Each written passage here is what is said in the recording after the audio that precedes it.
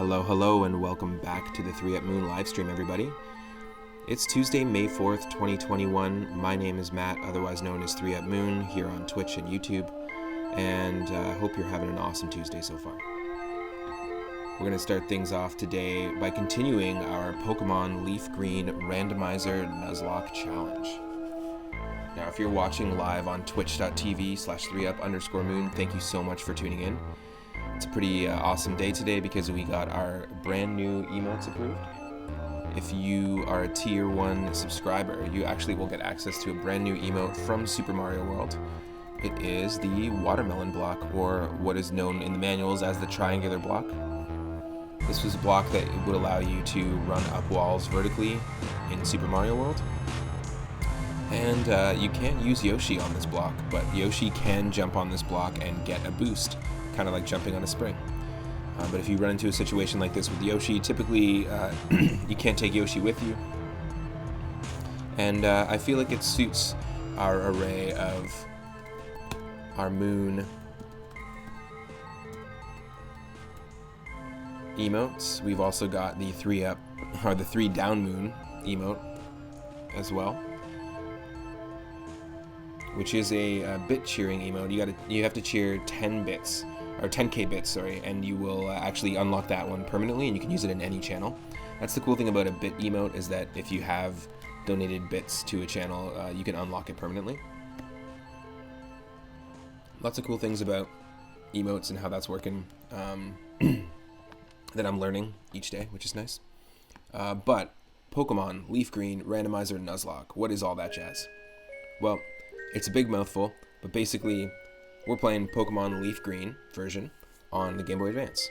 That is a remake of Pokemon Red and Blue, the original first Pokemon games that came out on the Game Boy back in 94, I believe, or no, 96. I think it was 96. Could be wrong. But fantastic games. Leaf Green is, in my mind, one of the better ways to play, or Fire Red, one of the better ways to play the original games.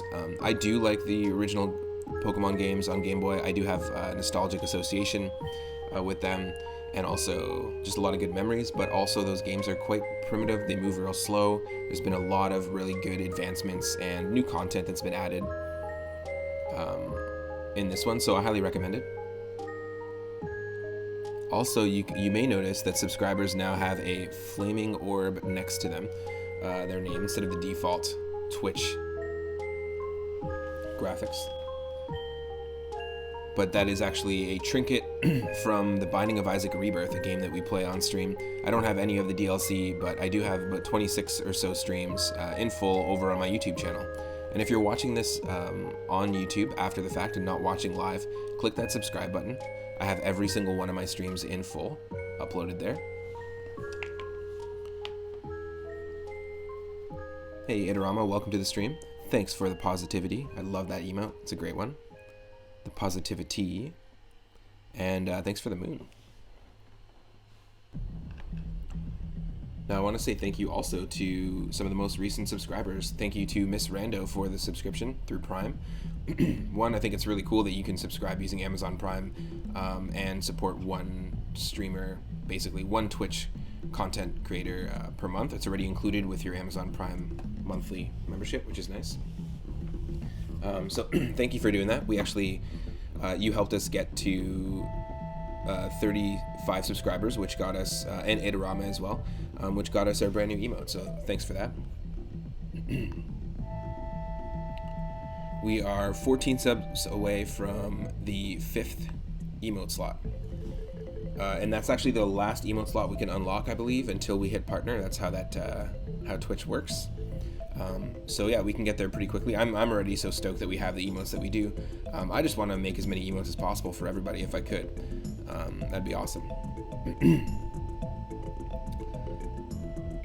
We also have 295 followers, which is crazy. So we're 5 followers away from 300.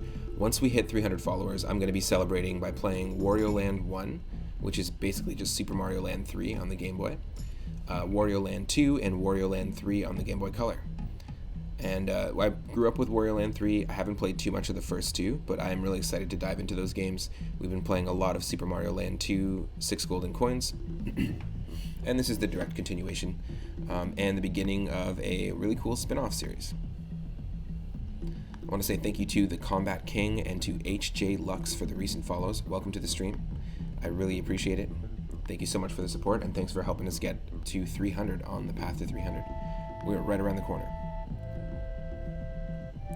Now, we're listening to Pokemon Snap music right now. Also, we're doing the Nuzlocke challenge. I did talk about how we randomized everything, or actually I didn't. We played, I just talked about how we're playing Pokemon Leaf Green. So we've randomized everything, so we've shuffled around the Pokemon, their move sets, obviously with a logic that keeps same typed moves with same type Pokemon, so there's a much higher chance Pikachu can learn Volt Tackle or Spark over any other move, but he can learn Sludge Bomb and can learn Explosion. So it can throw you for a loop, so it's really difficult when you're battling trainers and gym leaders. This is actually, in terms of progress, this is the furthest that we've gotten in any Nuzlocke run. We've done about 3 or 4 on the channel with Fire Red, and we're only able to get to Brock before losing all of our Pokemon. And a Nuzlocke challenge basically follows 2 rules. We can only catch the first Pokemon that we encounter in each new area, and we can basically only use a Pokemon as long as it has health, but if your Pokemon faints or dies, it's considered permadead. You have to either release it or put it into the PC in a death box or graveyard and basically never use it again. When you run out of Pokemon or usable Pokemon and they've all fainted, then you lose the game. And our end goal is to get all 8 badges and beat the Elite Four and the champion. In the last part, we got our 7th badge. We did all of the bonus content area, 1 island, 2 island, and 3 island missions for Bill from Cerulean City. We did all of that yesterday, or not yesterday, in the last part, sorry. And it's actually pretty cool. That's one of the reasons why I suggest playing the Game Boy Advance remake, because it has some extra content, extra areas to catch Pokemon, that sort of thing. But basically, we now can leave Cinnabar Island. We've revived our Helix fossil, which became a Pidgeot, and it's in our PC. And also, we've revived our old Amber, and it became a Hoot Hoot in our PC. Now, we're doing quite well in terms of the Nuzlocke challenge, because we do have a full team of 6, and I believe we have another 4 full teams of 6 in the PC as usable Pokemon, but all their levels are all over the place. We've got level 5s, level 35s, and our current team is closer to, is trying to approach level 50. We're on the way from Cinnabar Island, surfing north to Pallet Town, and we have to make our way back to Viridian City to take on Giovanni, the 8th gym leader. So we have 7. We're quite close. The Elite Four is when it's going to get really, really difficult, and things are going to really shake up. And yeah, I'm excited to dive in. So basically, we're playing Pokemon Leaf Green. We've randomized the shit out of it because I randomize every game I possibly can. I love a good randomizer, retro randomizer, and if you're new to the channel, I pretty much do this every single day from 1 p.m. Pacific onward, and I do a ton of randomizers, RPGs, ROM hacks, fan games, and just retro games in general.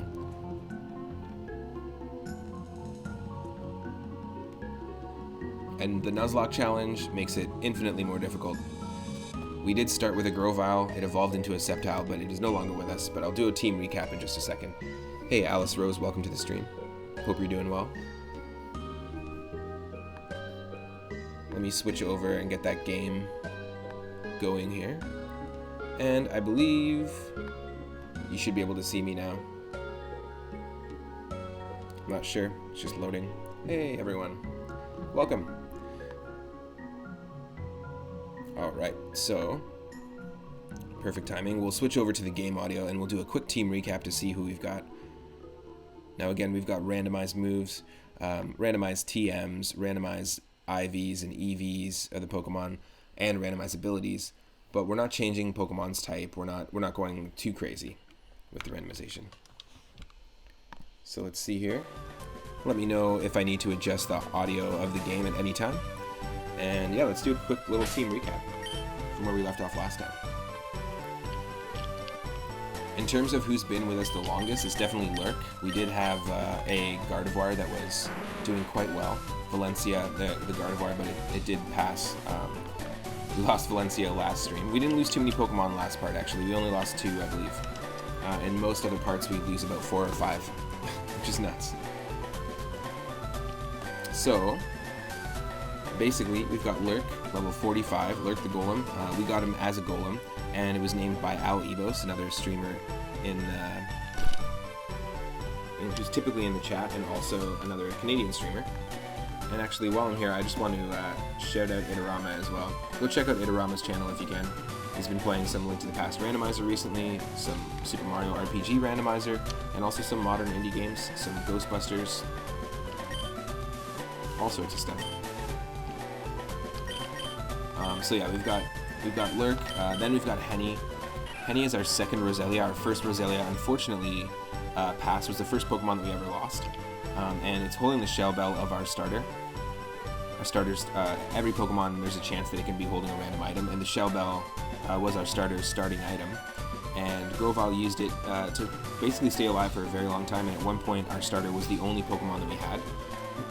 But shell bell, sorry, I'm getting emotional. The shell bell, basically if you do physical damage, it's gonna heal you a little bit. The same amount that leftovers would, but only if you do physical damage to an opponent. We've got Keen-Eye with Sludge Bomb, Leaf Blade, both good stab moves, Petal Dance, and Toxic. So pretty handy for that type coverage. We have Alice Rose still in the party, named after Alice Rose in the chat. Met in the Safari Zone, our only water type at the moment, I believe. Kingler's holding Sea Incense to boost water type moves. It's got Pressure and a crazy attack stat. Like I've said this before, but Kingler was definitely a super viable member of the team when I played my very first Pokemon Red playthrough. I definitely had a Kingler, which I think I got traded because I think Krabby and Kingler are blue exclusive. But me and my cousins each had, two of us had red and two of us had blue.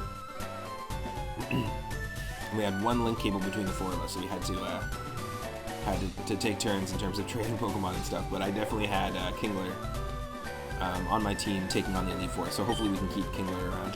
Kingler's our cut user, and also we've got Crabhammer, Water Spout, and Aerial Ace, which actually does a decent amount of damage. It's not the best move by any means, but good to have some type coverage. Especially if there's a grass type that we're taking on, we can use Aerial Ace to take out a grass type in one hit. Grass is going to do tons of damage to our Kingler, so there's that. We have Phosphorus, the Ampharos, who was named and picked by Ricky Greens, and Phosphorus was one of our Hitmonchan, Hitmonlee choices in the dojo in Saffron City. It's holding the Mystic Water, which is kind of weird, but it does have Water Absorb. Changes water into HP, and it's our Surf user, so it's just boosting Surf a little bit. We've got Rock Smash as well, and then Thunder Punch and Volt Tackle. The reason why Phosphorus has Rock Smash is we did have Horn Drill, I think, the Oko move, but we have an Oko move, one-hit KO move, on Golem, so we don't need that. Then we've got Losto, the newest addition to the team. We just caught Losto as a Poochyena on Bond Bridge, which was basically that the separate area just north of 3 Island. So in the last part, you can go watch that on YouTube. My YouTube channel has all the parts uploaded there. But in the last part, we finished off by saving Lost L in this like weird separate like island that's not considered part of the islands, the main islands of the bonus game stuff, bonus game content, if that makes sense. And we got like 5 or 6 encounters. Also, Henny Blank has redeemed a name of Pokemon from last time, and the next Pokemon that we encounter has to be named Biggie. We did catch a Pokemon named MF Doom, Beyonce, and Rihanna, all redeemed by them. So the next Pokemon we catch, we have to remember, is going to be named Biggie. But we caught Losto. Losto was named by Michelle Butterfield, and was just a Poochyena, but we were able to evolve it pretty quickly with the Lucky Egg. He has Torrent, which is kind of pointless because there's no water moves, and not a fantastic moveset, but Losto is now our fly user, so, because we just lost Valencia. So this is our team right now. Blue Merle is the last one here. Our first in a very long time, we had a camera up for a little bit, but our first in a very long time fire type at all, with another Shell Bell. Blue Merle was actually our Articuno encounter in Seafoam Islands, and all the, the static, the legendary Pokemon, Pokemon like the Snorlax encounters have been randomized. The gift Pokemon, instead of getting gifted an Eevee, we got gifted a Metagross. who unfortunately passed away. And then also we got gifted a Kangaskhan instead of a Lapras, who's in our PC. So there's all sorts of really cool randomization that goes on, and really good moveset as well here. It does have suction cups, which is very weird. So that means that unless it kills a Pokemon in battle, you can only switch after you like fully like knock a Pokemon out. Like you can't switch in the middle of battle. So it is a little bit of can be a little bit of a situation, especially when you're doing a Nuzlocke. A lot of our Pokemon have died in situations because an ability or an item, a held item like Shadow Tag, was holding them back from switching. And I do a lot of switch training. That's just my strat when I raise Pokemon and Pokemon games in general. So it can be pretty risky, and we've definitely taken some risks and lost some Pokemon. And so we need to just surf north. The quick thing I'm going to do here is also just take a look at, just to let people know like where we're at with the Nuzlocke. This seed has been giving us a ton of great Pokemon, so it's not like we haven't been served great Pokemon, but these are all the Pokemon that unfortunately passed away. These are our fallen comrades. So we've got Mac, No Clue, Kargap, Cactuar, Panda, Doc Brown. I mean, these are some viable Pokemon. Like if we had a Gengar, you know, like imagine being able to take some of these into the Elite Four, fully evolved. Antagonist put in a lot of work. Rathe, the Dustox put in a lot of work. Fortunately lost our Veggiepeel.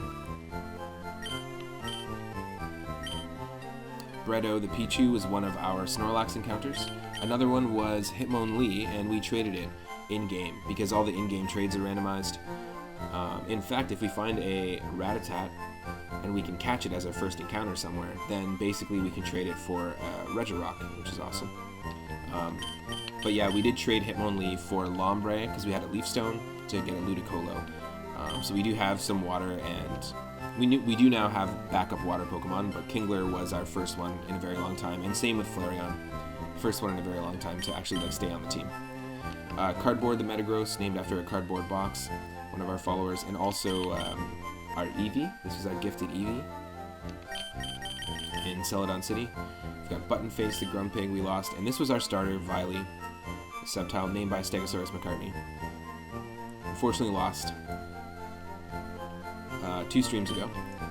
Then Ari, J-Dog, and last stream we lost our Valencia the Gardevoir, unfortunately, and then also lost Beyonce the Dratini.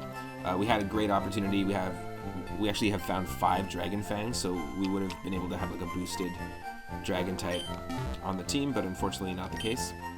However, for the positive, we have our full team I just showed you, but we also have all of these Pokemon that we can use as backups. Comrade Bob, Pidgeot is our Helix Fossil Pokemon. This is the Cali the Ludicolo that we traded, the only in-game trade Pokemon that we have. But we actually have some decent ones. We've got a backup Magmar now. Kangaskhan was our Lapras. Slowpoke was our Zapdos encounter. Doesn't have a great moveset at all, but it's level 50. And I think if we use a Water Stone, it's going to turn into Slowbro. I don't know how Slowpoke evolves. Again. I think if we put King's Rock on it, it'll turn into Slowking, so we can probably turn it into Slowking if we wanted, because our Gardevoir was holding King's Rock, so we do have a King's Rock. Masquerain, Rihanna the Diglett, who we found by surfing, and Claire the Tangela. Tangela is actually our Moltres encounter at Mount Ember with Lightning Rod and a crazy moveset. So this is our backup. If we lose Henny at all, that's who we're going to go for. We're going to go for Claire for sure. And then we've got Chair, the Zangoose. There's some good Pokemon here. Lil Nas X, the Muck, and NF Doom. So we do have some decently leveled Pokemon in case we lose anyone. But most of them are all over the place. I mean, we've got level 5s, we've got level 6s, level 41s, level 20s, level 50s, 15s. So if we lose anyone, it's going to be a pretty grindy time. That's all I'm going to say. We're going to have to do some grinding. Alright. 25 minutes of an intro. Give me a break. Get me out of here. 5 more followers till we hit 300. I'm really stoked. Also, again, if you are a Tier 1 subscriber, you now have access to a watermelon block Super Mario World emote.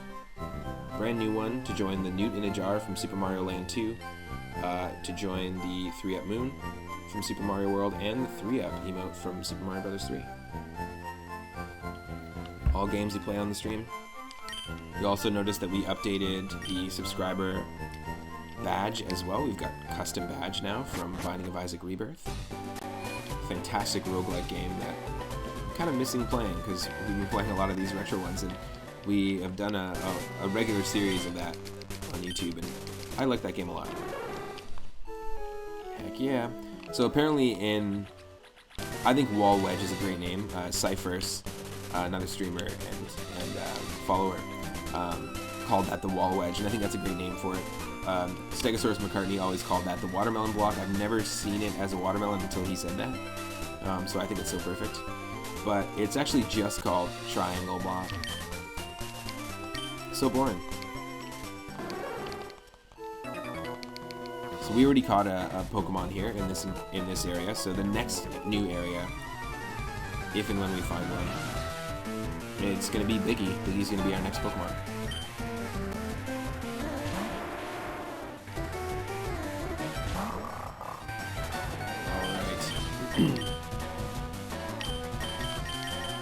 We have to be really strategic and pay attention here because I don't want to lose any more Pokemon. That's the goal.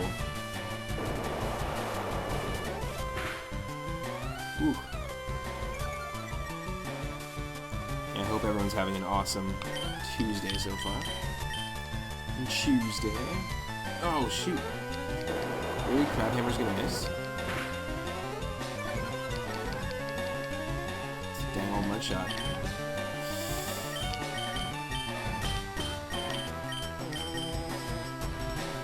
Switching out.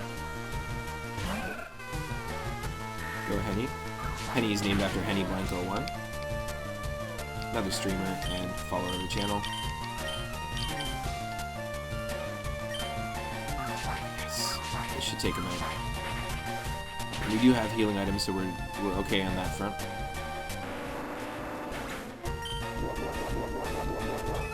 I have no idea what Giovanni's Pokemon's levels are going to be. I mean, we've fought Giovanni in many places, in the Game Corner, in Silphco. Now we're going to take him on as the 8th gym leader. But I have no idea what the Pokemon are going to be, or what movesets they're going to have. So you can't really strategize necessarily on like what Pokemon to bring in. You just have to like kind of raise a good strong team, keep Pokemon alive. Train a bunch, grind a bunch if you need to. The Elite Four is who I'm really scared about. Player defeated Swimmer Jerome. Now, if anyone can remind me, do you remember how you could find Mewtwo in this game? You go to a cave just north, like you go north of Cerulean City, and instead of heading east towards Bill's house, you head like west and down, and then there's an area you can surf, and there should be an entrance to a cave there. But I'm not sure, can you enter that cave before the Elite Four or after the Elite Four? Do you have to wait until after? If someone could corroborate, that'd be awesome. I do know that that's where you get Mewtwo. I just can't remember what the name of that cave was, and also how to get there. Or when it's accessible, basically.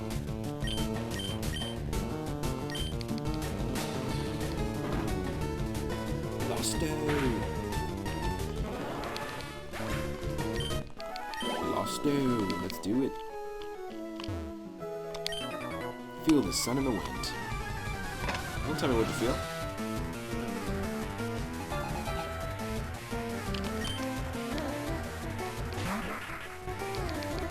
You dig below?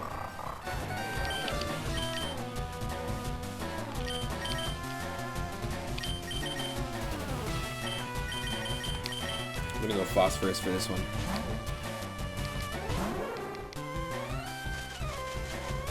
Yeah. Come on. Don't make us take a hit from the blue bong this early in the game. Guess we're gonna have to. We also have a Master Ball, by the way, from the CEO of Silphco once we saved him, but we also found another Master Ball. in the Pokemon Mansion, so in Cinnabar. So we got really lucky. You can, you know, there's randomized items everywhere, so you can get pretty much anything.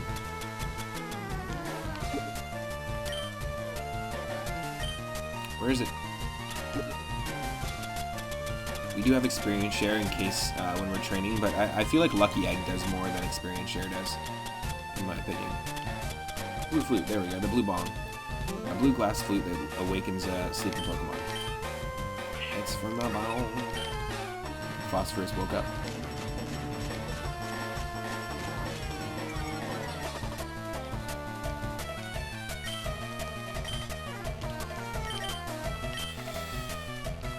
Yeah, Volt Tackle will do. Oh, come on. Now, we were lucky our starter had Spore from the very beginning. I think we had Sleep Powder, and then we learned Spore as our very first move that Grovyle could learn by level up. And it was very, very useful in ensuring that we weren't going to die for a very long time, and also helping us catch Pokemon.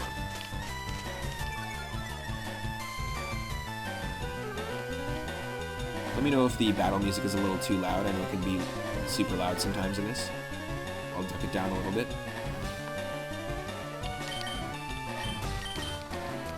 Oh.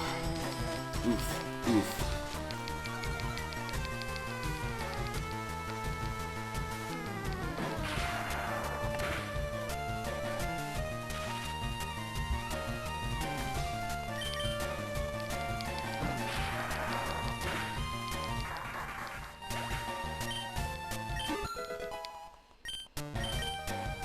Losto grew to level 33. Tyrogue, we should...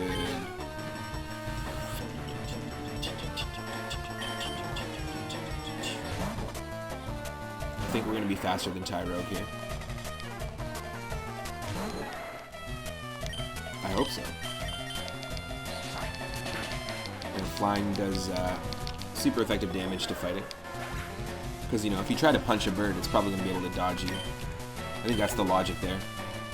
If you try to punch like a seagull or something, more than likely it might move out of the way. Ooh, Sabaipa. It's so funny. I watched a few people play the new Pokemon Snap recently on Twitch. I'm really excited to play it. Some people have described it as being overdone. I think it looks really beautiful. It looks really cool. And then I was like, oh, we should totally...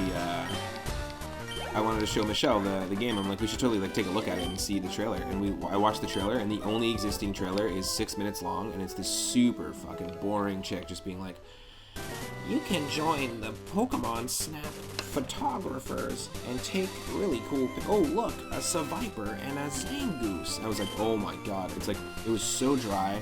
The writing was terrible. The delivery was awful.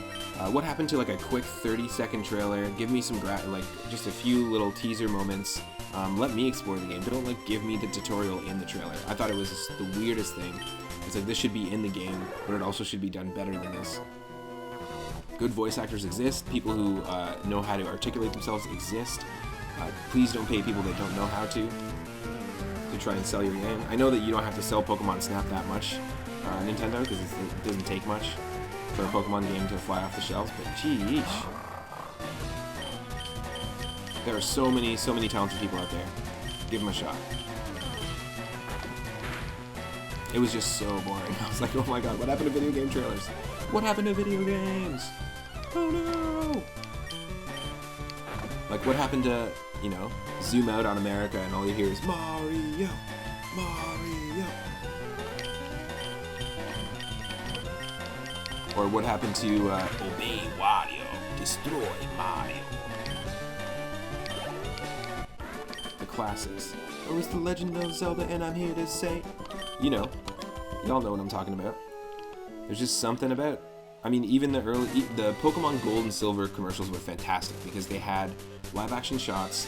They had Pokemon jumping out of the Game Boys, animated like it was in the anime, and it was like, here's the new starters, this and that. It was really quick, really concise, got the point across, and literally conveyed what it felt like to grow up playing those games, which was like, yes, it feels like these creatures are real. It feels like we're actually like, you know, building a team and taking them on a journey. it worked. Pokemon Stadium 2 commercials, awesome. Super Smash Brothers 64 commercial with Happy Together. Flo and Eddie, I know you didn't get any money for that song, unfortunately, of the Turtles. Sorry, Flo and Eddie. But still, really cool commercial. There's just this like sterile sort of corporate vibe to the way that Nintendo addresses their the way Nintendo handles like Nintendo Direct now. There's just like no hype. They're like, here's an hour of like every game we're releasing instead of like building up anticipation. I feel like a lot of games feel rushed. That was insane. I did not expect that to happen.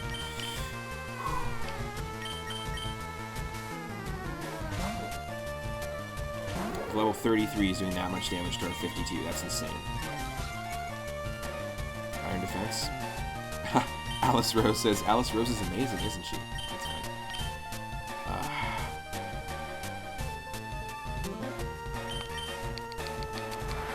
Please do damage. Yes. Because Aeron is rock and steel, I think, right? Not just steel.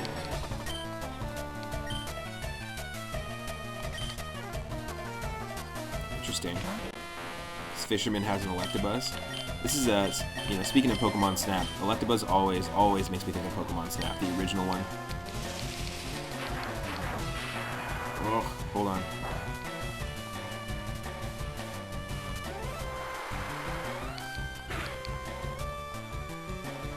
Mystic Water. Yeah, it boosted enough.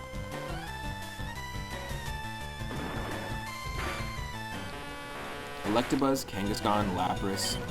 Those three Pokemon stand out in my mind as like mascots of Pokemon Snap almost, because they were like hard ones to find.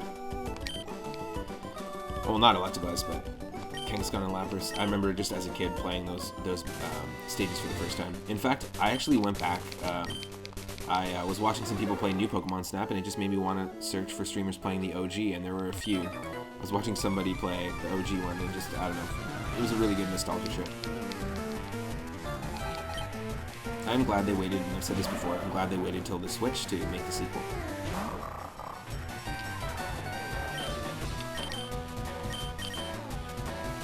I'm gonna do some healing as soon as I get Phosphorus this win here.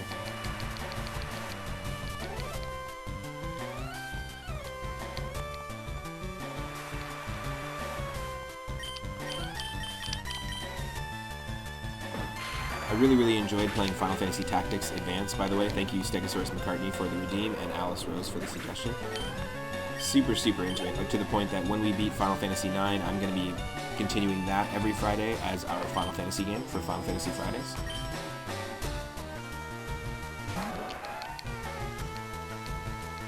This is perfect. You set up the rain dance for your own Rapidash. Get soifed, buddy. Get soifed.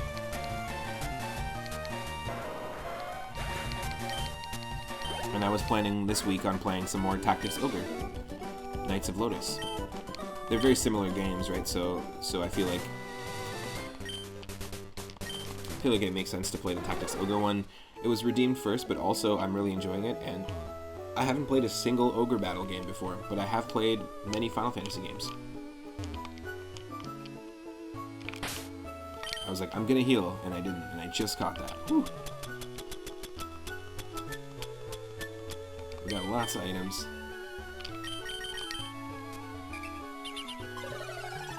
When will they make the Final Fantasy? Well, initially, weren't, like, Square was kind of like in a bankrupt situation, and they had a bunch of games that they had made. We've actually played a few on stream, like some of the early NES games. They made one called The 3D Adventures of World Runner, or The Adventures of 3D World Runner, or something like that. And it was almost like a Mode 7 game on the NES. I played it in my Whim of the Wheel NES arcade streams, where we spin a wheel, and whatever game I get, I have to beat my personal best high score. That's on the wheel there, and it's actually developed by Square. It's got really similar music to the Final Fantasy games, but initially I think it was their last attempt at at like making a game, so I think that's why they called it the Final Fantasy. And that's why it's kind of a janky game. The very first one is like, you don't want to play that version, the NES one. It's really janky. There's a lot of bugs. There's a lot of things about it that just have been improved in later releases. The PSP version and the Game Boy Advance, Dawn of Souls. Also, I don't have the Game Boy Advance one, but I have the PlayStation 1 version. I have Final Fantasy Origins, which was released with Final Fantasy 2. Which, I don't know if you know, used to be called Doki Doki Fantasy in Japan. No, I'm kidding. Galanos. We're running from that one. Yeah, 3D World Runner music is the bop. I don't know if it is Nobuo Uematsu, but I would not be surprised. It does sound very square, though. If that makes sense.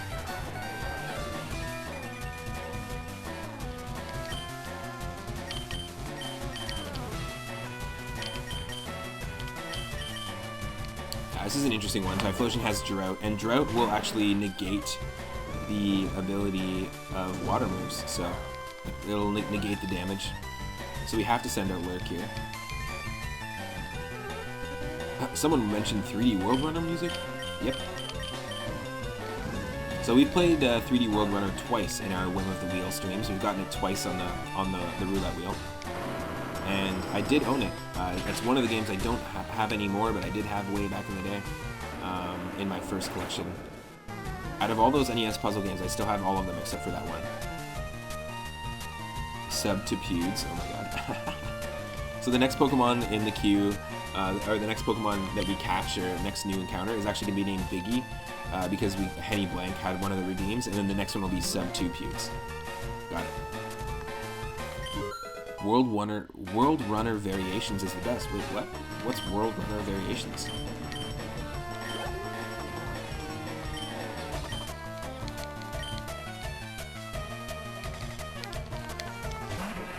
Thank you for the redeem, Alice Rose.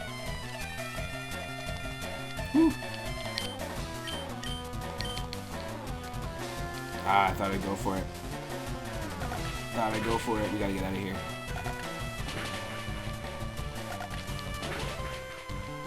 Is the drought still happening? Well, it's sunny day still. Look it up when you have time. It's orchestral variation. What? It's a real thing. Orchestral variations to the 3D World Runner music. Wow. Very cool.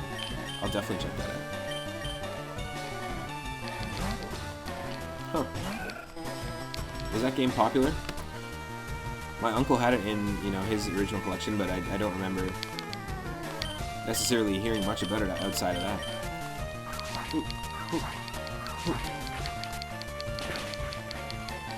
Get out of here, son. Don't you know we're the goddamn moon?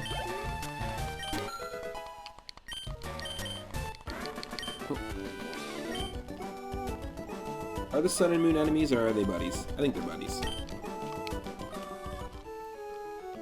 I think the moon wants the sun to be friends, but the sun doesn't even fucking notice the moon. That's what's going on. In terms of size, you think the sun cares about the moon? Absolutely not.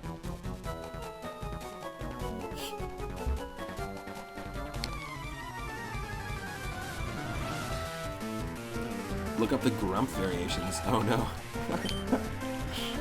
Is that Game Grumps orchestrated? The game wasn't popular, but it was made temporarily popular when some big YouTubers played it. Nice. It's a fun game. Woo. Okay, so we have two flying types. Phosphorus should stay in, but who else? Here. Ooh. I'm gonna actually set out Alice Rose for this one. Moonlight's greater than sunlight all day, every day. Nice. Hey, Guillotine Watch Party, welcome to the stream. Nice. That's where you originally found it. Yeah, I grew up with that game, weirdly. Just didn't think too many people knew about it.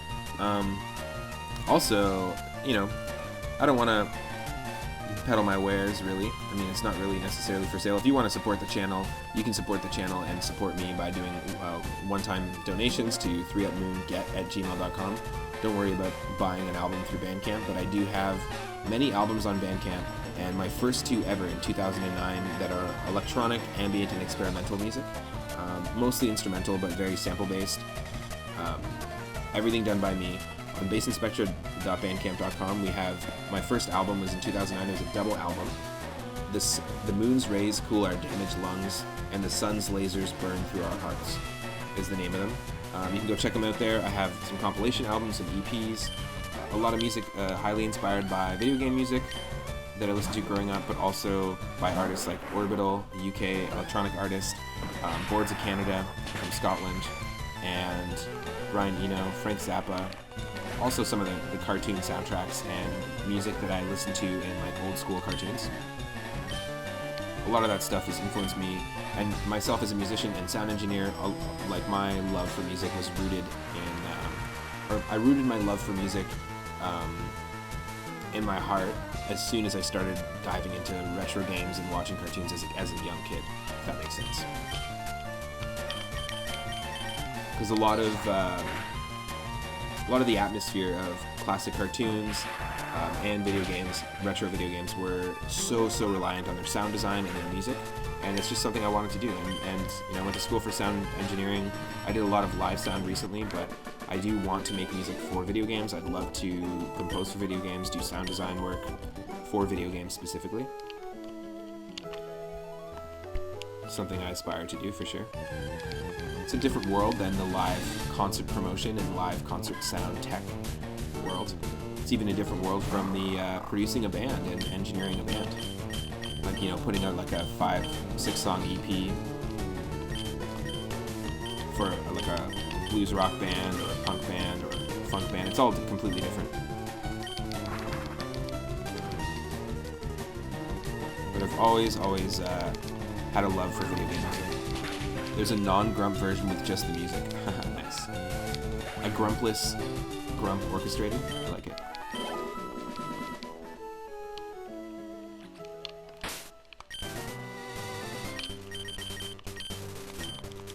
Just gonna heal our golem real quick. I know we're almost at Pallet Town, but some Pokemon look hilarious when the Hyper Potion shows up above their face. It's pretty funny. Season, by the way. You want to know if the fish are biting? Nope, I didn't say anything at all. Did not say anything at all.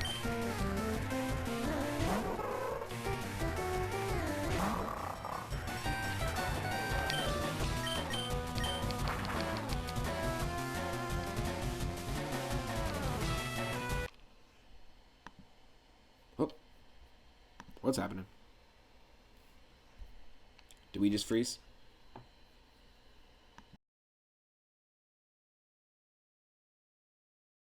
Oh yeah, 1 second.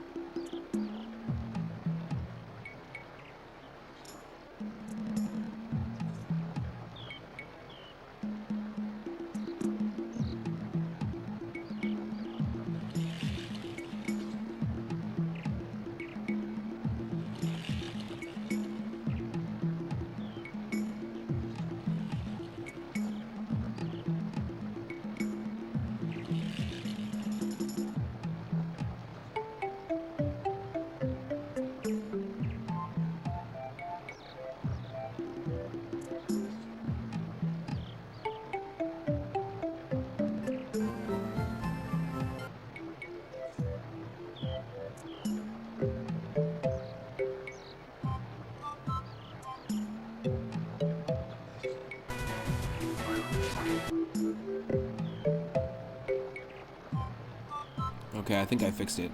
But you know what? This music is just so freaking good. Let's just chill and listen to some of this Pokemon Snap music. Holy crap. Just, I mean, I'm playing it at 75% speed because I like listening to things a little slower. Certain soundtracks. But, I mean, goddamn. A lot of good space, a lot of good percussion work. Like, really good percussion work on this soundtrack. I know Itarama, you're sitting there going like, this guy listens to Pokemon Snap music every goddamn day. That's what you're saying on the inside, but on the outside you're like, Lenny.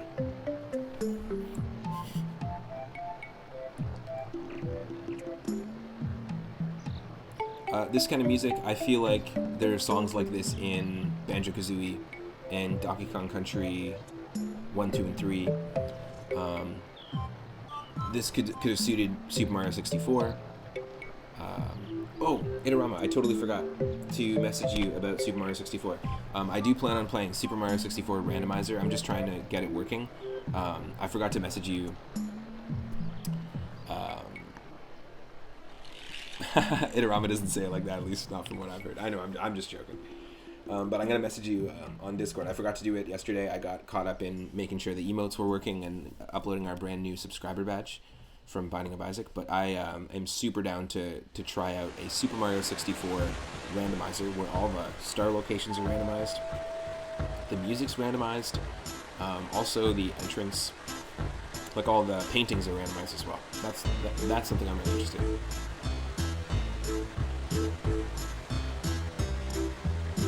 This is also a great piece of music too. But let's not get caught up.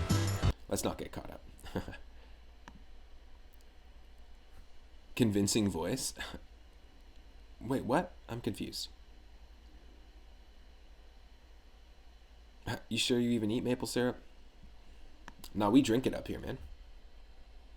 In fact, right next to me, I've got like outside our window, we've got a maple tree with a tap, and I just like, oh, into the mouth, good to go. That's it. That's just a pretty Canadian thing, pretty normal Canadian thing. Every household has a maple tree. Because it's way too cold to go outside. Oh, the Itarama voice, the rural sounding voice. Nice. Is that the Itarama voice? I don't know. Most of my impressions usually end up sounding the same. I've only got a few of them. And they aren't related to the person I'm actually doing the voice of. I mean, it's freezing out right now, so that's why every once in a while you dip outside for some maple syrup. Just a couple glugs and you're good to go. Huh. Why is my controller not working now? That's so dumb. Just a second here. So we fixed it, but we didn't fix it.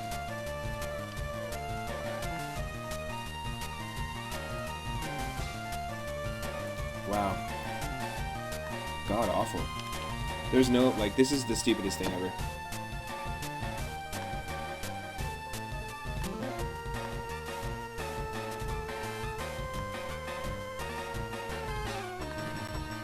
Totally. Absolutely. I would say that all countries have people that speak always.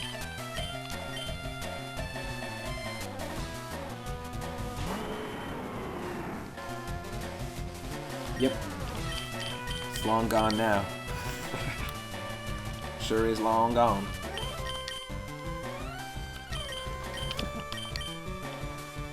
The FOMO is real. That's why everybody's got to be watching me all the time, 24 hours. Otherwise, you're going to be missing out.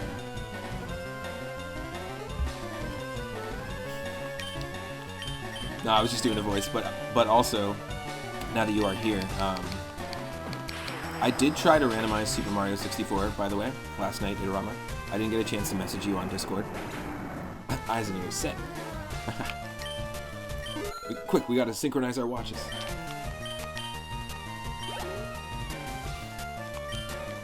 Remember when people had to do that?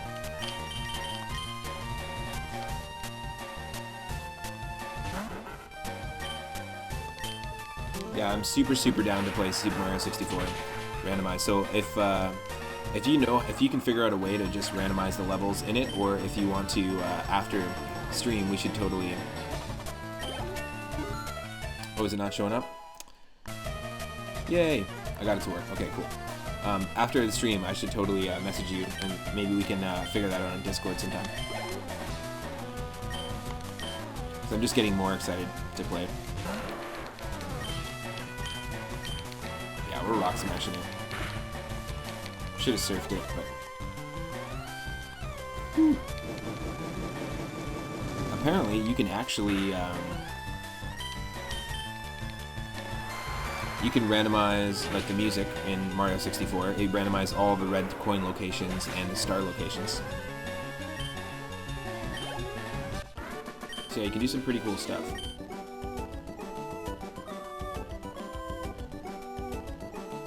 Oh yeah, I tried that website as well, Itorama.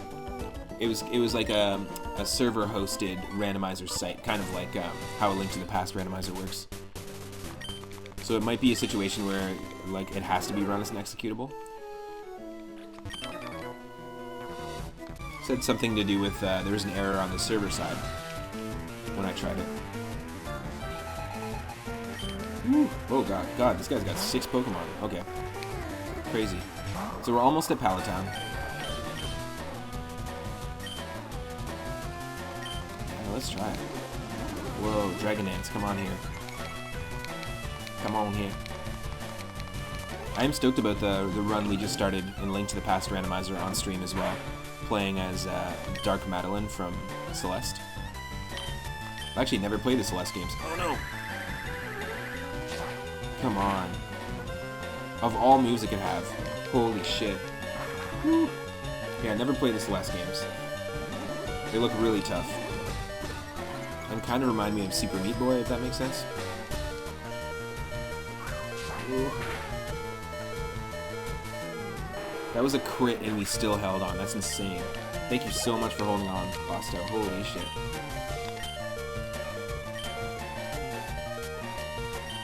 Whew. Too many close calls already, and we're not even an hour in.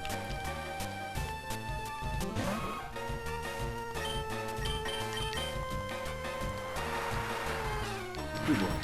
No, thank you.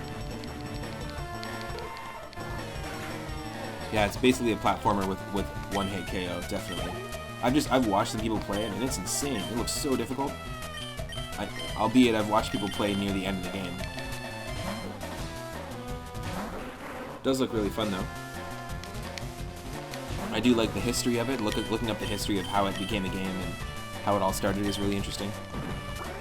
And visually beautiful game as well.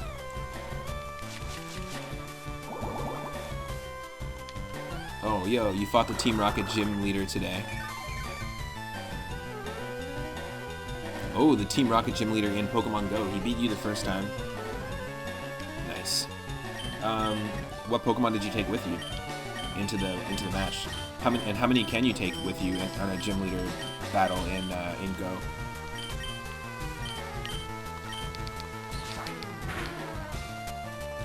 Yo. Alice Rose getting 891. Nice. 3v3? Okay, cool. So it's like, it's similar to Pokemon Stadium then, Pokemon Stadium 2. We were running a randomizer of that recently on the stream, where all the moves are random, but you'd have a team of 6, but you can only pick 3 each battle. Same rules as in the anime, Pokemon League, when Ash made it to the Pokemon League in Season 1, in the early anime. Same rules. And also, I think it's really cool that Pokemon Stadium 2's aesthetic is really based off of that. Because when it came out as a kid, I was watching the show, I was watching Ash play in the Pokemon League, and then my cousin got Pokemon Stadium 2. So we really got to, like, experience it at the right time, you know? Ooh, this game does this a lot. It serves as a Pokemon that we used to have on our team for a very long time and makes us have to kill it. The Seed has been doing this. That's crazy. So is the Team Rocket gym leader in Go, is that Giovanni? Is that the leader of Team Rocket? Or is it a different character in Pokemon Go?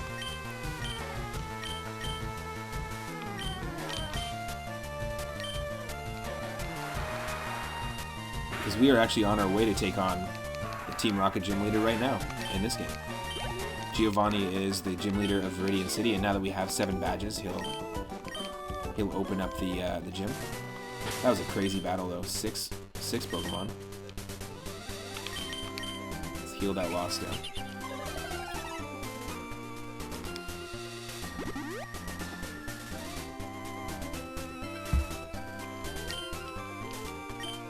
Ooh.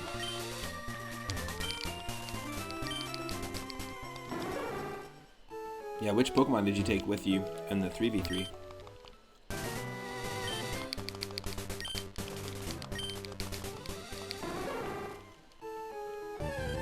Ooh.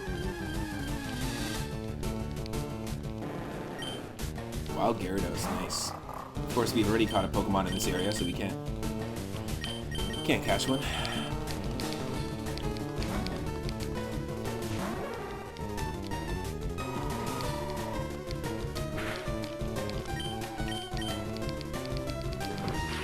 Yeah, I played Pokemon Go a little bit, but I don't remember how the gyms worked.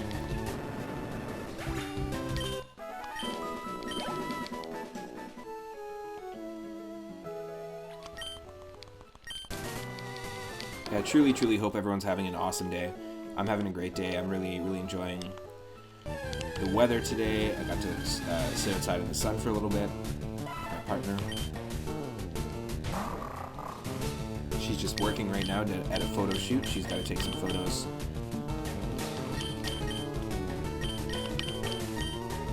And I can't wait for her to come back.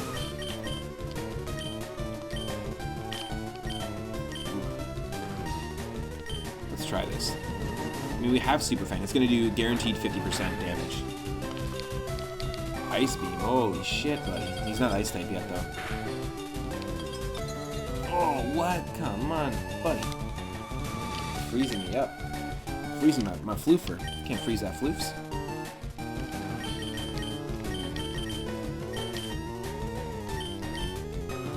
Ah, and it has a Shadow Tag. Great. That's okay. We have full heal, but we also have a Ice Heal, I think. Let's use the Ice Heal. Thought out our dog. Yo. Easy there. You don't know what his name was, it just said Team Rocket Gym Leader. Oh wow, they've gotten so creative in the new Pokemon games. My name's Grass Gym Leader, and I'm the Grass Gym Leader. Wow, you beat me. You got the Grass Gym Leader badge.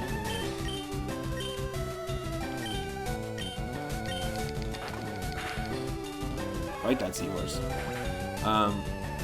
He had some real Pokemon though. The Team Rocket Gym Leader. Beldum, shitty. Nice. That's your assessment of Beldum. Just shitty.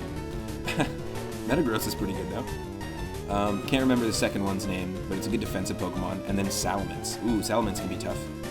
To win, you took Vaporeon with Aqua Tail to get through their 2 shields. Ooh, is Aqua Tail an actual move in the mainline Pokemon games, or is that just a Pokemon Go move? Can someone corroborate? Corroborate. Then Machamp and his Ice Pokemon. Ooh. And the Ice Pokemon. Nice. Lapras for Salamence. Oh, very cool. Yeah, Lapras would be a good fit against Salamence for sure.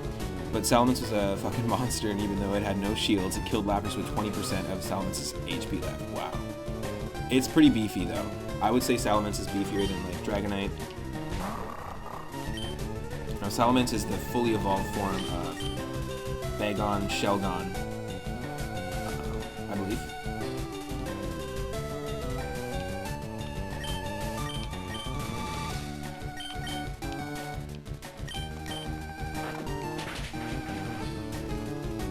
Pretty beefy. It came out in this generation, in the 3rd generation for Pokemon Ruby, Sapphire, and Emerald. May have said a name, but your brain doesn't record them well. That's funny. No, I'm still down playing Pokemon Go's creative naming. I'm sticking with my assessment. Metagross is top tier gym defender, but Beldum is not. Yeah, totally. Metagross with Mega Evolution. Oh wow, are there Mega Evolutions in Pokemon Go too? That's crazy. Ooh, Aggron, cool. Those are some beefy Pokemon. Vaporeon ate the first two, Beldum and Aggron. Cool. Nice. Glad it went well. So it was basically like a steel type fight. That's cool.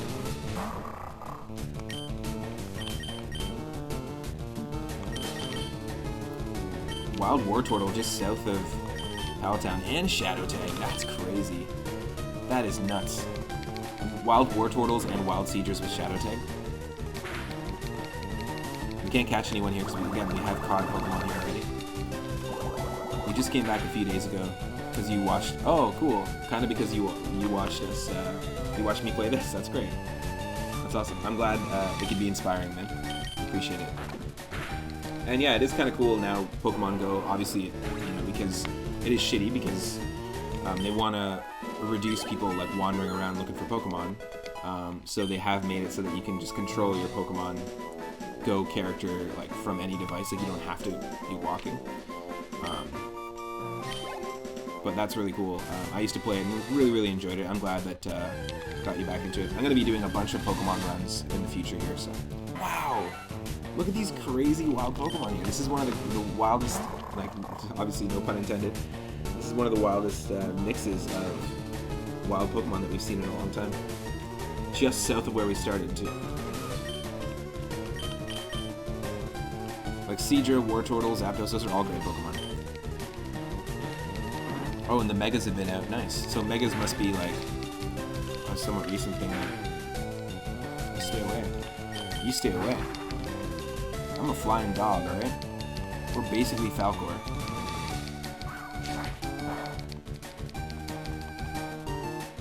Oh. Oh, Tax! No!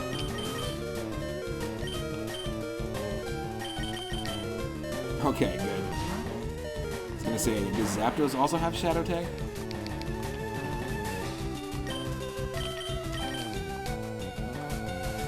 Protected by Sturdy. No way. Actually, Guillotine was gonna work there, but it has Sturdy. Give me a break, buddy. Bird kick me? That's fine. Super effective. How about that? It's a goddamn Void kick.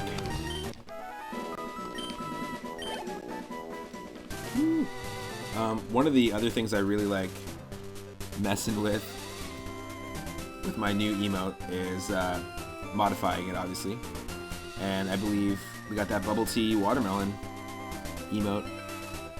Again, tier 1 subscribers, you got access to the new Watermelon block emote.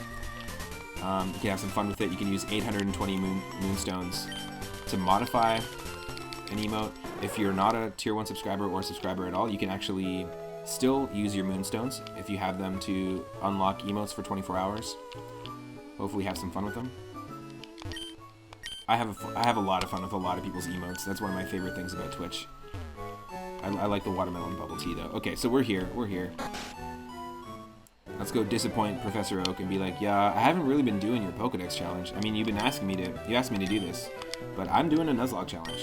I'm doing my own thing, man. It has nothing to do with you. You gotta rely on Angry Son. Your grandson, dude. Yeah, that's the new one. Definitely. You can have some fun with it. It's cool. I like that you can horizontally flip them.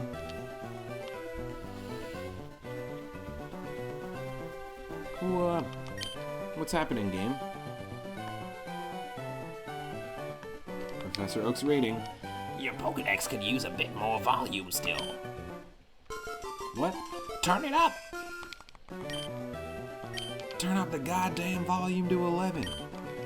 What? You're like out in the wild and you see a wild Bulbasaur and it's like, Bulbasaur! He yells at you. That's funny.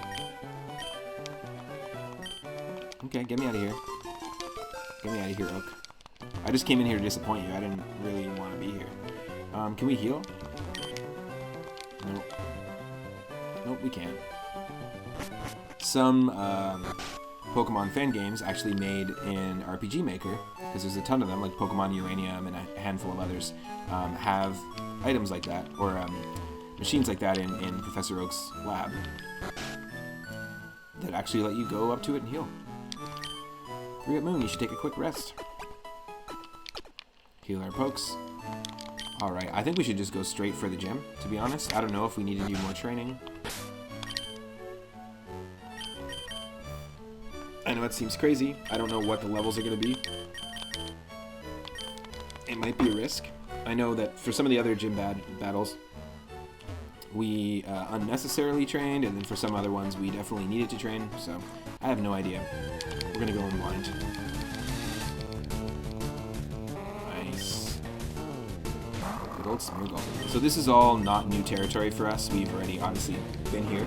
So we were Pokemon here, so we can't actually catch any Pokemon until we reach a new area. And there might not be too many new areas, to be honest. Like I said, so Biggie and Subterfuge are going to be probably the last two Pokemon. Because I don't think we're going to be able to catch more than 2 more in this run.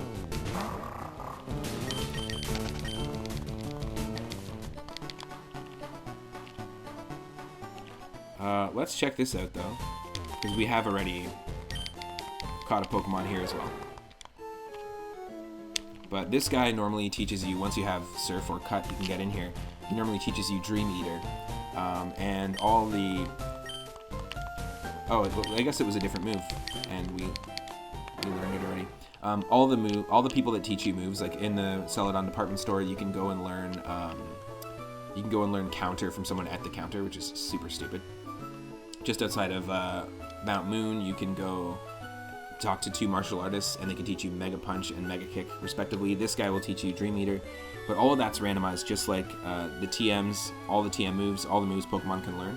So it's always worth stopping by and chatting with these folks. I think one person was teaching us like Tail Whip, but I guess we already did get that item. Hey, the Combat King, welcome to the stream. Thank you so much for the recent follow. It's helping us get to 300 followers. I really, really appreciate it. Hope you're having an awesome Tuesday. In 5 followers, we're going to be celebrating by playing Wario Land 1, 2, and 3 on the Game Boy. And are we winning? This is our personal best at the moment. We've done 3 or 4 runs before this on Pokemon Fire Red of the Nuzlocke Challenge, but with increased levels, increased trainer Pokemon levels. And we couldn't get past Brock. Right now, we have this full team here. Blasto the Mightyena, Henny the Roselia, Alice Rose the Kingler, Phosphorus the Ampharos, with crazy moves, by the way. Everything's randomized. And obviously there is a logic. You're going to have a higher chance that a Pokemon is going to learn a move of its same type than any move, but it can learn anything. Lurk, and then, Lurk the Golem, and then Bloomerl the Flareon, who is our Articuno encounter. It was our Articuno encounter in Seafoam Island. So everything can be pretty random. And this is our personal best because we're just about to take on the 8th gym badge. And we actually have about 4 backup teams in full in our PC that we can use. There's only a few new areas that we can catch Pokemon in here in the Nuzlocke Challenge. And what time do I usually stream? Usually 1 p.m. Pacific onward throughout the day. So you can catch me like doing 1 or 2 or 3 streams a day. But every single day from 1 p.m. Pacific. In fact, just because, even though I just said it, and because I have a few more commands I just added, this is one of my new commands. Let's just test it and see if it works. But we're just on our way to... In fact, let me just check our healing item situation because we might need to take these. We might need to go buy some more. Ooh. So we have 13 Hyper Potions. We're going to need some more. 1 Secret Potion, 1 Berry Juice. Yep. Full Restore is pretty good. Let's toss the Blue Shard because it is an item that we can only use if we trade it to Ruby and Sapphire, which we're not going to do. And Moo Milk. Okay, we're doing okay for healing items. Actually.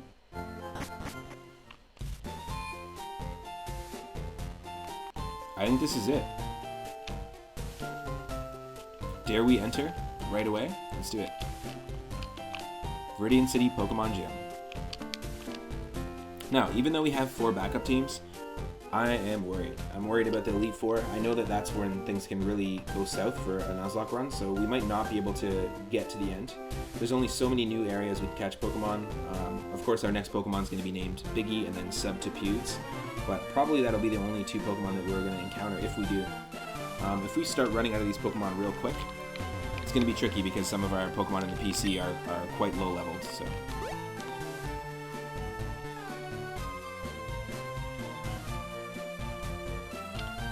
Here we go. It's that hype moment.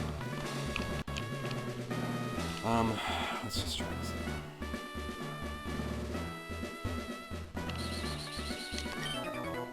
I'm the Karate King.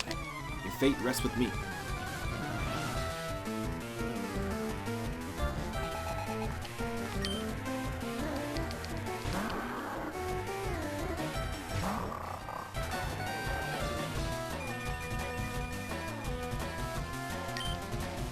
Trout.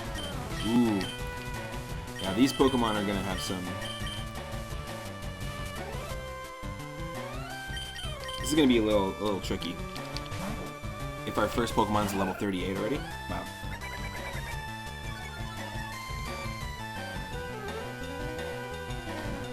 Nice.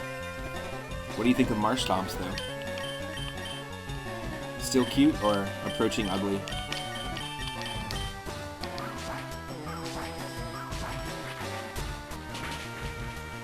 Yo, nice. I mean, it is 4 times weak against me, so that makes sense, but still. Still nice. Kinda scary. Lunatone, are we gonna switch? No, we're not. Moon v Moon.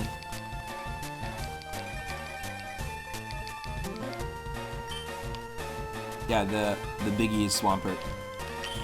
I think Swampert's a cool design. I mean, I really like Sceptile.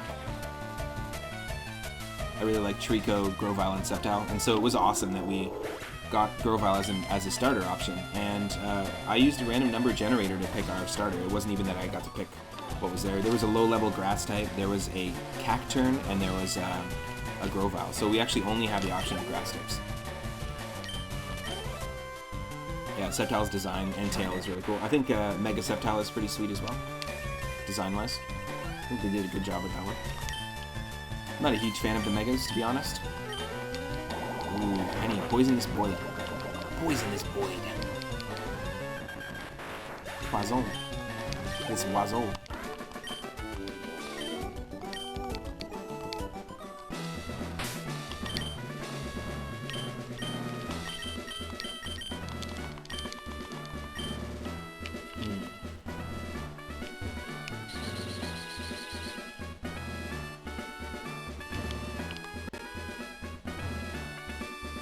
Yeah, Mega Sceptile does have a really cool design. I think it becomes Grass Dragon too, if I'm not mistaken, which I think is really cool. It's the only Grass Dragon type. I mean, I'm not super familiar with Pokemon Sword and Shield Pokemon. I know most of the Pokemon from Sun and Moon.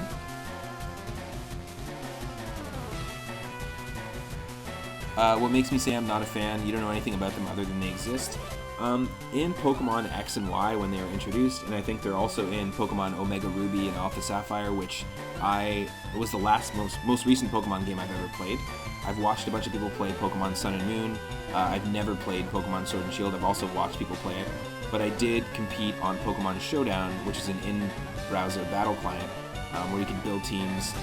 I was thinking about doing a stream of that, and also maybe even thinking about doing an AI story writing stream, which is a whole other thing. But in Pokemon Showdown, I spent a lot of time, playing random battles with Pokemon from Sun and Moon, so I got to know them in battle. But they got rid of Mega Evolutions for Sun and Moon and Sword and Shield, thankfully. I wasn't a big fan of the fact that you could pick only one Pokemon on your team could Mega Evolve. You had to do all these side quests to get these crazy rare items. And also, it just didn't feel... I felt like it detracted from the battling. And I feel like the same thing with Gigantamax Pokemon. Feels like it detracts from the battling as opposed to... I don't want an opponent to just happen to have some crazy rare item that boosts their Pokemon, makes them overpowered, and in a lot of the metagame stuff, like Mega Pokemon are pretty OP. Kind of breaks the game a little bit, and I think that's part of the reason why they stopped creating them. Although I'm a big fan of baby Pokemon, it'd be cool if they started giving more pre-evolutions and baby Pokemon a thought. That's why I'm kind of excited about the Pokemon Diamond and Pearl remakes, is because in Pokemon Diamond and Pearl, they spent a lot of time focusing on evolutions and pre-evolutions of previous Pokemon, and I thought it'd be cool for them to do that again for another generation.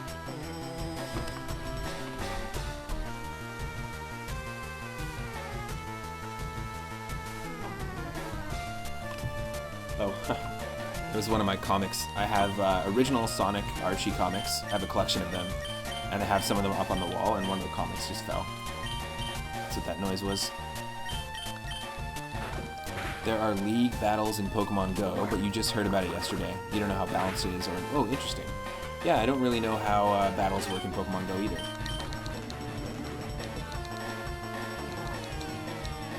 I just felt like, personally, they detracted from it. Like, imagine if we were just, like, facing a Swampert right now, and then we almost had him, then he just Mega Evolved and destroyed us in one hit. It's just annoying. In my opinion.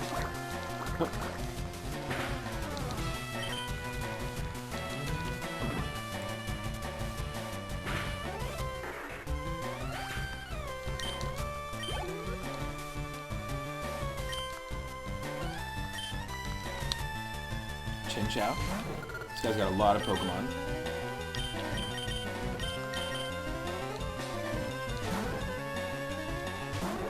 And our Ampharos has water absorb, so just in case Chinchou wants to use a water move.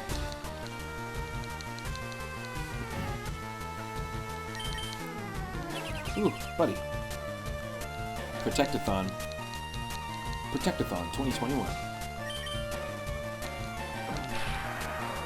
The levels just increased to 50 in Pokemon Go since you played. Nice. So the fight you had today may have been geared for them. You're still level 40. Oh, interesting.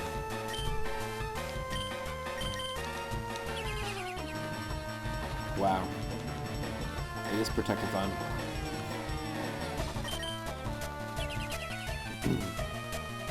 Oh, Chinchou? Yeah. Well, Lantern has a crazy good special defense, I believe, and defense. I've definitely used Lantern, its evolution, as a tank on our team before in a Pokemon run. In fact, when I first played Pokemon Gold, I had a Lantern on my team all the way through. Because one, I thought it was really cool that you could do, you could have a Pokemon that was water and electric. It was one of the first ones in the second generation. But definitely I had that one on my team the entire way through. Gligar is ground and flying. Oh, we're fine here, actually. We should be able to... Yeah, weaken electricity, that's fine. I don't mind. I'm not going electric, buddy. We're not Bob Dylan.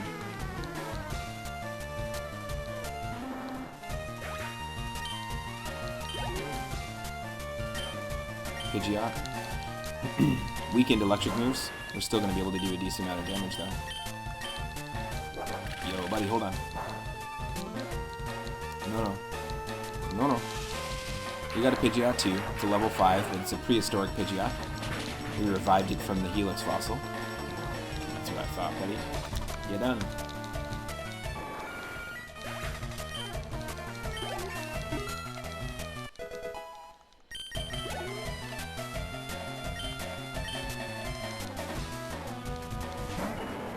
Speaking of Sceptile,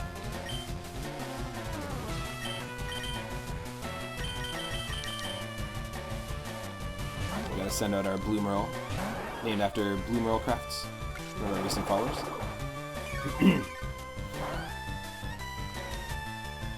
Flareon was our Articuno in Seafoam Islands. We got ourselves Claire the Tangela, which was our Moltres found in Mount Ember, and then our Zapdos was a Slowpoke. We do have a Water Stone though, and again, can someone confirm for me, how does Slowpoke evolve into Slowbro, and how does Slowpoke evolve into Slowcane? Because we have the King's Rock. If it's a trading thing, I have it set in this ROM so that trading Pokemon that evolve through trades, will just evolve through level up. So it's very possible that our level 50 Slowpoke, if we give it King's Rock, will evolve into a Slowking in the very next level. I'm very curious. Also, as you can see, we have Sacred Fire and Blast Burn. We actually bought these TMs, including Psybeam, all from the Celadon department store. Even though Blast Burn can only be used by fully evolved Fire-type Pokemon like Charizard, Typhlosion, Blaziken, that sort of thing. And Sacred Fire is Ho-Oh's signature move. The legendary bird from Gen 2. So that's one of my favorite things you can do in a randomizer is teach signature moves to other Pokemon. To different Pokemon.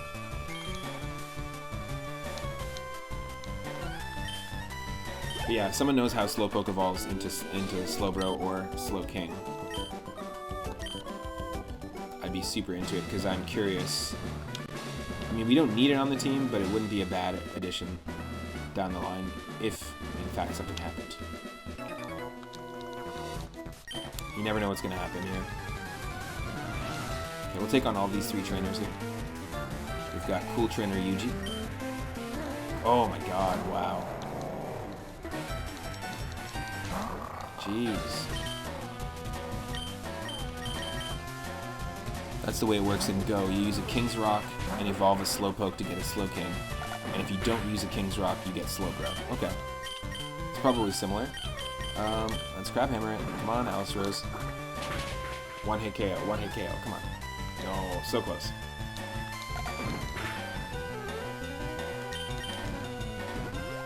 Oh. Yeah, also, well, Groudon, yeah, very strong. Very strong indeed.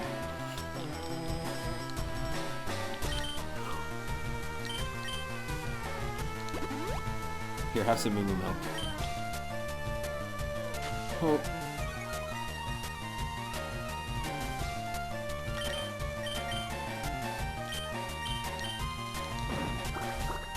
Now that's actually Crabhammer doing stab damage, so 1.2 times, or sorry, 1.5 times, and then an additional 1.2 times on top of that, because we have the Sea Incense, I believe. Lost on Slow Pursuit.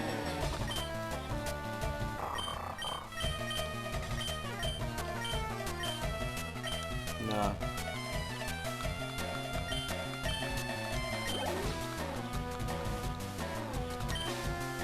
No, we're definitely not switching out.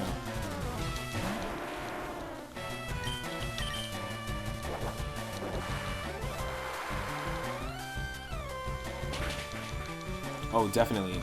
Especially, yeah, like the fact that Groudon took that hit is something, definitely. It proves how strong he really is. Because and Alice Rose like has 149 or more attack stat right now, so a pretty crazy attack stat. I'm not sure if water is physical or special in this, but in this game, still.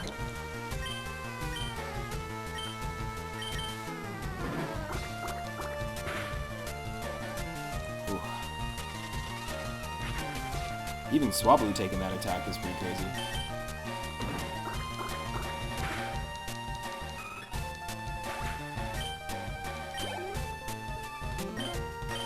Rapidash? Nope, we're staying in.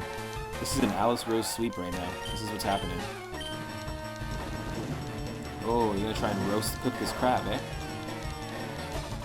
That's not what we're having for dinner.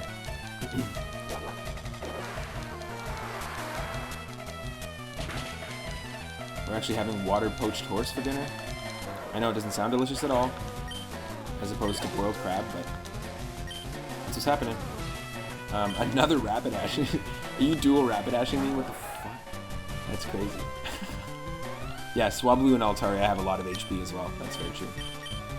What kind of thing is this? What is this?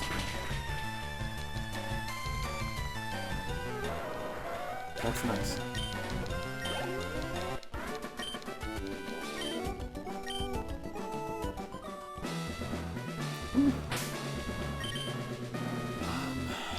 Do we heal?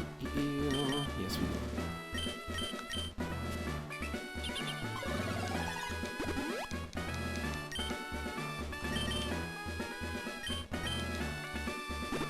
Freshwater Alice Rose and Telosto.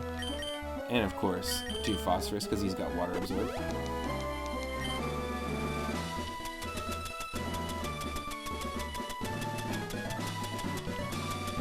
Is there a Paralyze Eel? Nope. Do we have a berry that'll do it?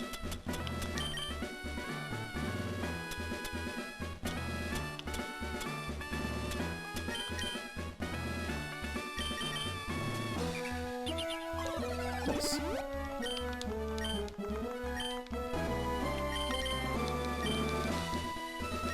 Before we take on the next badge, I'm just going to take a short break, make some food, and be right back. Just use the washer. But stick around. We're going to listen to some more Pokemon Snap music, of course.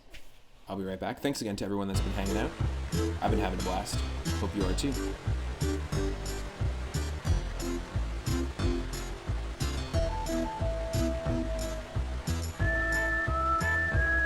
I'll be right back.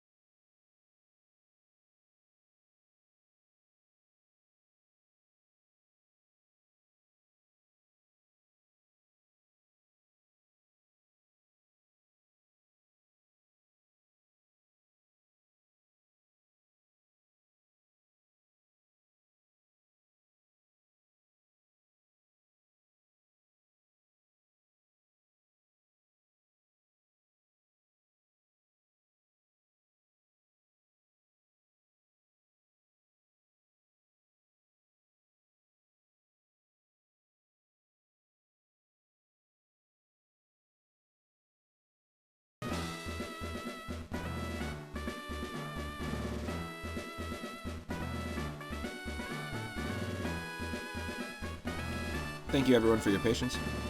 I really appreciate it. Is my camera in real time? Yes, it is. Cool. Sometimes my camera desyncs with audio for whatever reason when I take a break.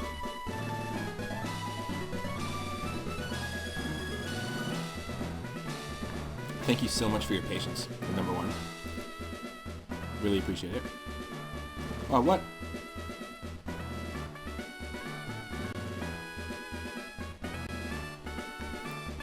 I love ditties, thank you so much. There must be some sort of delay with my alerts. I don't know why my alerts aren't working. Let me just fix that. But thank you so much for the raid. I really appreciate it. I didn't hear any sound effect or anything, so let me just make sure my alerts are on. But I just got back from a break. Really appreciate the raid and the support.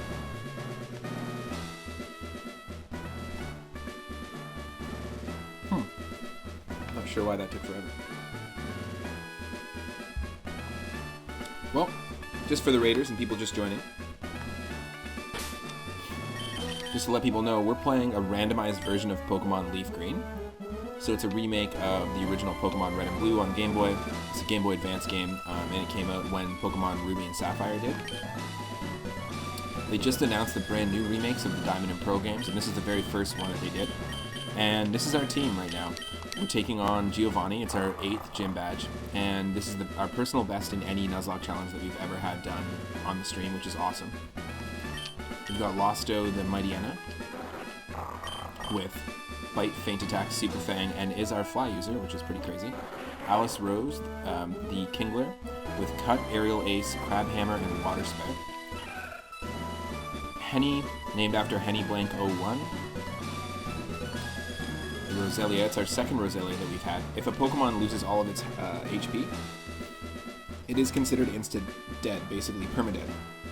So we have to release it, or we have to put it into like a rest in peace, like graveyard box in the PC and never use it again. We've lost a lot of Pokemon, about 4 teams worth, but we have our full team here and about 4 teams worth of backups. The other Nuzlocke rule is that we can only catch the very first Pokemon we encounter in each area. Also, for anyone that's not following the channel already, we are on the road to 300. So if you like the content that you see, or if you like retro games, randomizers of retro games, RPGs, ROM hacks, and fan games, I stream every single day from 1 p.m. Pacific onward. If you click that follow button, it'll let you know when and what I'm streaming next, and it helps us get to 300. Once we hit 300 followers, we're going to be playing Wario Land 1, 2, and 3 as one big mega stream. So I'm really stoked to do that. I've been really wanting to revisit those games. I spent a lot of time with 3 on my Game Boy Color as a kid. Now we also have Phosphorus, our Rock Smash and Surf user, which is a water-absorb wielding Ampharos.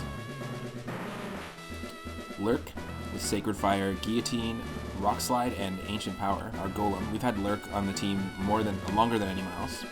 Our starter unfortunately died 2 streams ago. And then we've got Flareon. We were able to teach Flareon Psybeam, Sacred Fire, and Blast Burn, all from TMs that we got at the Celadon department store.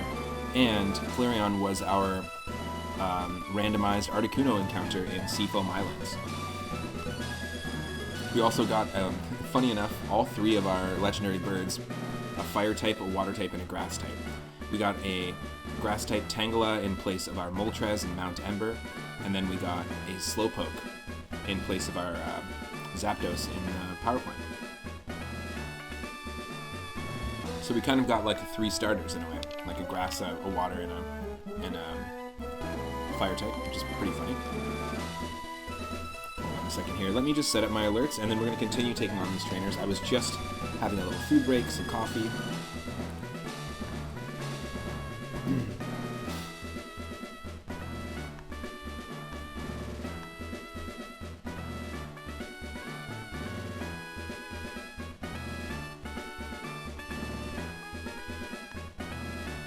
Let me just test this.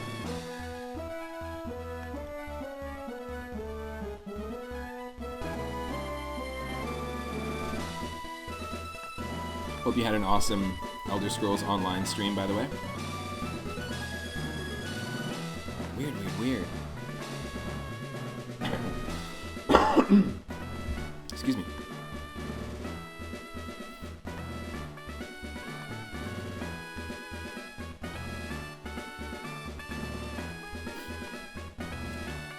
I gotta restart my whole alert thing. Just 1 second here. Spent all this time making those animations for nothing.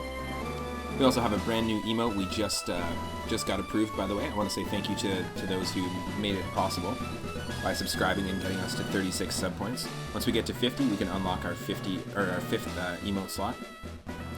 But if you're one of our subscribers, you get access to the watermelon block emote from Super Mario World. Wow, why is this not? This is just not working. Here we go. Somebody just dropped it in the chat there. It's pretty fun.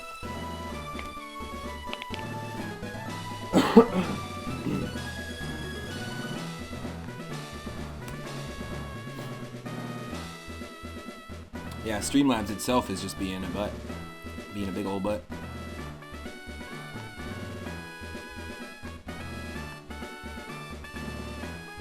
I don't get it.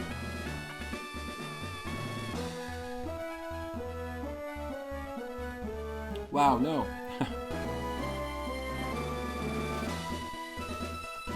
Oh no, the raid worked. The raid worked. It says here that I got raided, for sure. I don't think it got messed up at all. But Twitch has also been giving me some issues. And also, don't apologize. Thank you so much for subscribing. I really appreciate that. I really appreciate that big time. And thanks for the raid. It worked. They're definitely... The raid made its way here. I'm getting a little bit of a Twitch glitch going on right now on my part as well, so...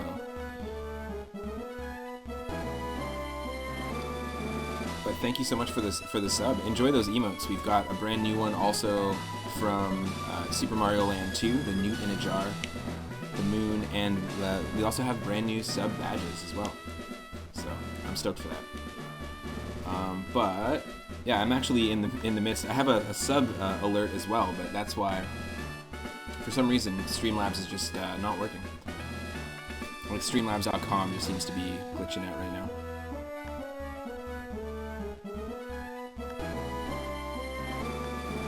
Alerts aren't working. That really sucks.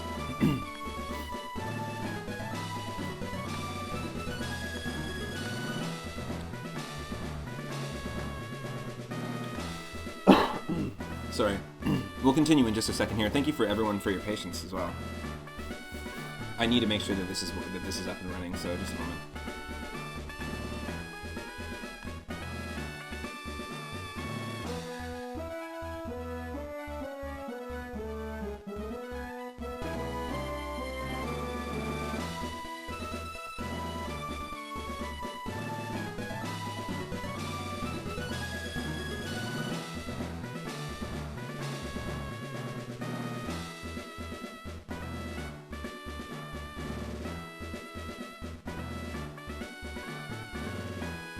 I'll be right back. I'm just going to reset something and then I'll get this going, and we'll take on more of these trainers. And again, we don't want to lose health, full health on any Pokemon because it's considered permadead, so we want to be really, really careful here. We also don't know what our trainer opponent Pokemon are going to be using or what moves they're going to be using because we've shuffled them all around, so it should be pretty tough.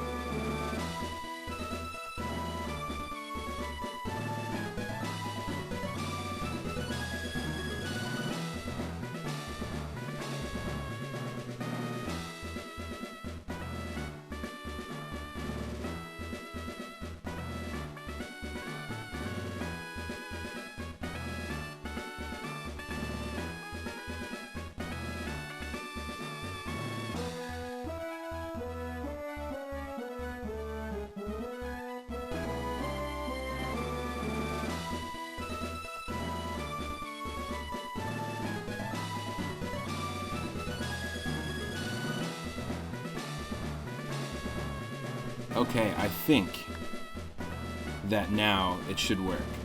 Let me test this out.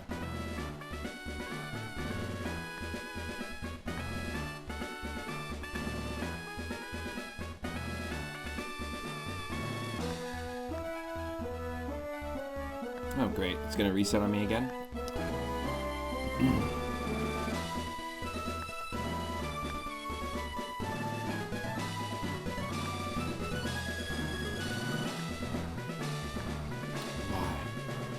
Sometimes Streamlabs just needs like a full reset. It happens a lot.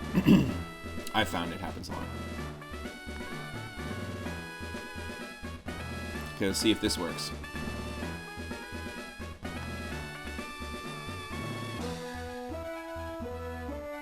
Will my sound effects and animation work? Nope. Come on. I'm so sorry. I'm like super OCD about making sure this stuff is always working. There's no reason it shouldn't.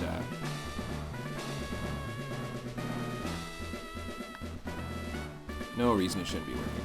Come on. They've got a big enough server. Again, my apologies. You ended up somewhere else. That's interesting. I've definitely had that happen before with Twitch when trying to raid somebody.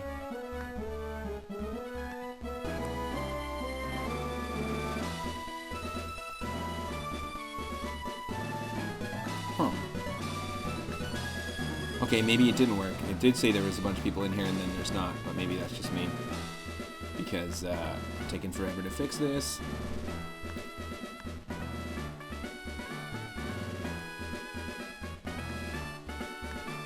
Come on, please. Oh, why? What is this nonsense? Just 1 second. I'm so sorry, people. I really, really appreciate your patience, your continued patience. Continue listening to the music, and I hope you enjoy it, because it'll take me a little bit to fix this. I'm sorry.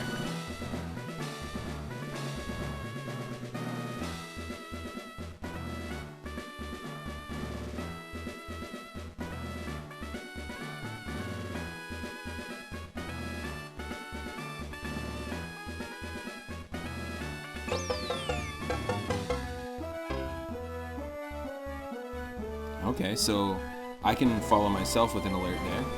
This is the alert we were supposed to get when Hello Ditties subscribed. This should work. Okay, that's working now. Still working pretty delayed, but it is working. And then this is what we should have seen when Hello Ditties raided. Let's see.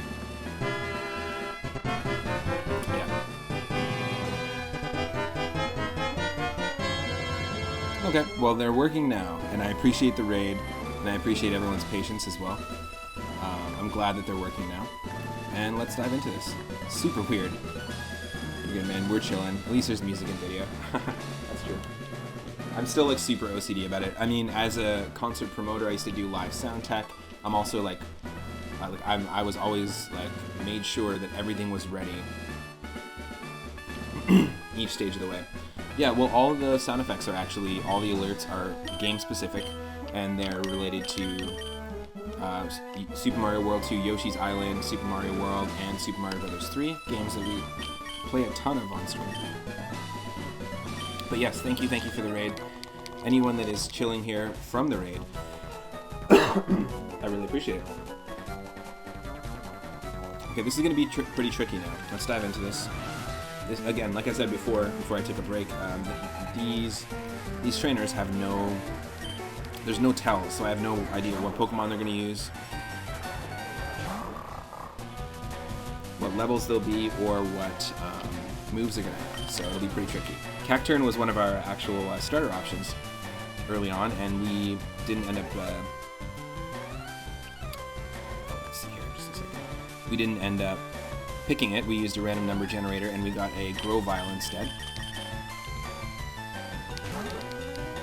Unfortunately, our starter's no longer with us, but that is how Nuzlocke's go. Should be fine there. I will take this. Roasted Cactus. Yeah, I'm really stoked that we got our brand new emote approved today.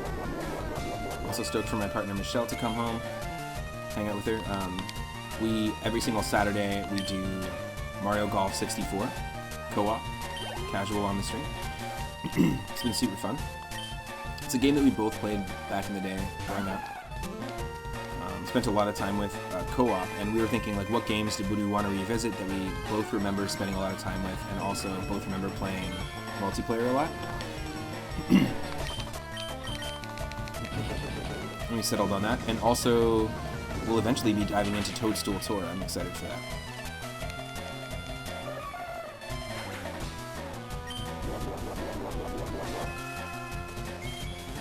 Nice. We have 2 Pokemon with the Shell Bell, and it's such a useful item, honestly. Okay.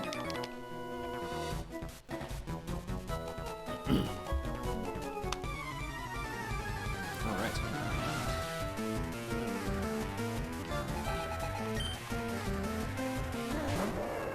Whoa, cool. Combuskin has always been a cool design. I've always really liked it.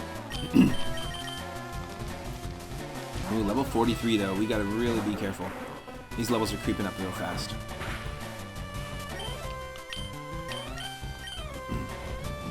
Oh.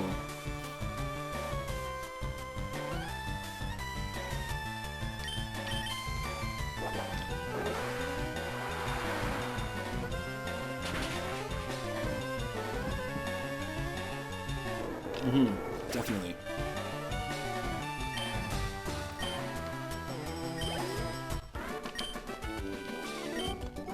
Whoa. Always gotta keep checking our team, make sure we're not super weak. Let's heal Alice Rose. I want to use every opportunity we get to heal, you know? Let's go with the super potion.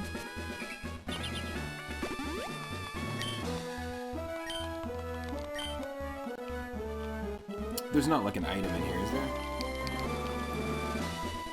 Okay, we did this already. Fought him. Fought the martial artist. Viridian Gym was closed for a long time, but now our leader is back.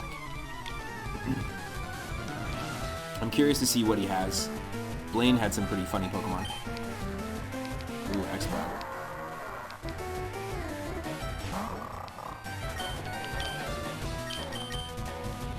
Just gonna go for the one hit here. Hopefully we should be able to not get bodied by X-Bot here. Wish, okay.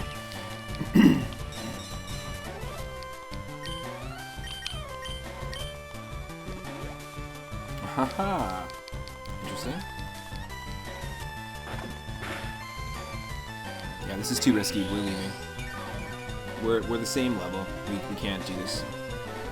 Definitely can't do this. Yeah, these are some decent Pokemon. We definitely fought some trainers with like Goldines and stuff. In Blaine's gym. I mean, I guess this is the option. Seems like the right choice. I initially randomized this to have all of our subscriber and follower names as the actual trainer names. And the trainer names, instead of like Bird Trainer, it was like streamer, follower, subscriber, supporter. It was really cool. I spent a lot of time making sure that was going to work, and then it just didn't take to the ROM for some reason. We'll try it next time. But I like the idea of just kind of opening it up that way. Including some of the regulars. Honestly, I really appreciate everyone that's been showing up on the regular and hanging out for the stream, supporting it. I mean, we've only been streaming in about a week or so. It'll be 4 months, so that's not a lot. And the fact that we're where we are on the stream so far, and that we've been getting so much support, it just means a lot. And I've been meeting some amazing retro streamers, and some awesome, really awesome folks in general. Also, thank you for the raid. Anyone that's here that's not following Hello Ditties, go give them a follow. They were playing some Elder Scrolls Online recently, and It looked really cool. I'm not huge into MMOs after, like I played World of Warcraft in the early days and I played RuneScape actually, but early like RuneScape Classic. I wasn't really a fan of the community on RuneScape, but I was a fan of the game itself. I spent a lot of time with it. Me and my cousins growing up played it a lot. I always practiced my fishing and my magic. I was all about magic for sure.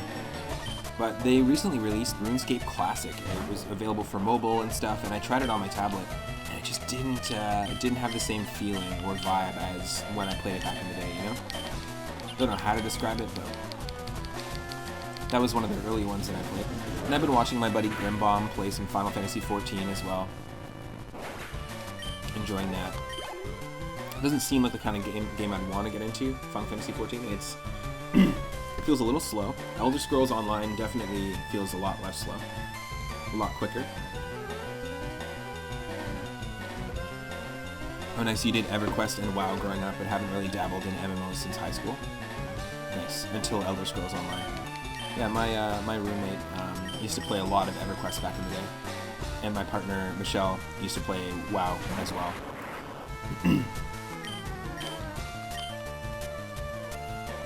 Electrode isn't steel type, right? I think it's just electric. 1 second.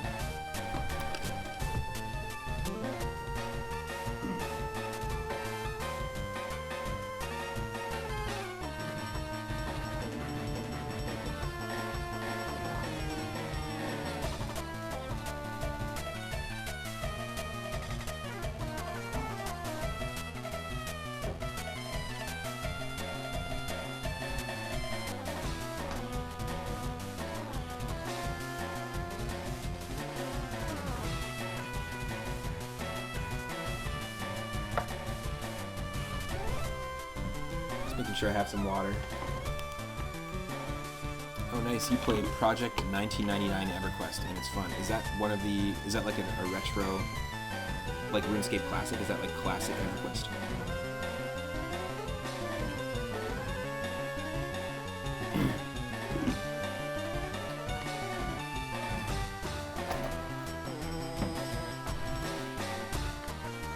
I just have such bad allergies.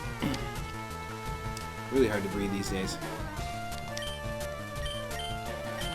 Now I'm from Eastern Canada and I moved all the way out to Western Canada still about 8 years ago, a while ago. But the allergies still get me every single spring. The pollen is just a lot. Nice, it's EverQuest Classic. They've messed with some titanium code and it's pretty close to Classic. Cool.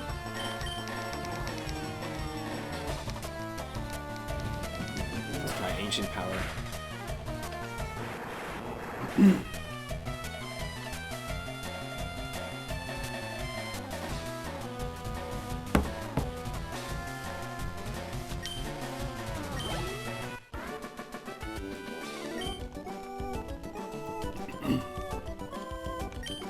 You were beaten? Yeah, you were.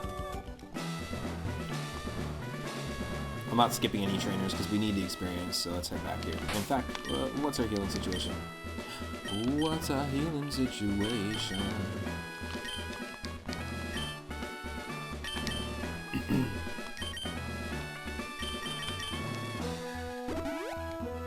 Cool.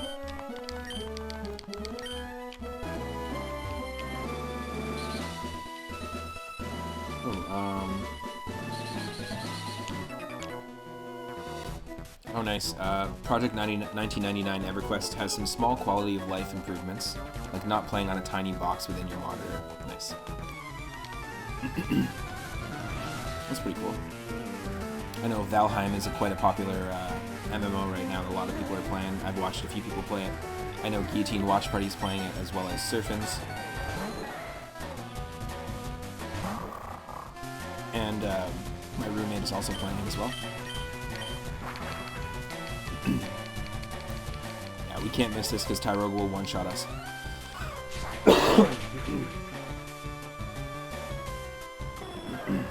Yeah, Surfins. He's the best. Los is awesome. Really great streamer.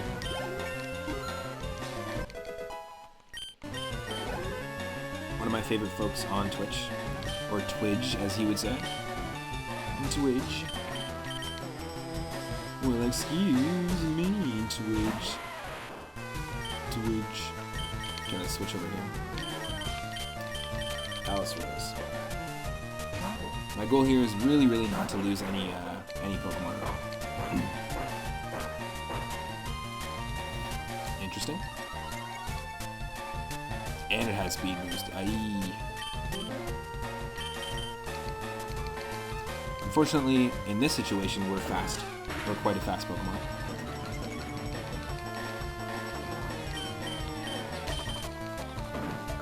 But still, with 2 speed boosts, Geodude is not faster than us.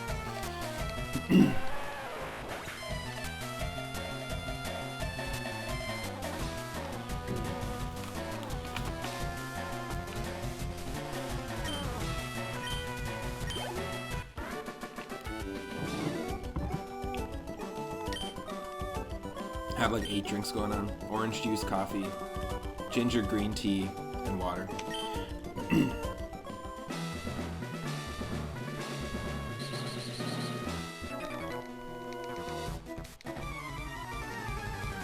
Cool, so there's just these 2 trainers we missed.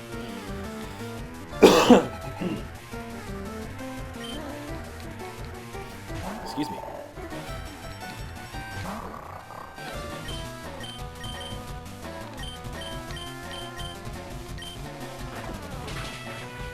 Taking advantage of the fact that it can't use a psychic move on us.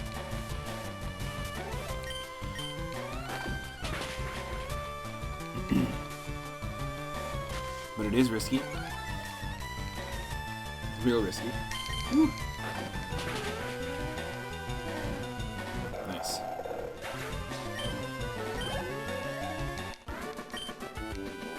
Okay, here we go. Off to finally take on Team Rocket Gym Leader.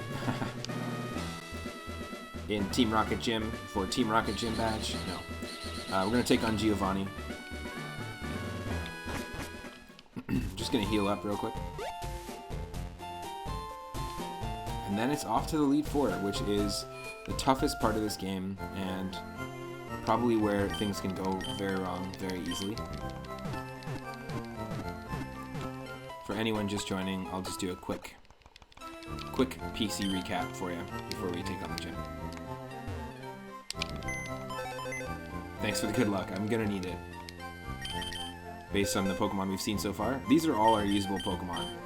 We have 3 backup teams, plus 4 more. All named by the chat, or named after people in the chat. These are some decent mods. These are the ones we've lost. So these are our fallen comrades we can't use anymore. So we're doing okay. But we can run through our usable mons at the moment real quickly in the Elite Four. Yeah, kind of how I said, you don't get to know what they have before. That's how you lost. But you got to rematch and counterpick. Yeah, especially with... I guess in Pokemon Go, the gym leaders there also... you don't know what Pokemon they're going to use till you enter the battle. Is that how that works as well? Oh, it's this way. Let's go.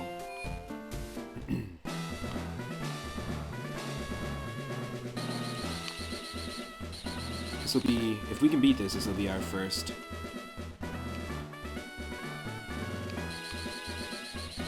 Interesting. This will be the first time, and again, this is our personal best, but the first time we've gotten this far in a Nuzlocke randomizer run on stream. I have beat a run of Pokemon Fire Red randomized and doing the Nuzlocke rules just like this before, several years ago off stream before I even had a stream. Gym leaders, you don't know in Pokemon Go what Pokemon they're going to have, but lesser fights they tell you with their speech. Interesting. Makes it a bit tougher. We've already fought Giovanni twice. I wonder if his Pokemon are going to be similar or if they'll be completely different. Here we go.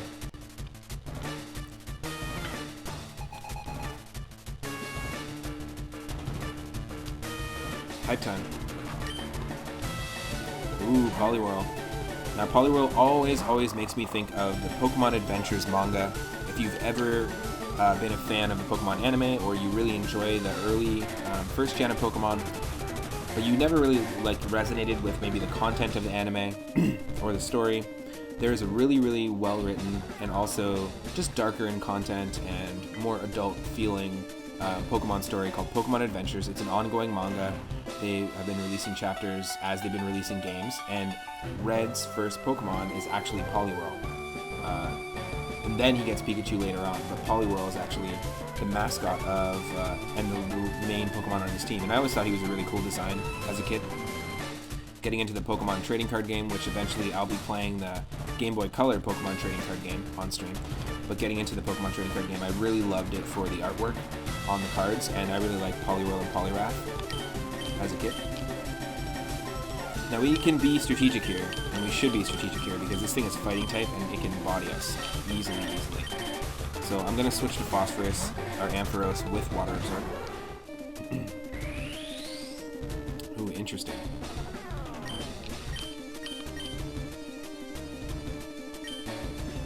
They're one of your favorite evolution lines. They're all pretty cool. Yeah, totally. Poliwrath, Politoed. Interesting. Twister made me flinch. Yo, what the hell? Double flinch. Now Twister's Dragon type. Funny enough. Should be a flying type move. But I guess you have to have a handful of Dragon type moves. We need more Dragon type moves than we need flying type moves at the moment in Pokemon. Oh my god, okay, Giovanni's gonna use a Zapdos.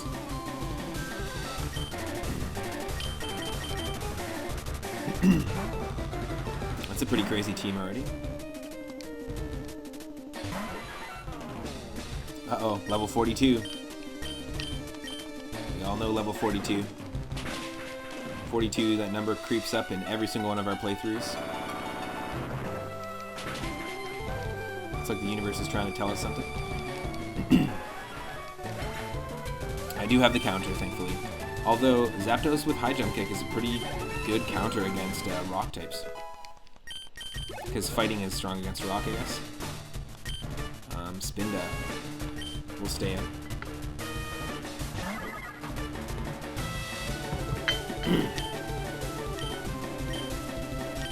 Now, this is risky, actually, even though Spinda's not fully evolved. Not that Spinda can evolve, but it is risky. We just got really lucky with the crit there.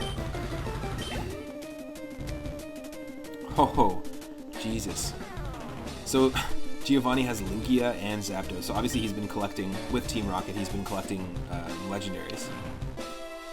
Lugia is Psychic Flying.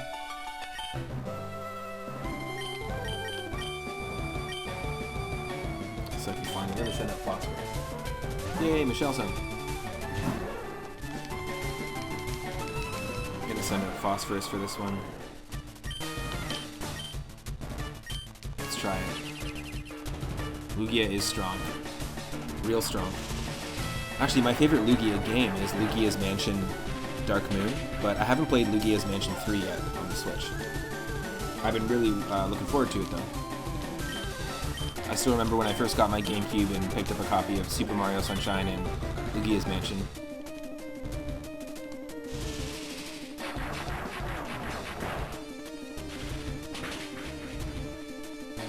Oh. Hit with recoil. Oh, I knew it. Hyper Potion.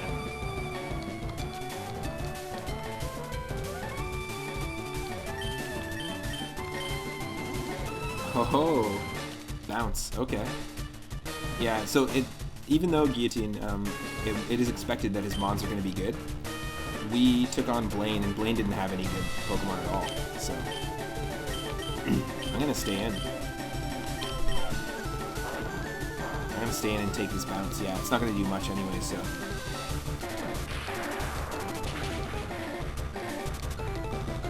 Wow, Lugia is beefy though, for real.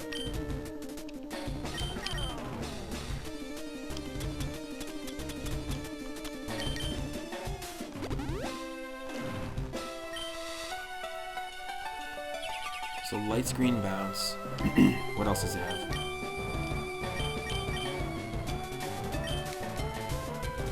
Roleplay? Copied water. Oh, copied water absorb. Come on. Let's see what you did there. Nice one.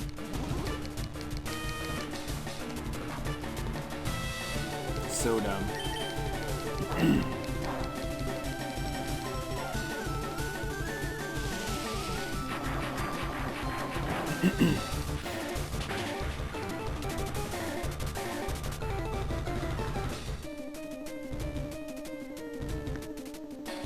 Okay, we can do this.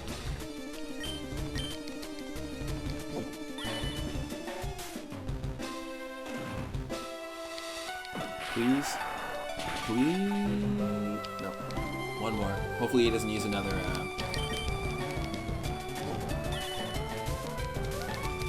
That's pointless to copy my ability twice. You already had water absorb, so thank you for the free win, Giovanni. Thank you for the free win.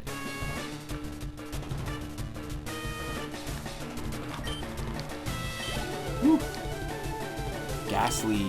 Haha, okay.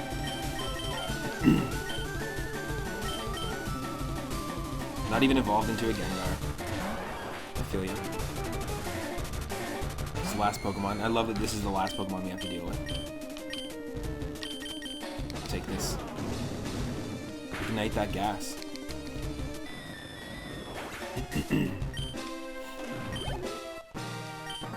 There we go.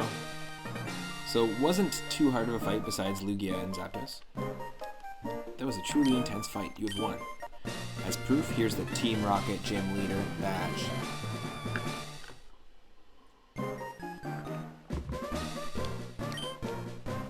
$5,000 Pokebucks, Poke-Yen, whatever you want to call it.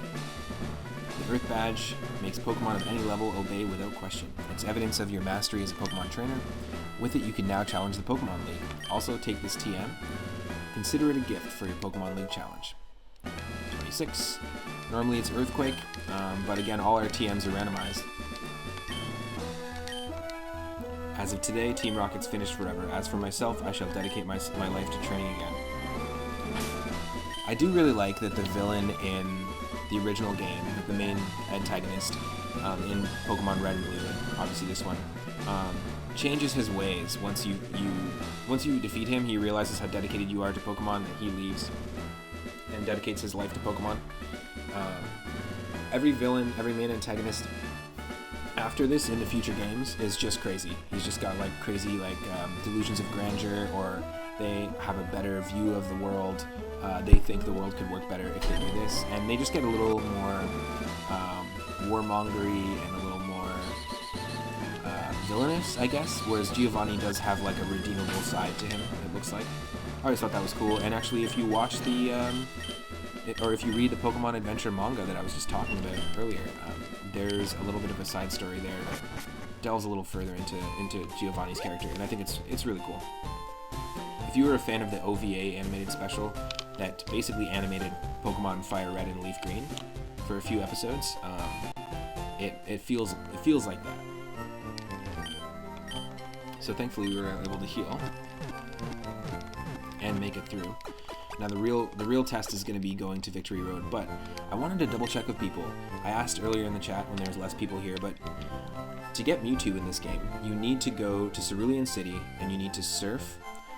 Basically, you go north of, you surf west of Nugget Bridge, and then you go into a cavern there north of Cerulean City. Normally, that's where you encounter Mewtwo, and when you encounter Mewtwo, I'm not 100% positive if it's if you could do it now, like if you have Surf, can you just automatically encounter Mewtwo, or do you have to beat the Elite Four first before you take on Mewtwo? That's what I'm trying to figure out here. Yeah, that was pretty big of him, right? He gave us things, the leader gave us things and said some niceties. I feel ya. Okay, let's see here. In terms of 26, he gave us Boomerang, so it still was a ground type move. The user throws a bone, then hits the foe once, and then once again. So it does 100 damage, which is pretty decent. Ooh. we gotta teach Lurk, because Lurk doesn't have any ground moves, just rock moves at the moment. And I'm gonna keep Guillotine. Obviously, gotta have at least one-hit KO move.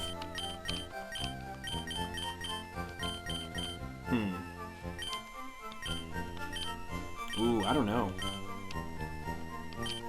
You know what? I'm gonna get rid of Guillotine, actually.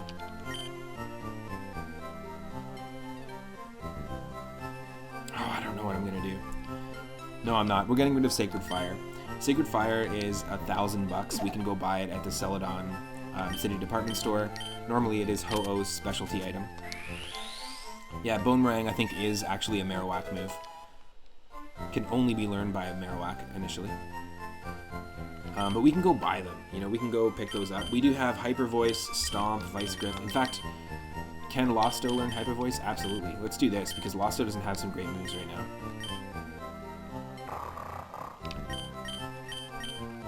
Nice. Yeah, we did keep Guillotine. Guillotine. Hey! Welcome home.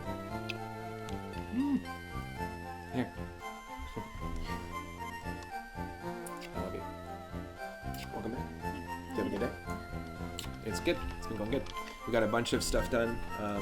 Got rated. And yeah, we just got the 8th gym badge, so I just have to take on the Elite Four. I was saying to you earlier that like the 4, I have to do 4 trainers in a row with like 6, I'm pretty sure they all have 6 Pokemon each, and then also right after we have to face the champion, who is our rival. So we have to do 5 battles in a row without losing any Pokemon and without going back to heal. So it's the first time we've had to not go back to heal, so it's a little bit difficult. I think you're not logged in too, because I logged in. I know, I logged me on. Yeah, weirdly. Okay, so Hyper Voice, we're definitely getting rid of Super Fang, because Super Fang only does half HP. Hyper Voice is going to do 90 damage, so I feel like that's the right call.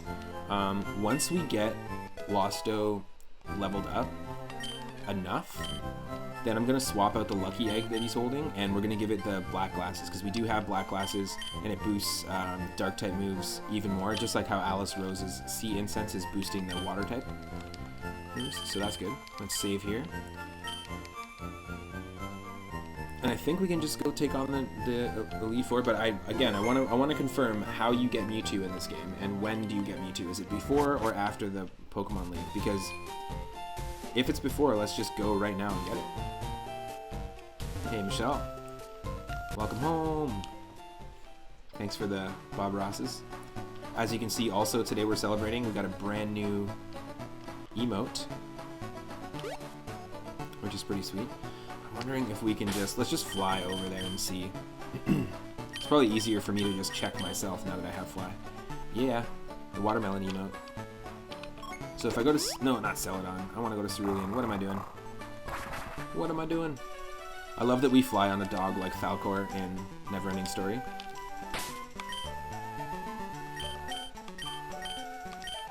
Not where we're going. We want Cerulean. Yeah, I love it. It looks super cool. I like that you can't take Yoshi on those. Like you can't run vertically with Yoshi in Super Mario World as long as you're off of Yoshi. You can use that block, but when Yoshi jumps on the watermelon block, it actually just acts like a spring. Pretty fun to do tricks on too in certain levels. I've actually seen some really cool Super Mario World ROM hack levels that have based around these blocks, and they've done some really cool stuff with that tech. So this is what I was talking about. I mean, this is not a new area, so let's just keep going. Let's run away. No, we'll bite it. Bite it. Eat the egg. Yeah. The horizontal flip. It's the good old W.A. Termalone, if you know what I mean. That's the guy who invented the watermelon. His name was Wilford Alfred Termalone. He didn't know what to call the melon, so he just decided to... He went home and he looked in the mirror and thought, you know what? This is what we're calling this thing. I'm not going to have a legacy otherwise. No, everyone will forget the Termalone family, so... so that people don't forget the Termalone family, let's name this thing a lot. Oh, I thought there were some people here we could encounter that we haven't encountered yet. Zubat. Yeah, again, we don't want to underestimate a Zubat here either.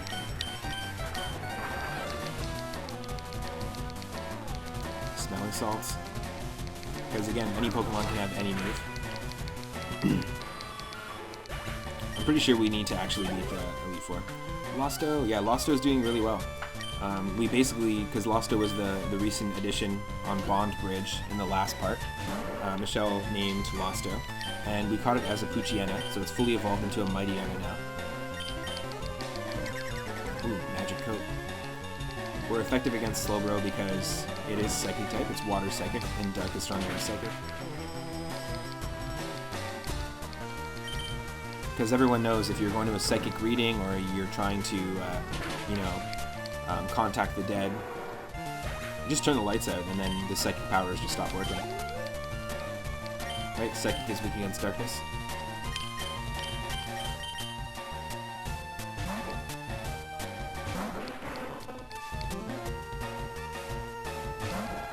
All the different effectivenesses and weaknesses in Pokemon have like really funny logic.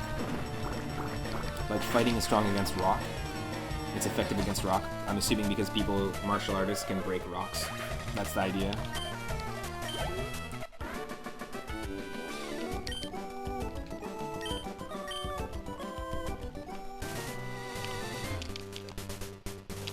Okay, let's just check this out. And there's also actually 2 martial artists to the left that are supposed to teach us Mega Punch and Mega Kick.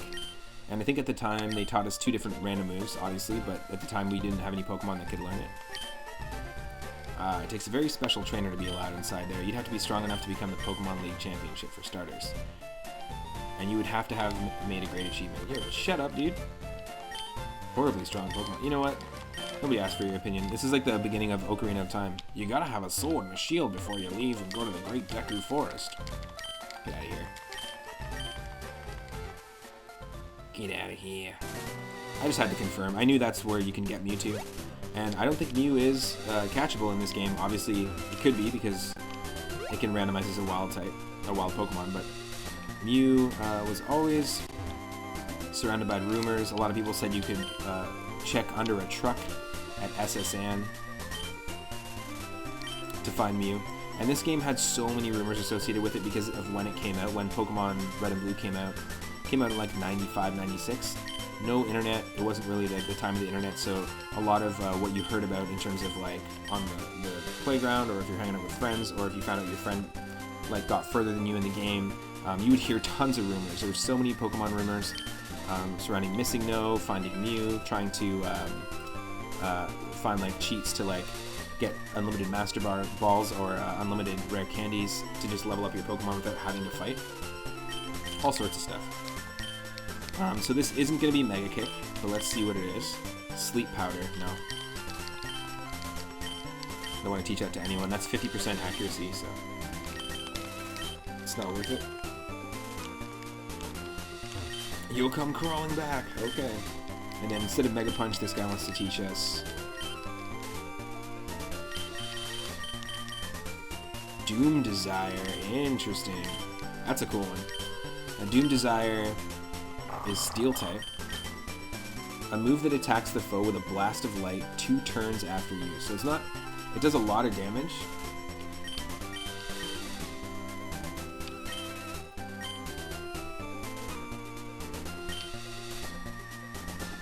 Only has 5 HP. Interesting.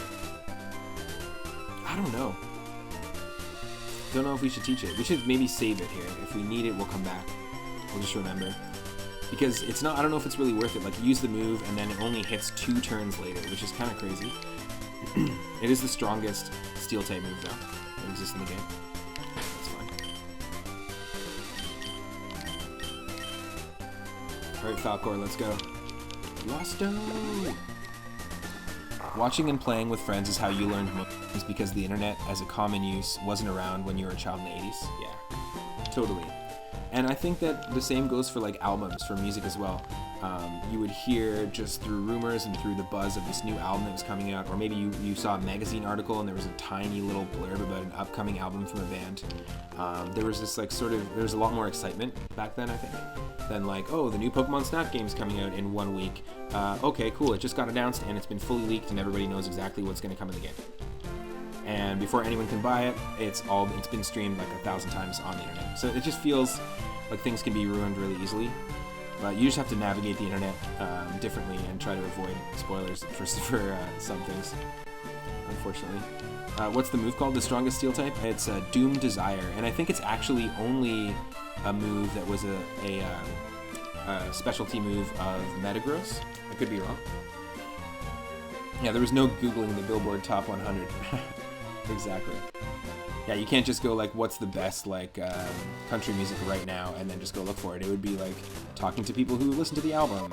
Maybe your friend went to go see them live, saw a country band live, and then they told you about it, and then that was just that evolution in the buzz, and the word of mouth. What? 3 Up Moon, what a surprise to see you here. What, on my own stream? Okay. You collected all the badges too, that's cool. Then I'll whip you, 3 Up Moon. Whoa. As a warm-up for the Pokemon League. Come on. Hey, Legmaster, welcome to the stream.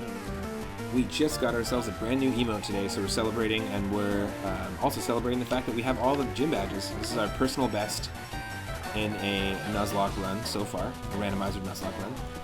Just about to take on a rival and then head to the Victory Road section. We have a couple Pokemon names that are banked through the Name a Character redeem.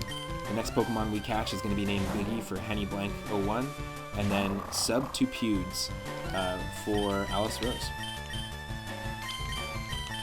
Gotta be extra careful here. A Pokemon having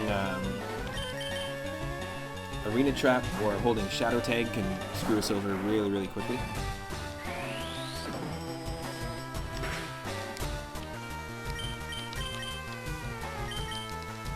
Now, if someone wants to drop the watermelon block emote into the chat, that's the new emote that we're rocking right now. It's from Super Mario World.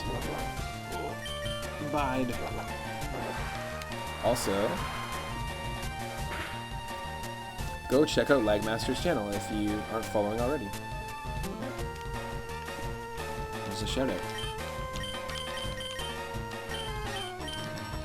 Oh, holding on with just a few HP.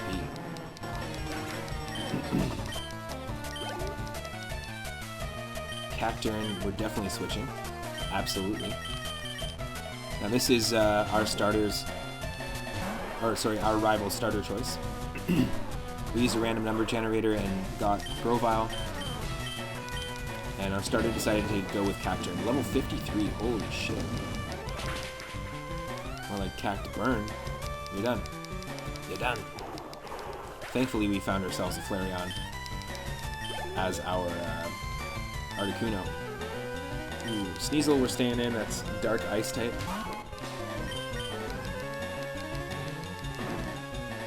I think we're going to be okay here.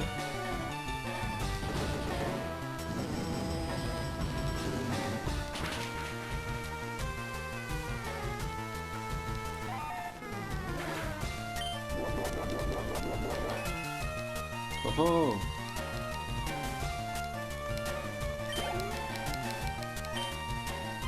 Yes. That is amazing. I'm super down with the fact that this is what's going on right now. Is this his last Pokemon? Oh no, okay, he's got 2 more. He's rocking a level 45 top tier Rattata. If we were lucky enough to find Rattata as our first encounter in any new area, then we'd be able to actually just trade. There's a little girl in Vermilion City that is like, if you have a Rattata, I'll trade you for my Regirock, which is insane. Regirock is a legendary Pokemon.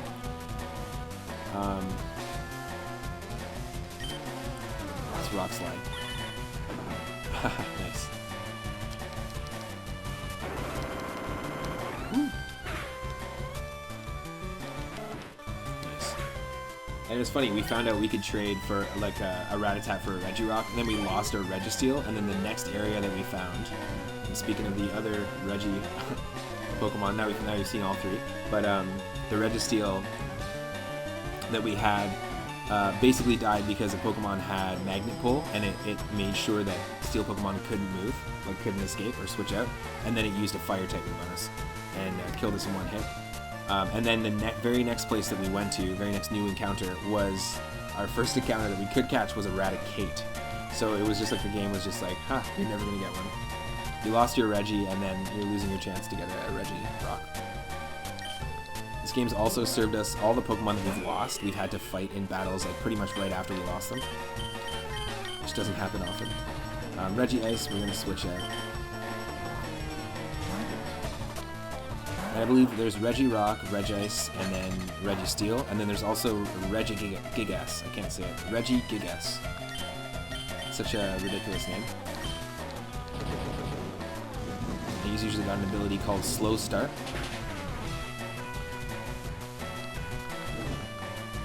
Yes, there we go. Burnt Ice.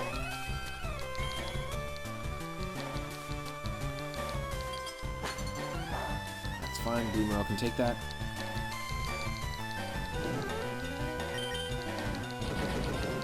Nice.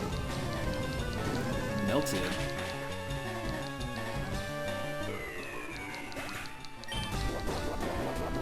It'd be cool if when you melt, or if you use fire on a Regice, that like when you win the battle, you get like 10 fresh waters from the opponent as healing items.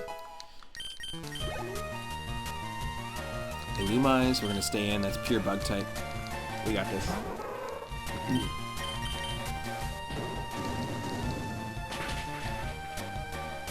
Yes. Yes.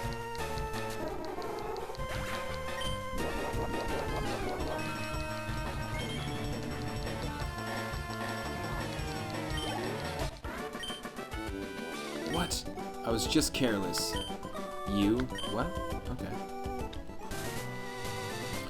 That loosened me up. That's weird, dude. I'm gonna whip you. That loosened me up. Just get out of here. Let's go back. Oh. We're heading straight to heal.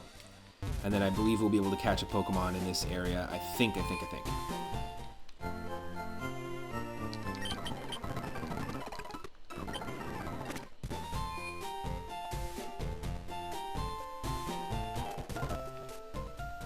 Okay, so Route 22, we've already caught a Pokemon here in that grass, but does this become a new route afterwards? Pokemon League front gate, let's do this. Finally here. 8 badges in, personal best in any Randomizer Nuzlocke run on the channel. Oh look, it's the Boulder badge. Go right ahead.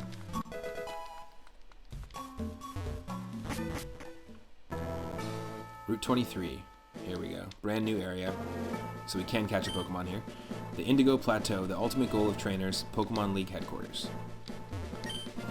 You can pass here only if you have the Cascade badge. Hell yeah.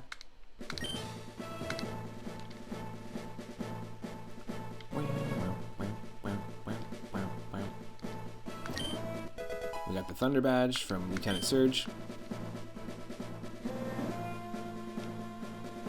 Ooh, there's an item. Chesto Berry. Kind of pointless. We have the blue flute or the blue bong, because the flutes just look like bongs in this game, and it'll wake up any Pokemon. Plus we have the Poke Flute, so that's really pointless.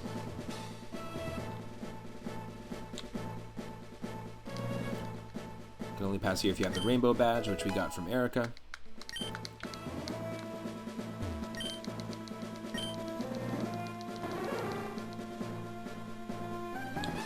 Let's get a surf encounter here.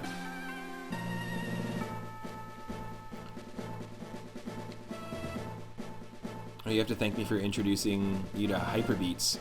Such a good game. You play it time to time. It's awesome. Like I've played it a couple more times. Me and Michelle really enjoyed it. It was Hyper Beats with a Z. Is actually an NES game that was made this year, 2021. An NES Stepmania style tap revolution, Friday Night Funkin' kind of game. Rhythm game on the NES with all original music. It's pretty fantastic. Very, very impressive. And it was made by one of our followers, a cardboard box. We played it for our viewer request night, and honestly, when I set up viewer request nights on Sundays, I never even thought for a second that somebody would have suggested a game on Game Boy, Game Boy Color, Game Boy Advance, NES, SNES, and Sega Genesis that they made this year. And it was fantastic. It was really, really high quality. I was blown away by it. Really enjoyed it. Okay, we're poisoned, but let's go for a Great Ball. This is our first encounter here. We don't have a Nidorino. We can get a Nido King because we have a Moonstone. Perfect. And what better Pokemon would have been for us to catch, honestly, to be named Biggie. Biggie's going to become the Nido King. Thanks again, Henny Blank, for redeeming the name a character redeem. Nidorino, the poison Pokemon. An aggressive Pokemon that is quick to attack. The horn on its head secretes a powerful venom. So this is going to be added to our buddies list. It will eventually become poison and ground. But yeah, highly recommend Hyper V. It's fantastic.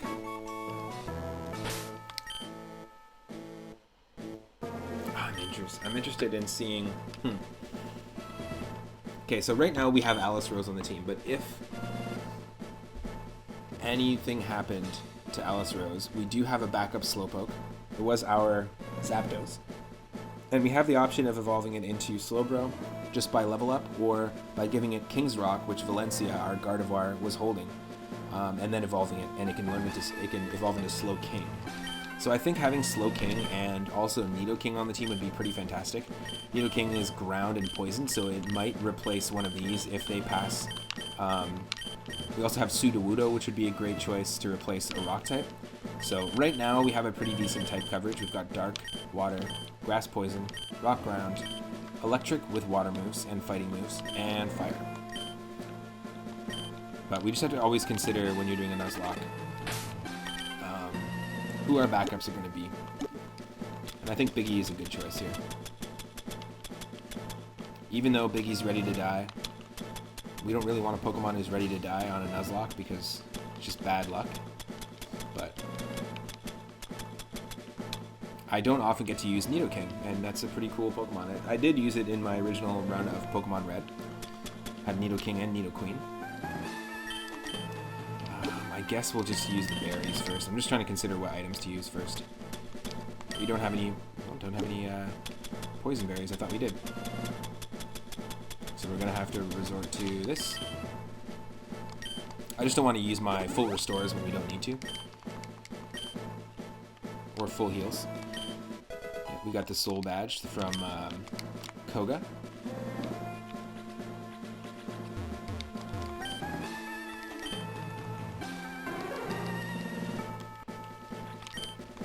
And the Marsh Badge from Sabrina. Unfortunately, Sabrina killed our Grumpig and our starter, Sceptile, during that battle. It was actually during Sabrina's battle, not even just in the gym. There's more wild grass here, but we've already caught our Nidorino. So none of these Pokemon are available to catch.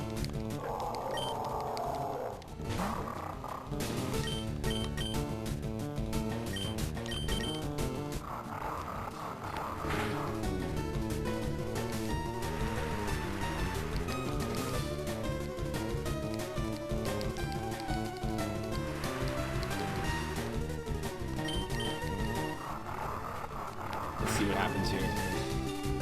One more. Oh, it's gonna do water. Oh! Okay, nope. It's way too risky. Even being 5 levels ahead, that's insane. I was thinking maybe we can just give Losto all the experience here, but no, we have to be on it here. Sure, keep using Rain Dance, that's fine.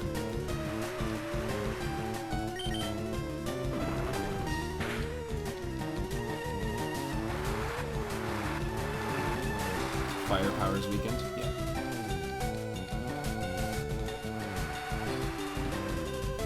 That Wailord looks like a missile, definitely. I think that's the design. It's supposed to look like a torpedo. Or like a sub, yeah. And it's massive. It's the biggest Pokemon, I think, out there that exists. Never had a Wailmer or a Wailord in any of our Pokemon Ruby or Sapphire runs.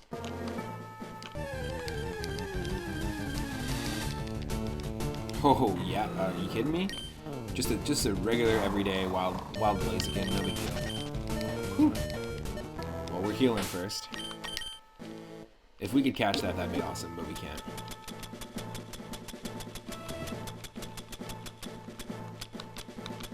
Berry juice, might as well just use it up.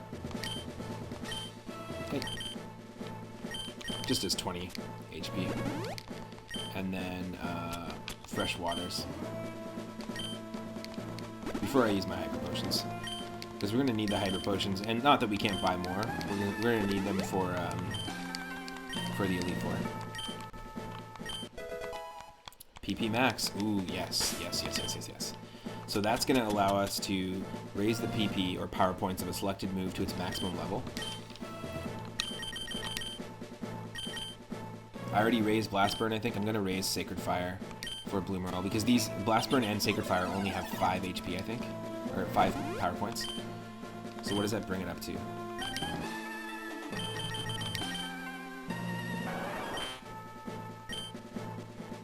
8. Cool.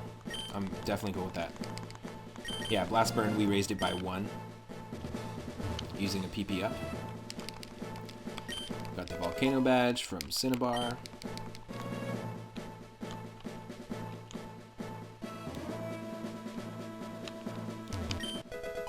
Timer Ball.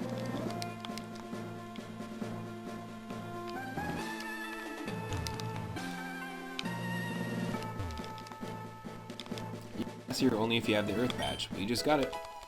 There we go. In fact, I think we can actually take a look at all the badges here. Yep. Boulder, Cascade, Thunder, Rainbow, Soul, Marsh, Volcano, Earth. Those would be fun emotes too if someone set that up for emotes on their channel.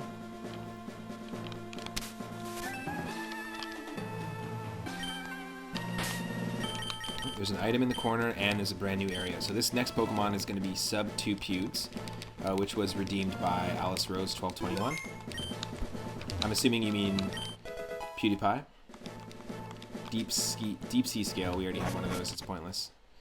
Here we go, Victory Road. Got that classic Mount Moon music. Flareon uses Strength for us, so we might as well. Would you like to use Strength? Yes. Now, the one caveat that I have to the rule of if you can catch, you can only catch Pokemon like the first encounter in each new area. The one caveat that I add is basically if it's a gift Pokemon like Eevee or Lapras, if it's a Pokemon that you earn in fighting the dojo, like your choice of Hitmonchan and Hitmonlee in Saffron City, or any of the Snorlaxes, or it's your starter or legendary Pokemon, those encounters you can still catch. I count them as included encounters, but they don't usurp. So like if there was a legendary Pokemon here, we'd catch the first Pokemon we encounter, and then once we encounter the legendary, whatever that randomizes as, we also can catch that. Just because they're not really wild encounters, they're more like story-based static encounters in my mind. And look at this. Our first encounter is a Kingler. Now normally we would be able to catch this, but there is a duplicates clause, and I guess it's perfect because I was just talking about Nuzlocke rules. A lot of people enact the dupes clause, where basically if they already caught that Pokemon, they can't catch it. Or if they caught a Pokemon in that family, so if there was a Krabby, they wouldn't be able to catch it. I do too, but I only do that if our Pokemon's still alive. So we have caught 2 Roselias and 2 Hoots, but we lost our first one before we encountered and caught our second. We still have Alice Rose on the team, so I'm not going to try to catch this Kingler. This doesn't count. We're enacting dupes clause, and the next Pokemon that we run into will be our encounter.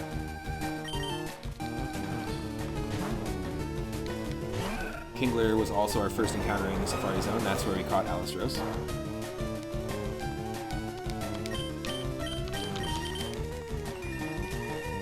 Hopefully you get some decent experience for this. Because Kingler is really beefy.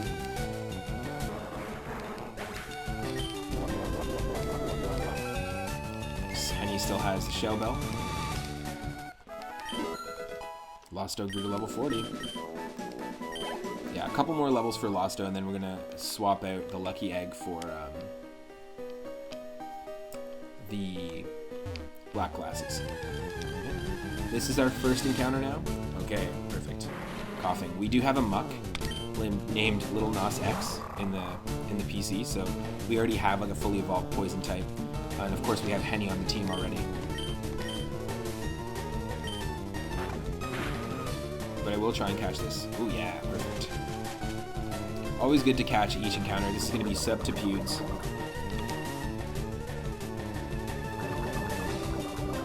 It's just poison powder, so that's standard poison. We don't have to worry too much about that. And let's go for a Great Ball. We've used one of our Master Balls actually on a Tangela, believe it or not, because I didn't want to lose it. It was our legendary encounter, so there we go. First Great Ball. Coughing's data was added to the Pokedex, Poison Pokemon. Because it stores several kinds of toxic gases in its body, it is prone to exploding without warning. Give a nickname. Nice. See, I didn't think we were going to actually find another encounter that quickly. Alright, this one is Subterfuge. The name was redeemed by Alice Rose. And you can use 420 Moonstones if you have 420 Moonstones to redeem naming a character in any RPG that we play, or any Pokemon. If you see that we just caught a brand new Pokemon and you want to name it, you can redeem it at any time, and you can also bank it as well.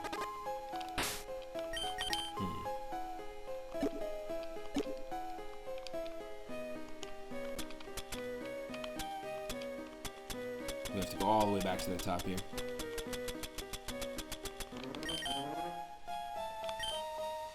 Nope, not Henny. Lost it.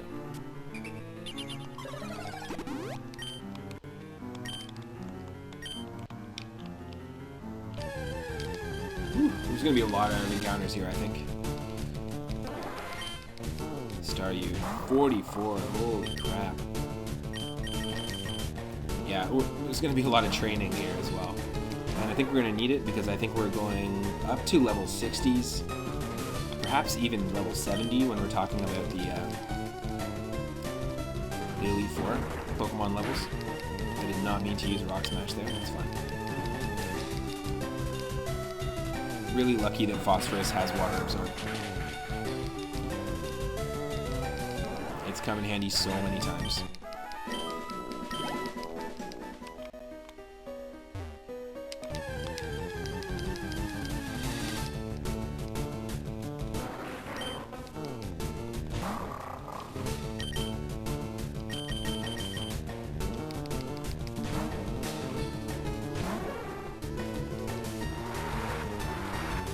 Fine.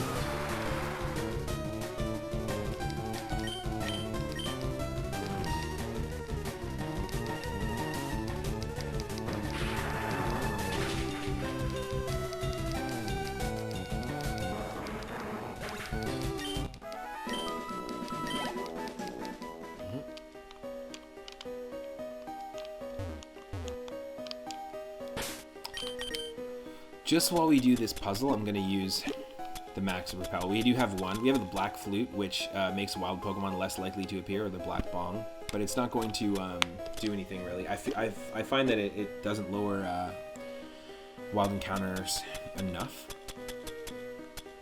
So we're going to use this. Oh, we have 3. Let's just do this. We're still going to also encounter Pokemon that are higher levels than us, but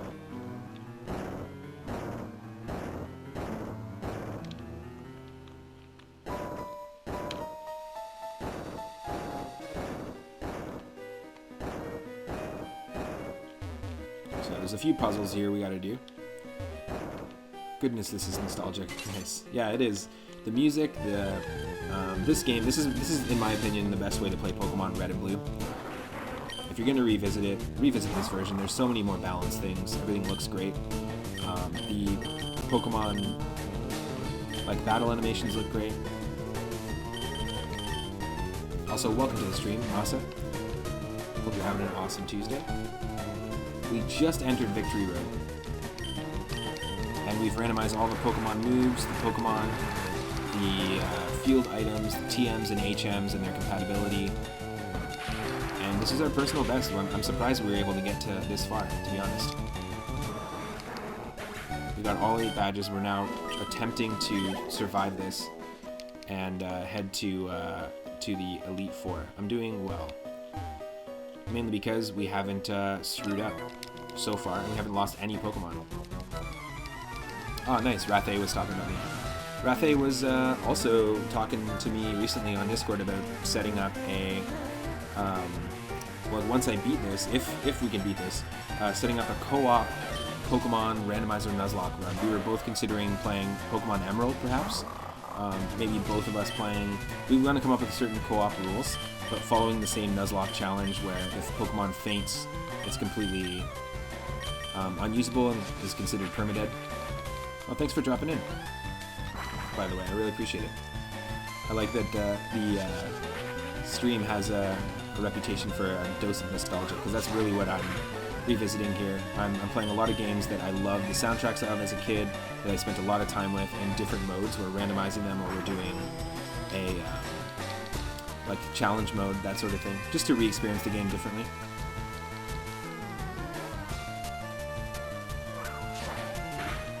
Yeah, totally.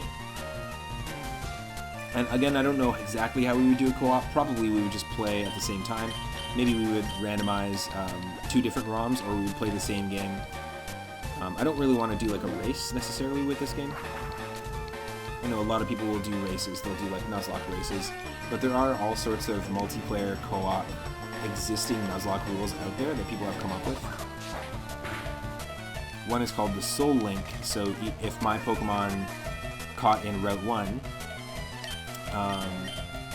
and like I catch a Pokemon in Route 1, and then Rathe would catch a Pokemon in Route 1, those Pokemon's souls are now linked, and if he loses his Route 1 encounter, then I have to automatically release mine. Or if I lose my Pokemon, then he has to release his that he found there. So that could be one interesting way to do it. I've watched people like Shady Penguin and King Nappy on YouTube do soul links, and I think that they popularized a little bit of the that rule set.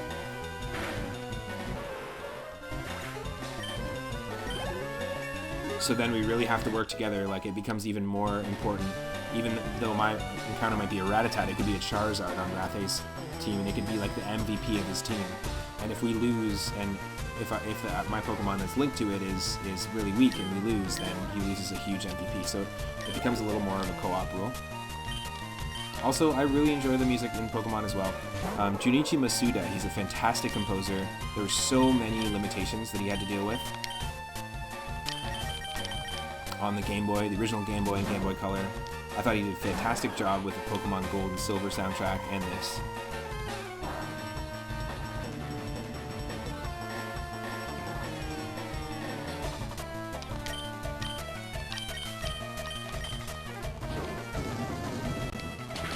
Nice, nice.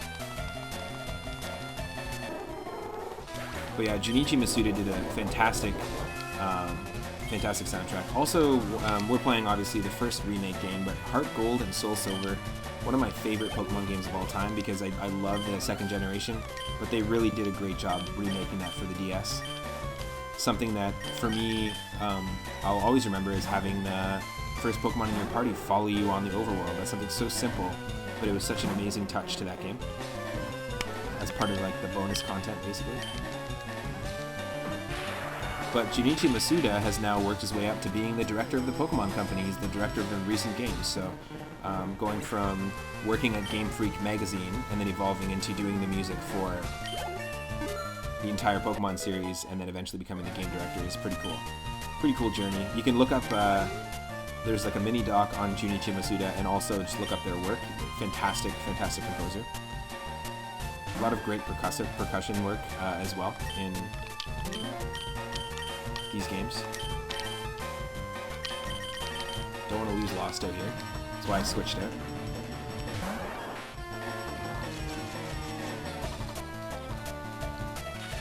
Yeah, there's a lot of really cool mini documentaries on video game composers out there.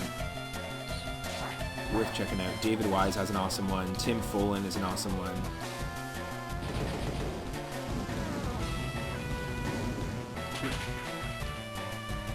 Oh, okay. Thought I was going to survive for some reason. I just had a feeling, but it didn't.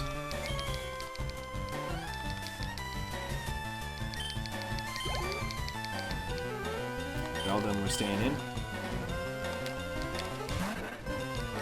these are some crazy high-level trainers right now that we're dealing with.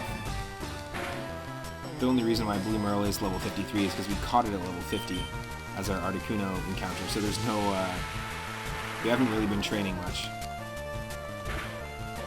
Hasn't been much growth.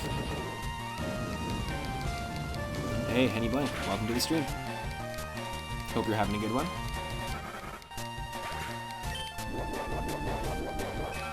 We still got Henny on the team, and we just got our 8th badge, so now we just stepped into Victory Road. Catching and Coughing as our first encounter. And yeah, Henny's still on the team, level 46, same moveset, everything's still pretty much the same. Yeah, randomizers can be pretty crazy, especially when you're doing randomizers of RPGs or like Pokemon games. Here's a great example, Water Absorb Ampharos, which was supposed to be our Hitmonchan and Hitmonlee choice in the dojo in Saffron City. And there's the moveset. Fighting, electric, water, and electric. So there is a logic that does make sure that Pokemon movesets, there is a higher chance that like an electric Pokemon is going to learn electric moves, but they can technically learn anything. Let's give some water to our Losto.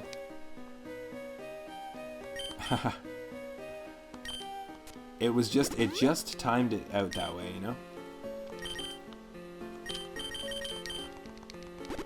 And honestly, Roselia, I think Roselia and Roserade are both very underrated Pokemon in general. For grass poison types, there's a ton of grass poison types. Yeah, there's Venusaur. Yeah, there's Weepinbell. There's a ton out there.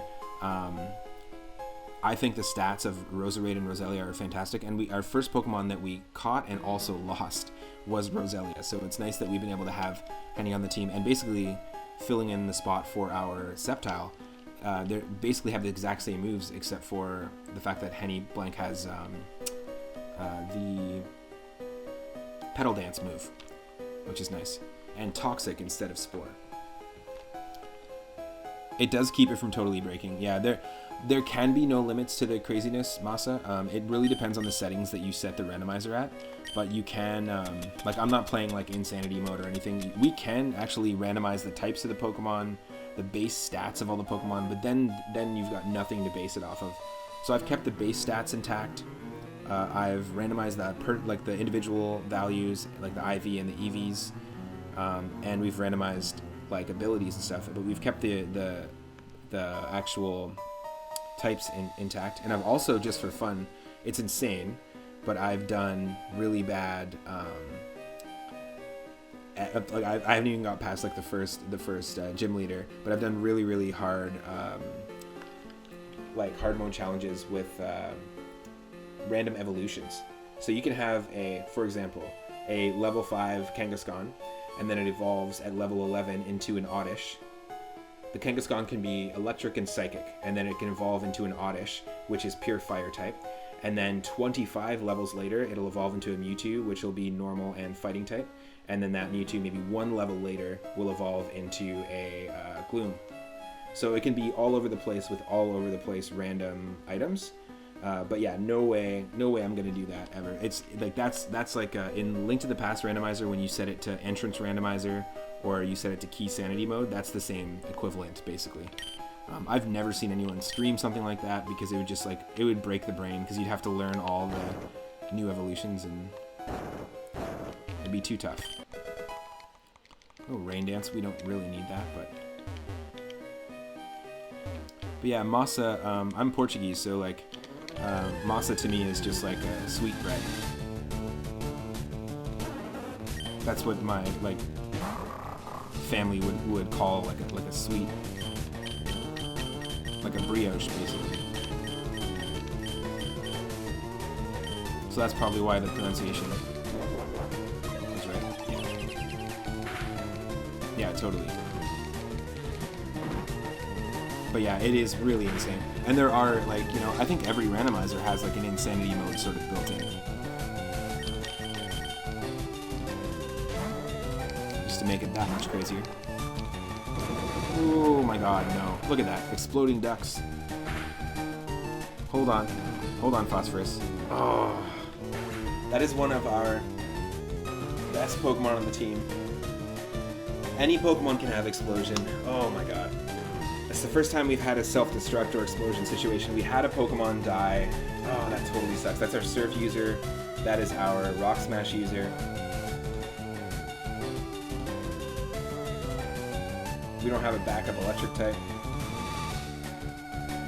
And only one of our Pokemon also in the past died through Sheer Cold was used. I did not think that was going to happen. That sucks. Well, sorry, Ricky Greens, your Ampharos is now gone. My apologies for you. You know, you picked that Pokemon, you named that Pokemon. That was a super unexpected thing. In fact, we're gonna have to go swap out Pokemon right now because we need the experience that we're gonna be getting here. That totally sucks. Well, we're gonna have to do the Walk of Shame, or the Flight of Shame, I guess. And deposit. It's our first loss of the stream, so we were doing quite good so far. It does happen though. And for anyone just joining, we have backups. We've got many backups. In fact, Biggie is one of our buddies, not one of our lost comrades.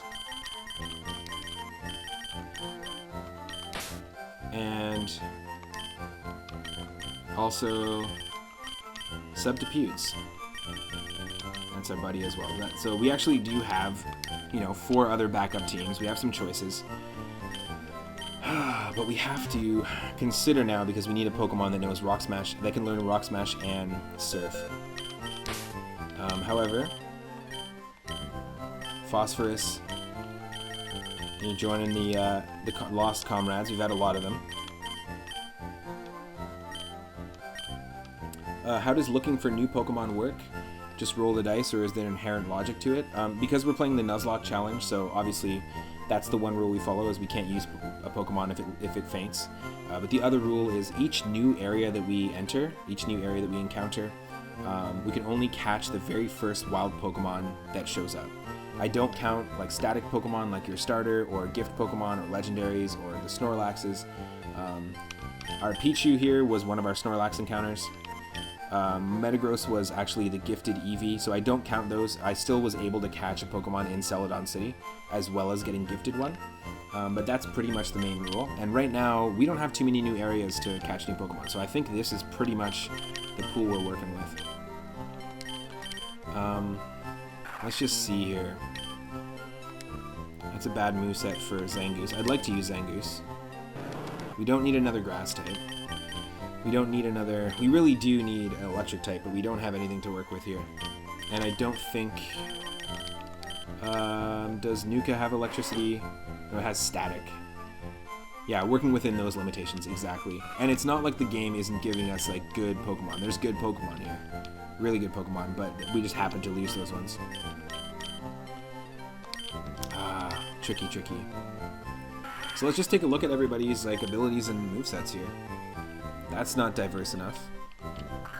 That's actually, Marie is named after Rathe v. Marie. So yeah, if anyone's not familiar with the term Nuzlocke, basically it's just, it's not just a specific randomizer challenge, it's just a hard mode challenge that a fan of Pokemon came up with in 2004. They were a webcomic artist, and they had their own personal character, like an original character, like many webcomic artists. And they did a comic where they drew their original character with their favorite Pokemon, which was a Nuzleaf, explaining this sort of rule set that they came up with, like a hard mode rule set that they decided to just try it one day. And because at the time when the comic came out and the original character's look was very similar to Locke from the TV show Lost, and Lost was super popular at the time, everyone just called that character Locke instead of after the actual name of the comic artist. And so the Nuzleaf, being their favorite Pokemon, they came up with the rules, and their OC looking like Locke. You put those together, and the rules just became called Nuzlocke. And that's the beginning of it. But really, there's been so many evolutions of that since 2004. There's lots of people who do the Nuzlocke challenge. And I even have a friend on Twitch who does Digimon Nuzlocke rules. Yeah, exactly. It was in the era of like webcomics and sprite comics and stuff. So it was just a fan that came up with a really cool moveset and decided to just share it via a webcomic, like the medium that they have, which is really cool. Cinderblaze could be a really good one, actually. Cinderblaze would be a great addition to the team.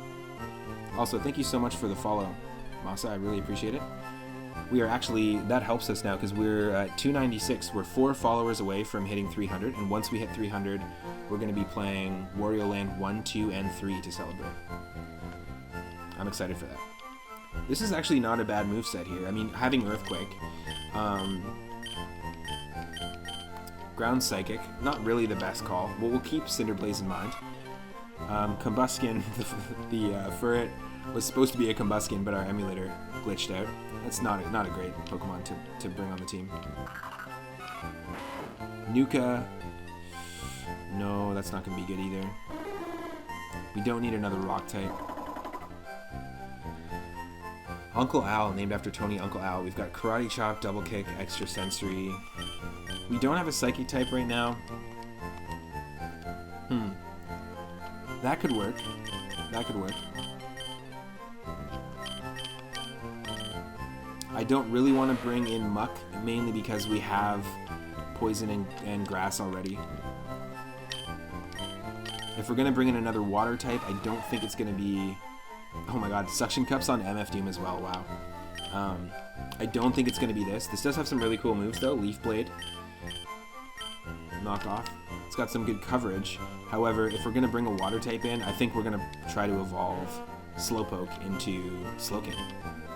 My only issue with Slowpoke is the moves are kind of terrible. Let's try this. Let's see what Slowpoke can learn. If we can learn Rock Smash and Surf, then that's going to be the option. We'll have 2 Water types. We did lose our Gardevoir recently, so first things first, we'll heal. Yeah, I love Wario Land. I play a lot of Super Mario Land 2 randomized, and I figured it would make sense to continue the story. Super Mario Land 3 is Wario Land 1, and I grew up playing Wario Land 3 a lot on Game Boy Color. I really enjoyed them. I really like the music.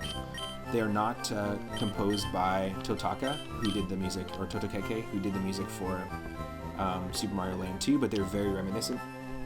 They follow a similar formula.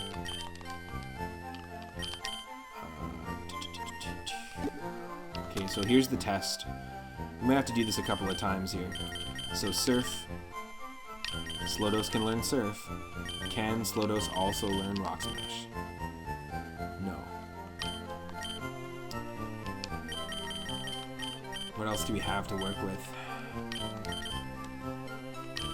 Stomp. Yeah, you know what? Let's do that. Let's teach Stomp and Surf. Instead of Bind. I don't need Bind. That's so stupid. We'll keep Rain Dance.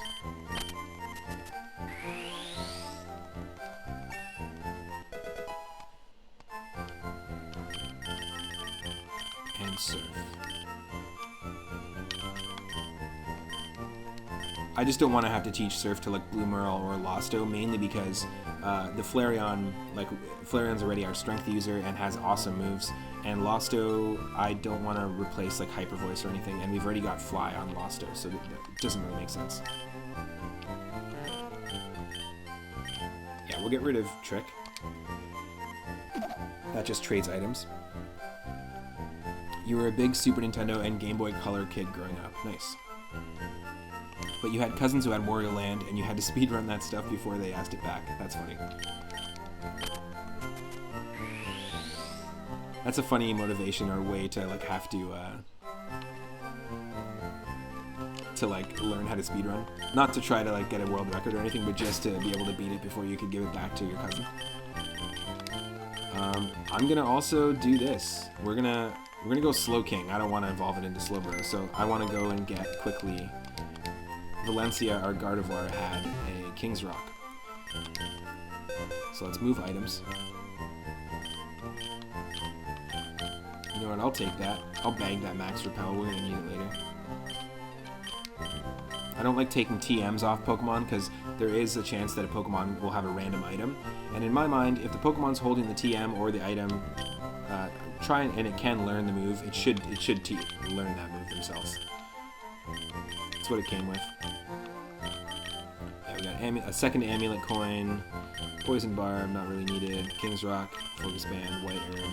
Yeah, that's fine. So let's give this crown to Slowpoke, who is actually our Zapdos encounter. So right now we're technically rocking 2 legendaries. We've got our Articuno Flareon and our Zapdos Slowpoke. Good old Flarticuno.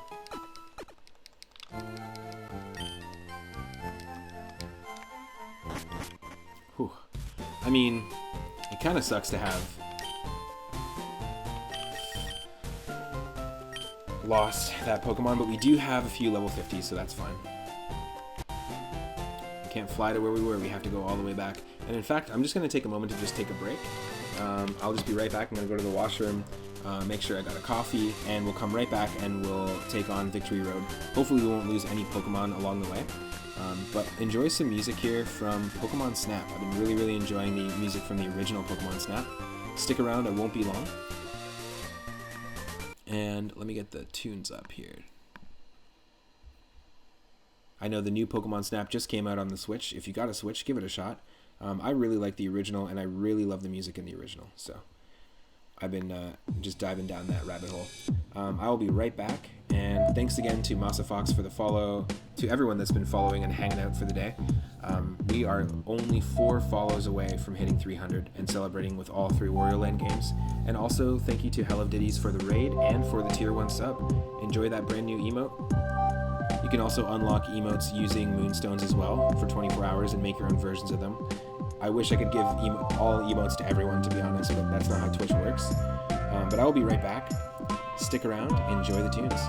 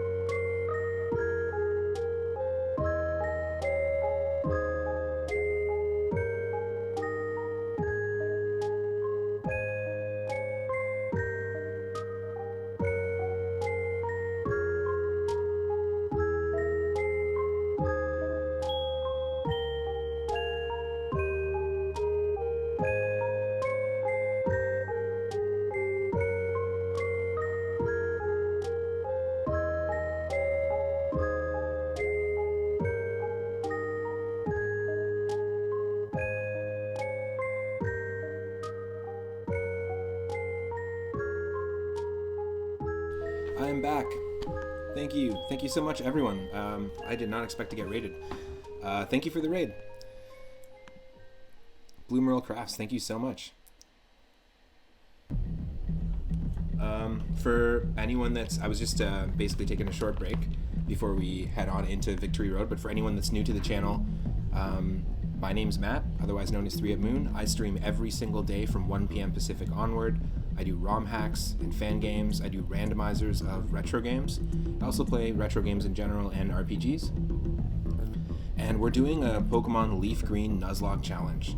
We've randomized all the Pokemon, all the movesets, all the TMs and HMs, and also all their Pokemon abilities, field items, move compatibility, that sort of thing. We've also made it so that traded Pokemon can actually evolve by level up.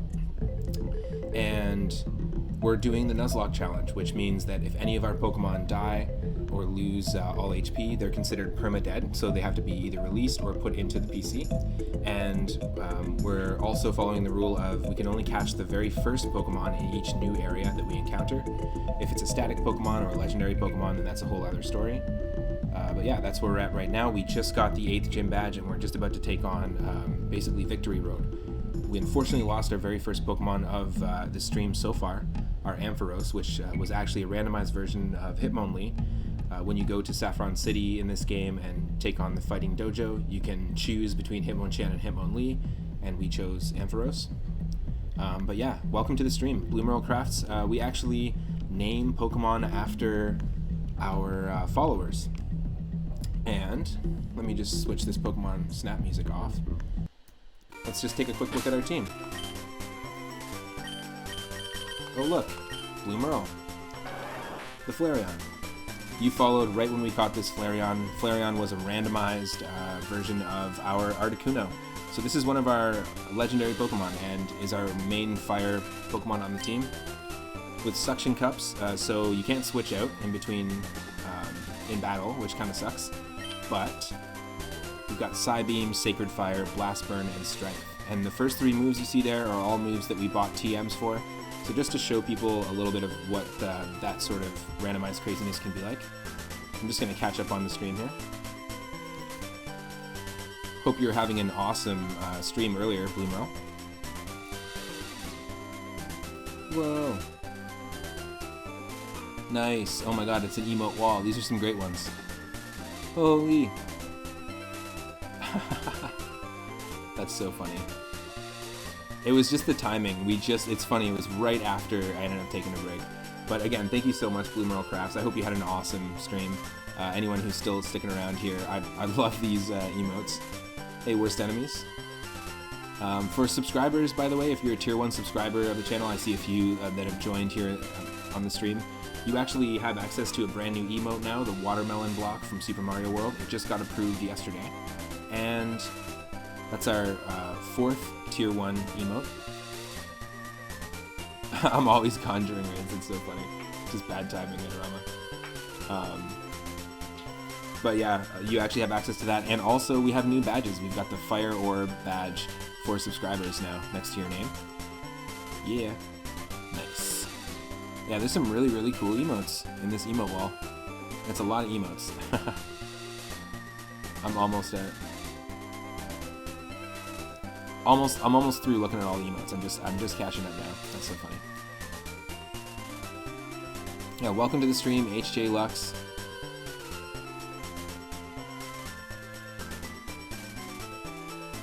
Thanks again to the raid earlier and the raiders from Hell of Diddy's channel as well. Oh, nice. Okay, Blue Merle was playing Animal Crossing. That's awesome. Love good old Animal Crossing. I haven't played the Switch one. I have the 3DS one. New Leaf. You're getting hacked by Tom Nook. Nice. Take care, HJ Lux. I'm almost caught up on the chat. It's a huge wall.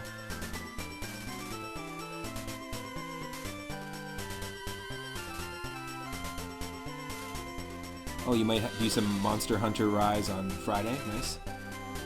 And yes, a Burly Flareon. Thanks, Michelle, for showcasing the brand new watermelon block as well. Get that pocket. Alright, we're gonna dive right in. We did lose our Ampharos, but we did replace Ampharos, not exactly with a electric type, but what would have been our legendary electric type, our Slowpoke. Slowpoke is basically, thank you, the Zapdos randomized encounter that we found. We did have King's Rock, thankfully, so if I'm not mistaken,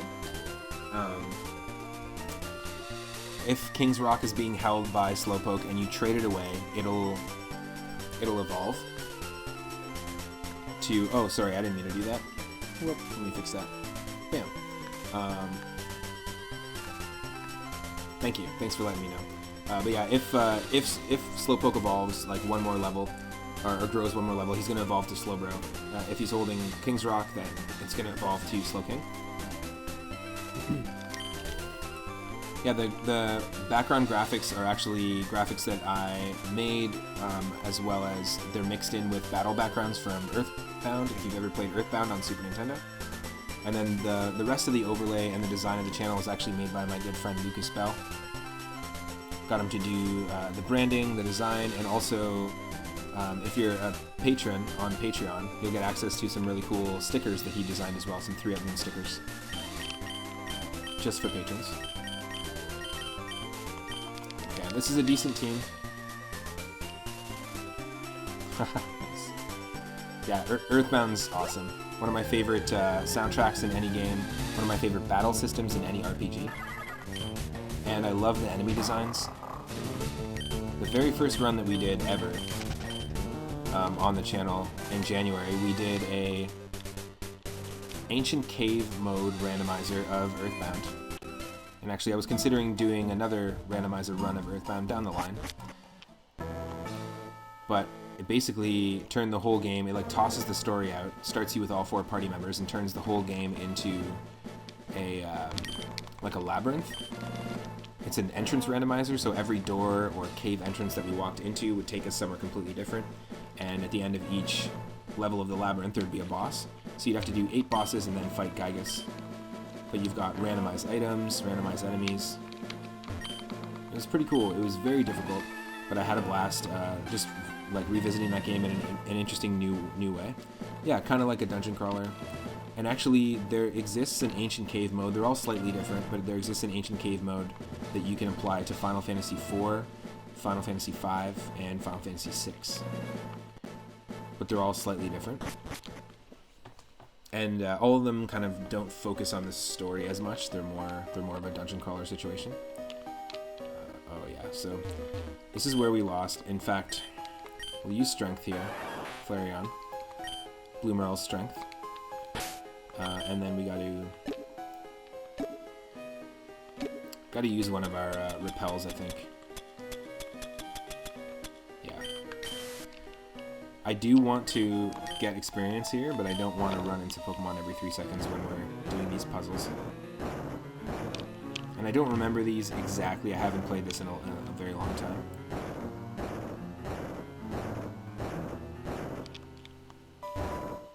But yeah, the music in this game is fantastic, and actually never really played this game with headphones. And there's a lot of really great stereo effects going on. There's a lot of hidden sound effects in the background of some of the songs in this game where you can hear an actual, like, in the distance you hear a sample of, like, a Pokemon's cry in the distance. Like, it's actually quite detailed in terms of the dynamic. You'll hear birds, you'll hear all sorts of stuff throughout each song.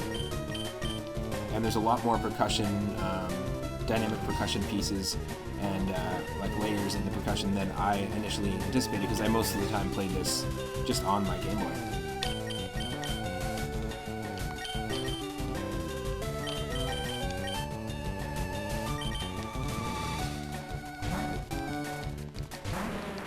It's wild, yeah. That's fine. We need the experience. We need to grow, because I'm pretty sure the first Elite Four member is going to have like level 50s and up. Oh, no way. Okay, I'm getting out of here. See, this is why you don't underestimate. You can't underestimate any Pokemon. This thing just used a one-hit KO move on us. It could have easily taken us out. Freaking Meowth. We have Guillotine as well, but like, it's 30% accuracy, but it automatically kills you one hit KO no matter what. Terrible move to encounter in a Nuzlocke. You feel like you notice that music, I guess what I'm talking about with the music and the sound effects. You feel like you noticed that with the Castlevania game. The music had a lot more depth than you originally remembered. Which Castlevania game? Because there's fantastic music in that. Really, really great compositions in that series. I grew up with an NES, so I had Castlevania 3 was actually the one that I had in my collection. But I haven't really played a lot of Castlevania 2 or 1. I played a little bit of 1, but not 2. And 2 has a really cool randomizer, but I'd have to learn the vanilla game a little more. Like any randomizer, honestly, I just recommend that you know the game or get to know the vanilla game pretty well before you do it. Okay, we need to run.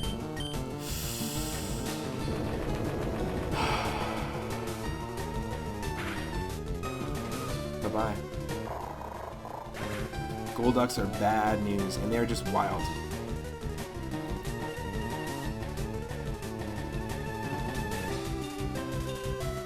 Gone.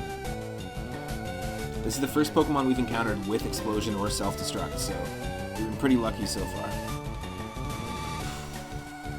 You don't remember, but you do recall Symphony of the Night being ridiculously beautiful. Yeah, very, very good music. Twice. Twice now from a Golduck. So stupid. I know, just a random wild one.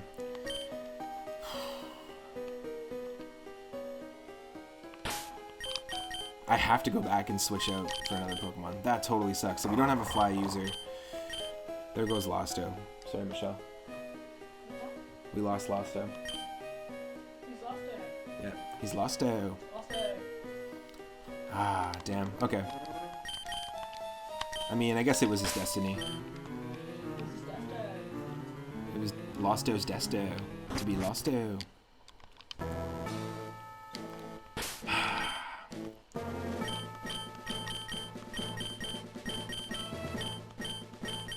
What is this? One-winged angel?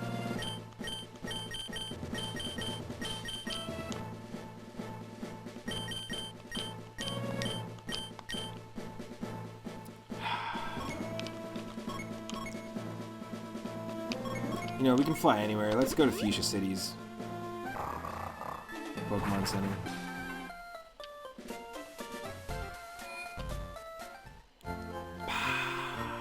That sucks.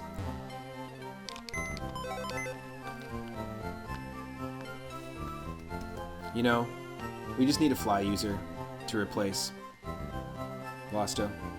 We got Losto on Bond Bridge in the like bonus content area, bonus content islands. Okay.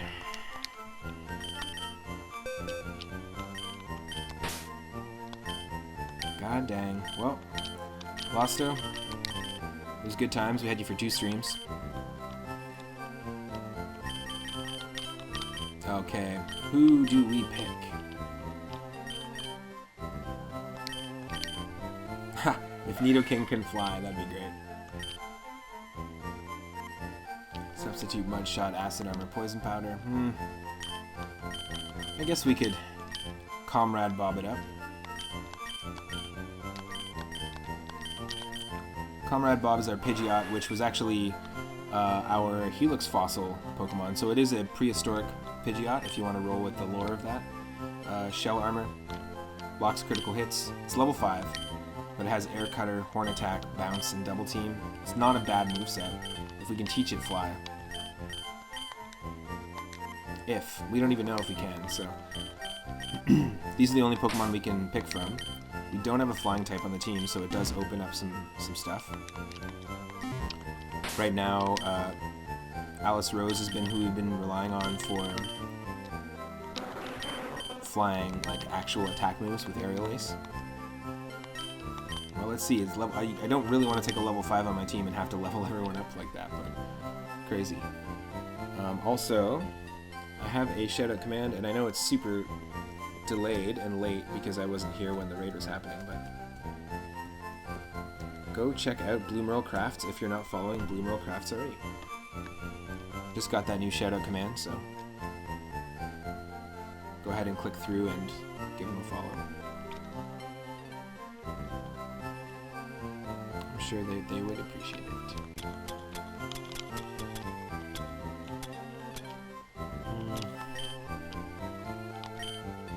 Yeah. We do have Sharp Beak as well. Yep.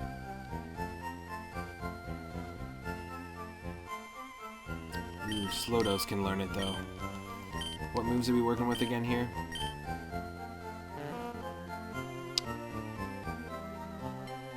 Oh, that could be crazy. A flying Slowking.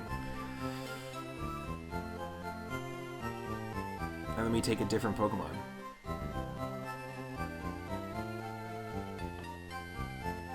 Ah, yeah, I'm gonna do it. It's crazy.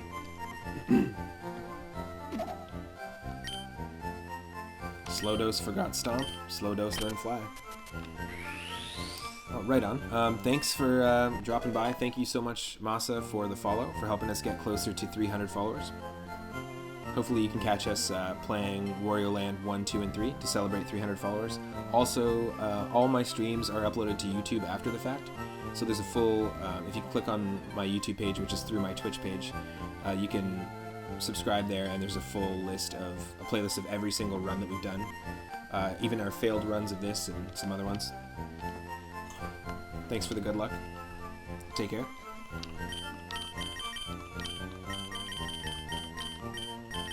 Yeah, we don't have a lot of other great moves to choose from for other Pokemon, unfortunately.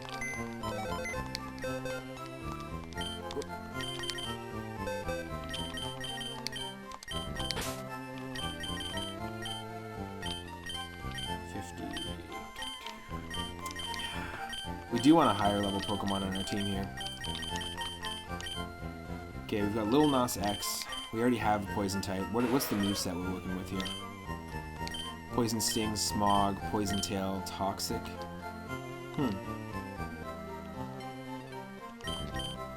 Yeah, Zangoose doesn't have a good moveset right now. Yeah, I'm not inclined to take a Poison or Grass type, because we have Henny on the team.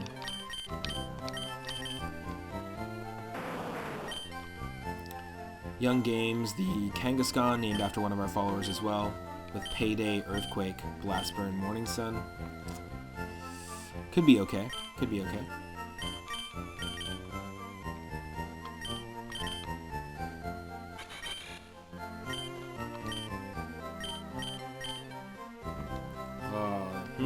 That's actually a pretty cool call. Yeah, we're doing it. I know this is crazy, it's impulsive, we're doing it. Vance Velez, also named after one of our followers. Thank you so much for the follow, by the way. The Bashful Nature Masquerain, fully evolved Pokemon. It's Bug and Flying. We haven't had a Bug type on the team. We caught it with the Net Ball, which it basically just works better on Bug and Water Pokemon, I believe. We met it at Pokemon Mansion just recently. It has the ability Flame Body, which is really cool, so it's like a flame moth. And Leech Life, Bounce, Mega Horn, Tail Glow. That's pretty good. That's a good moveset.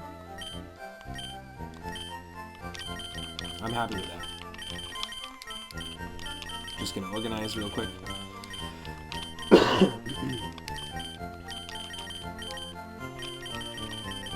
Zangoose could be viable as well, we just don't have really good moves at the moment. MF Doom has a great moveset. We already have a water type. 2 water types on the team. But good moveset, for sure.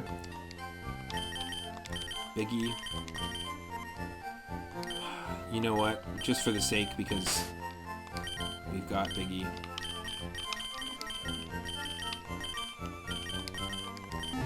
We can actually evolve Nidorino right now into Nidoking, so let's just do it. Moonstone, a peculiar stone that makes certain species of Pokemon evolve. It is as black as the night sky.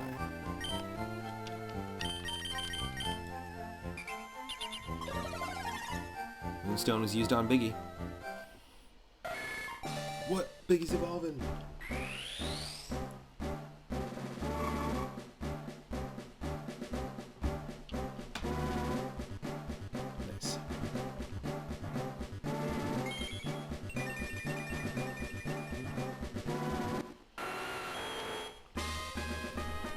Congratulations, your Biggie evolved into Nidoking.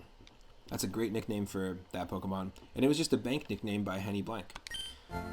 Using the name a character redeem. It just sometimes works out that way. We do have a couple good ground Pokemon to work with. We've got a Baltoy, Cinderblaze, the Baltoy, named after one of our followers. We have Rihanna, the Diglett, named by Henny Blank. And Not a Zoomer, which was also another follower, who is a Sandslash. So we actually have some really good ground types to work with if in fact we lose Golem. But I really have to find a way to not... Like, we had the upper hand and the advantage in that Golduck fight, but Explosion just took us out. And none of these Pokemon are going to have the upper hand now. Unfortunately. I don't know. It's going to be tricky. Now that we've evolved Biggie. No, I'm not going to take Biggie with us, though. Don't need Poison Ground right now. Yeah, I think, honestly, it's weird to say, but I think that... I just have a feeling that Masquerade's going to be the right call here, even though we have some other viable Pokemon here.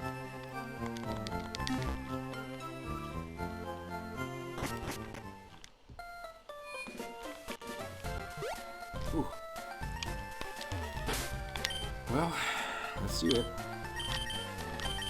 Now we're flying on a Slowpoke. Like, just picture this. We're just sitting on a Slowpoke. And we're like, take us over here. Take us to Viridian City. And he's like, okay. Thanks.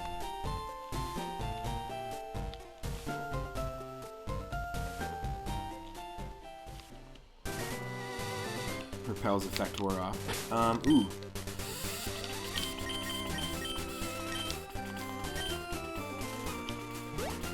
Before we do this, I want to get either the Lucky Egg or the Experience Share. I'm not sure if Experience Share is the best way to go. I feel like the Lucky Egg is going to be quicker in grinding, so...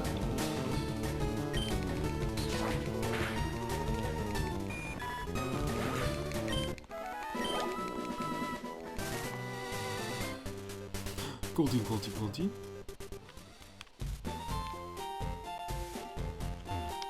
Now, I normally ask this every Pokemon stream at least once, but what's your favorite Pokemon design-wise? If you could pick one or two of your favorite Pokemon design-wise from the first generation of Pokemon.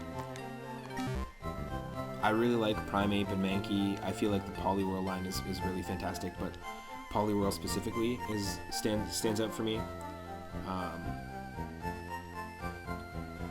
Charmeleon always did as a kid. Those are some of my favorite designs. I always liked Zapdos as well.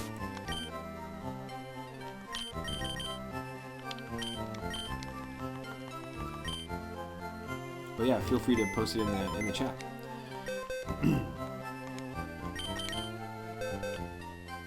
Now we need to move items. Move items is kind of nice. Oh no, we don't, because that's so dumb. We didn't even need to come back. I'm just a dumb bum. Let's go here.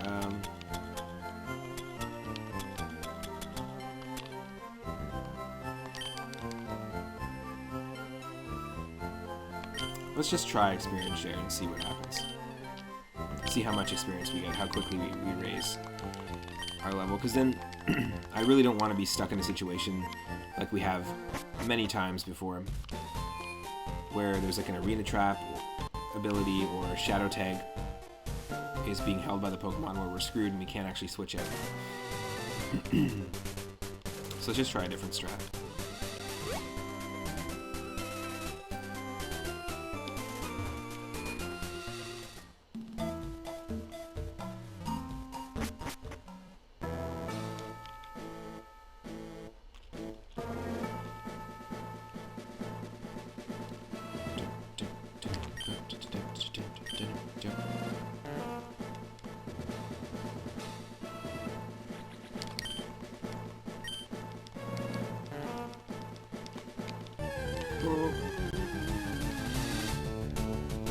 Yep, this is where we caught our Nidorino.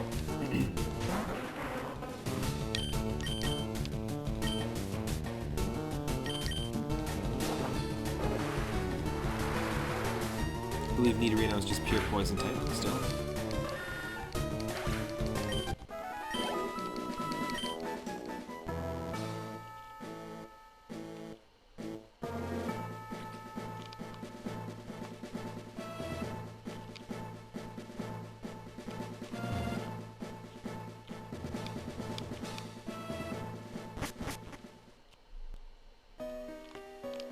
We have to do this all over again. Okay. Golducks, stay away, please.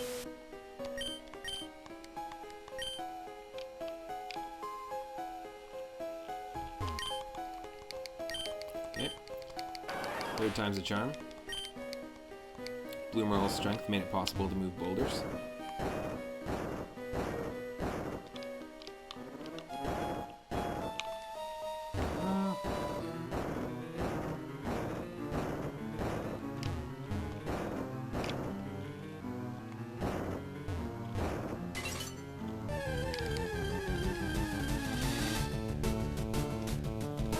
That's not a good sign.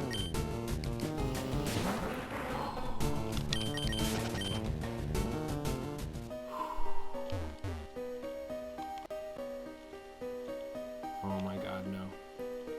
No, no, no.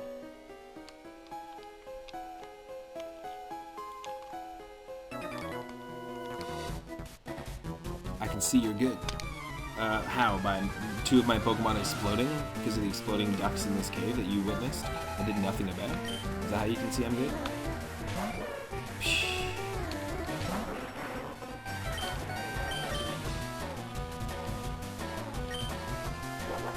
This should do some damage. If not, I'm switching out big time. Oh, nice. It's a crit. Thank you, Alice Rose, for the crit. Oh, cool trainer Rolando is about to use Luigi. What's Luigi weak against again?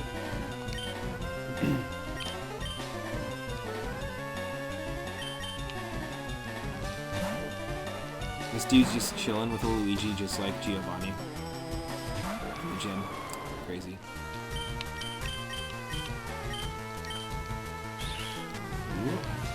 Hold on. Both his Pokemon have level 42 as well. I don't like the sign of that.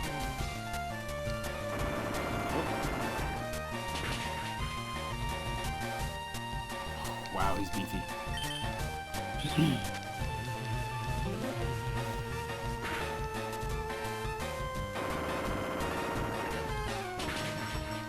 Yes.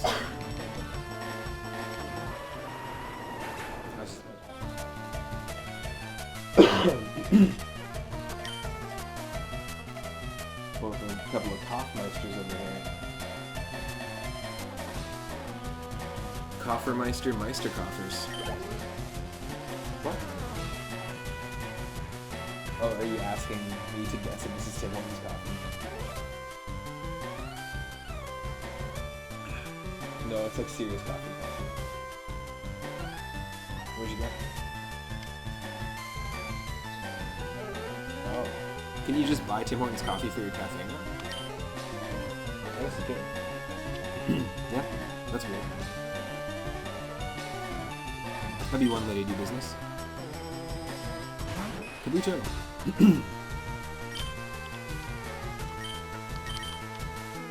I gotta run.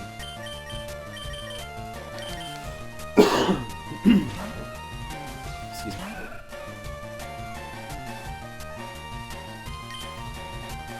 Yeah, all his Pokemon have level 42. This guy's crazy.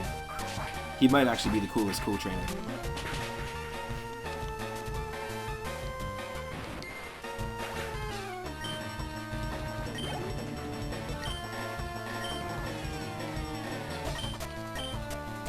Pinsir, Bloomerl, it's all up to you.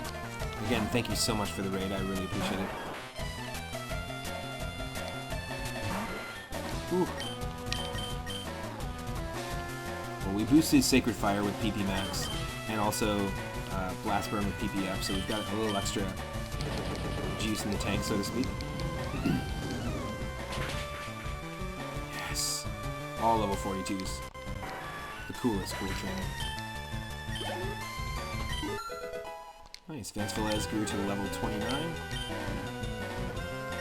use Wooper, definitely not standing. This is all you, Henny.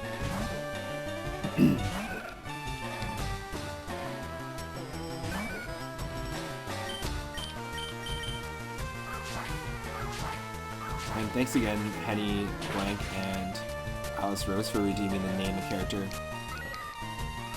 redeems.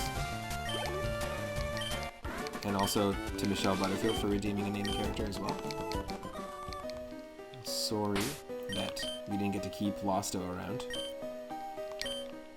He actually was a pretty viable member of the team. Like, there's not a lot of Dark-type Pokemon in this. I'm trying to think of, like, is there maybe, like, 4 Dark-type Pokemon in the 3rd generation? And 6, perhaps, tops that were introduced in the 2nd generation? Maybe? Not even that many? So there's not many to choose from, and we haven't seen many wild Dark types at all, so kinda sucks. Kinda sucks.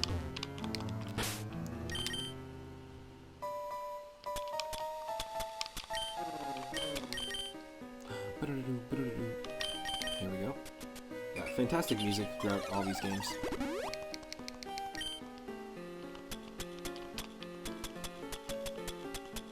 Oh, we used all our secret potions, so it's all in fresh waters now.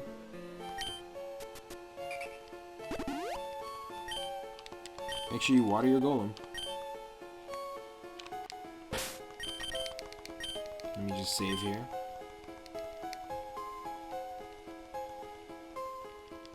This would be a fun song to drum to. It's got some really interesting timing stuff going on. And there's no percussion in the song at all. And if you support the channel via Patreon, you'll actually get access to, eventually we'll have some bonus videos where I'll be drumming along to my favorite video game music. My favorite battle themes, my favorite water themes, dungeon themes. And I'm a session drummer, and I love jamming with other people, like jamming with musicians that I haven't, and improvising, people that I haven't played with before. And I think what I'm going to do is kind of set it up so that I'm going to be jamming with my favorite, for these videos, I'm going to be jamming along with my favorite video game composers, people who inspired me growing up to get into sound engineering and to get into playing drums and making music. I make my own electronic and ambient experimental music, and that's all available on Bandcamp as well. And a lot of that is inspired by and rooted in my love for music in old school cartoons, as well as music from video games, retro video games, growing up. And every time I play and replay these games, I'm even more impressed by the composers because of the limitations that they had to work with and the actual end product. It's pretty insane, some of the actual end product of what these composers put out there. Especially when you're talking about limited systems like Game Boy Color, Game Boy, NES,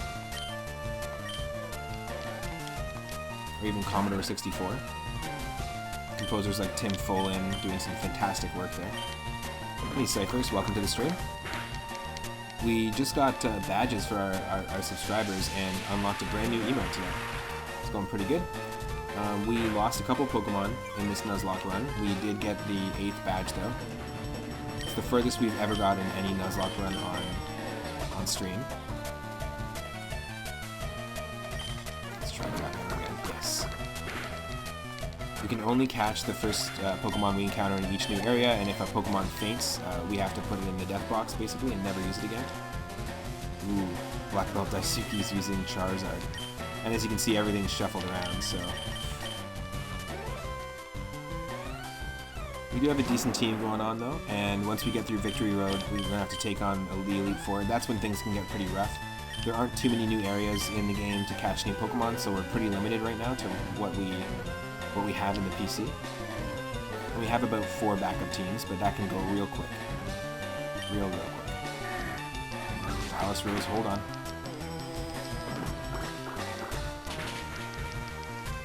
We need Kingler for the Elite Four fight.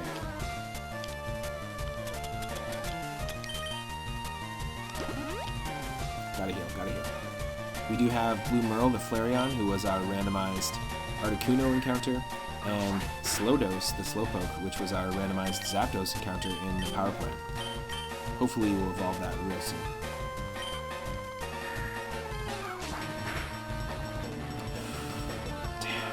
2. Not good. Good, at least it hit. Crab Hammer doesn't have 100% accuracy, so it's a little bit of a risk to use it. Vance Velez, our Masquerain, newest addition to the party, grew to level 30.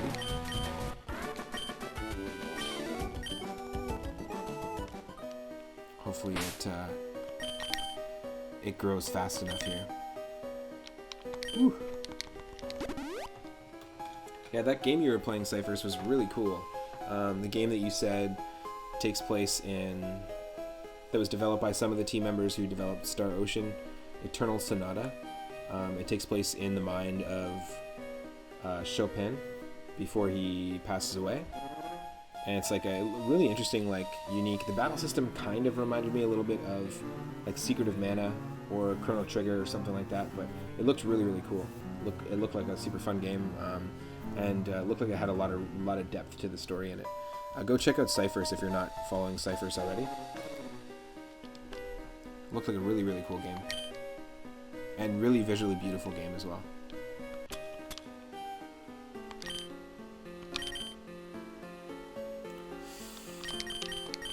Ooh, I just don't want to risk losing a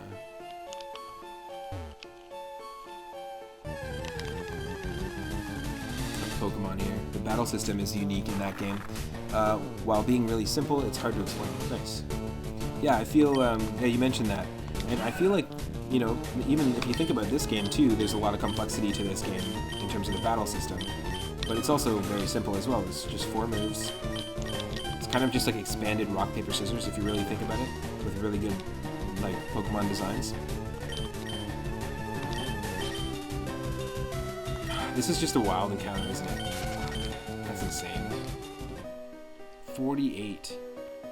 Get out of here.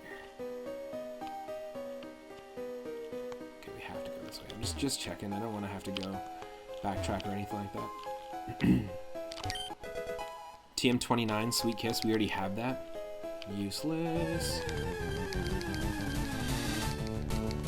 Oh, okay, we need to run. We need to run. Please escape, please escape, please escape.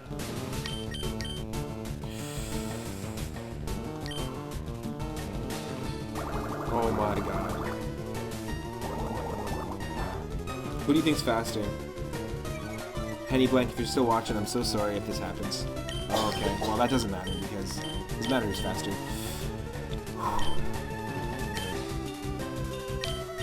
Oh, this is so risky. It knows explosion. It's gonna explode.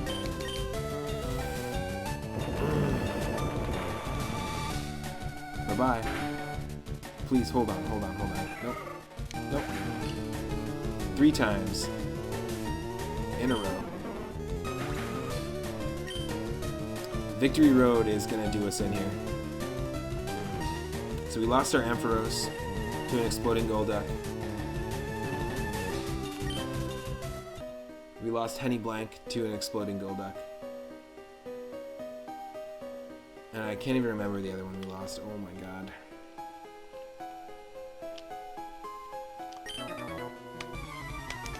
I'm not going back. We're just going to keep pushing through. We'll do training somewhere else if we need to. We'll come back here and do training. For a different Pokemon. Yeah, no. Not cool. Not cool.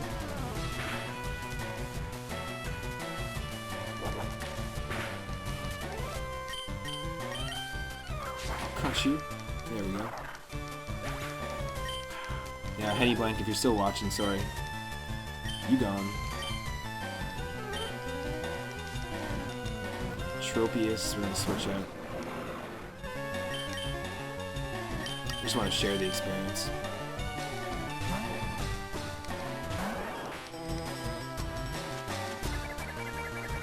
We might take our Tangela with us. And then we'll actually have our Zapdos, Moltres, and Articuno on the team. Zapdos being Slowpoke, Moltres being Tangela, and of course this is our Articuno, but there's a good moveset on Tangela and it's level 50, so no, it can't evolve into Tangrowth in this game, but still. I think it'll be pretty viable. It's got Petal Dance, it's got Solar Beam.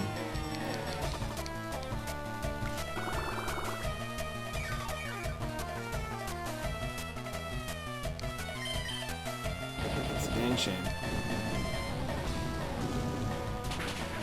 Watch out for exploding Golducks. Where's that sign? Watch out for exploding Golducks in Victory Road. Where's that hint tile? Come on.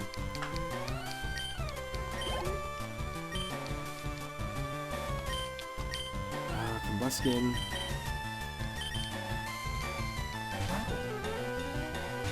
There's Slowdose.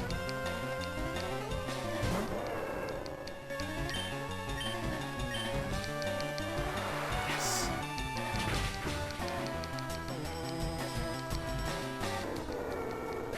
That should give a decent amount of experience. What? That's it?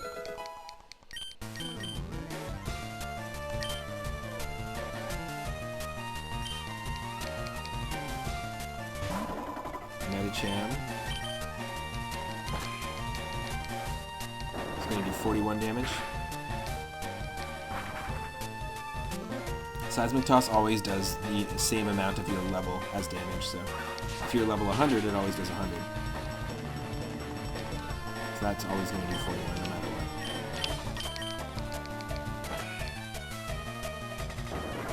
what. Oh, it survived a fly. Interesting.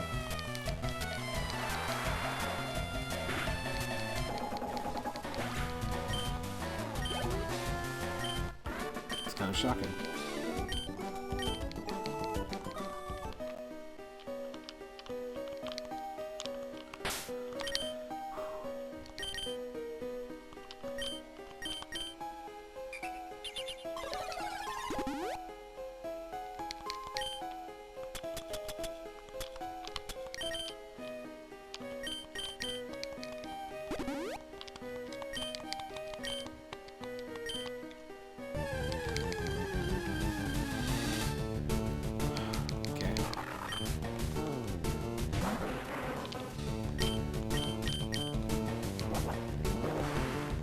This Pokemon's just Steel type, I think.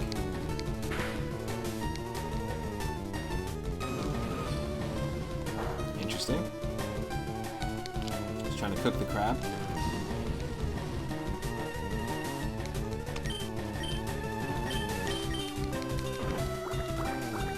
It's not gonna happen though.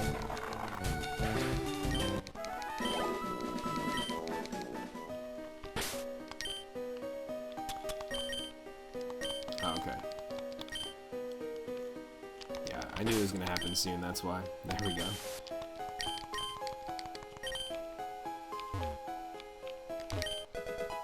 An Asperberry, which I think cures confusion or PP or something.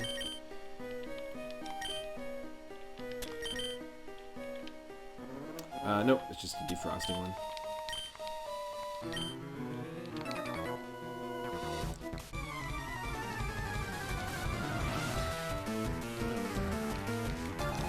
Tamer Vincent sent out Raikou. Okay. We switching.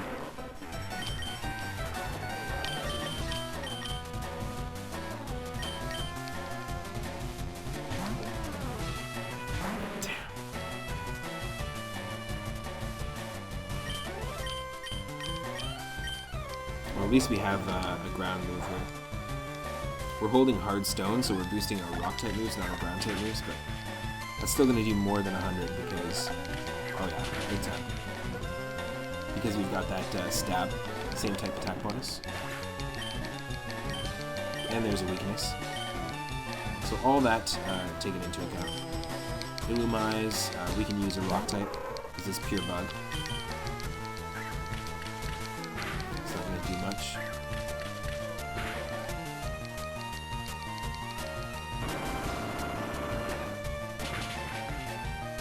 Yeah, hopefully the balance of the game audio isn't too loud with the battle music. Sometimes it can be, just let me know. Advance for land speed level 32.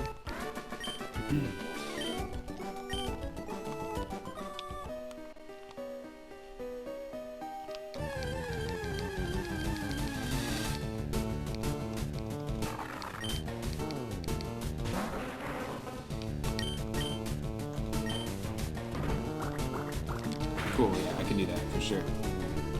For sure. How about that? That's probably better.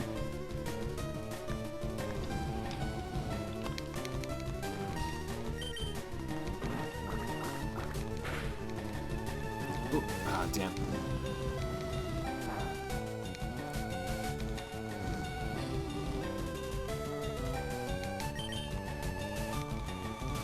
Ooh.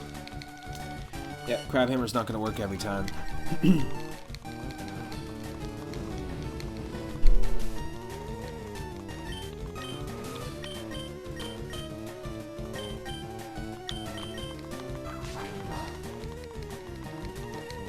Not very effective, but it still works.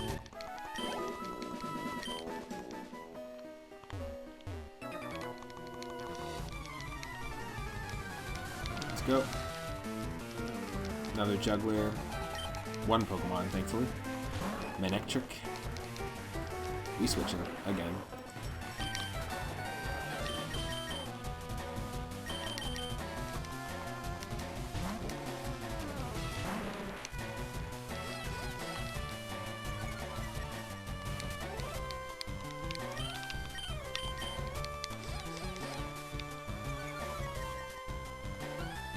Ooh. Boomerang, yep. Boomerang, sorry. Yep. Still. That's a beefy Manectric. Didn't expect that.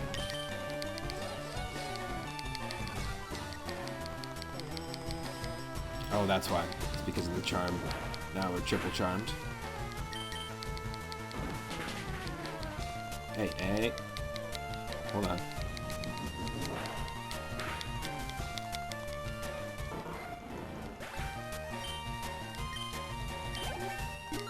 Mm-hmm. 48.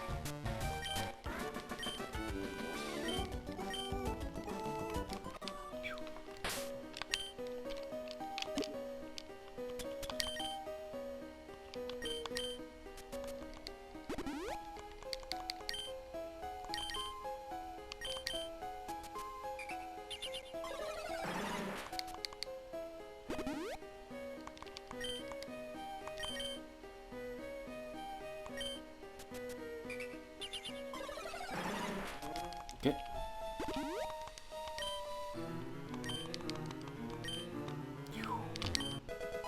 TM32 bind. Oh, great. Nope.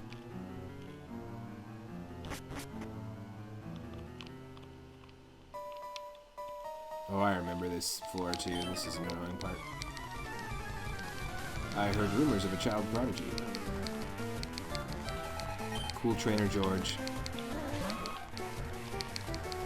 Another level 42 team. We're running low on that PP here.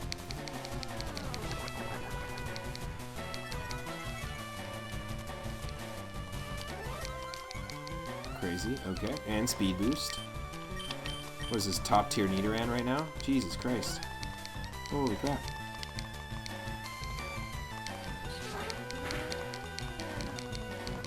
Yes, it's a crit.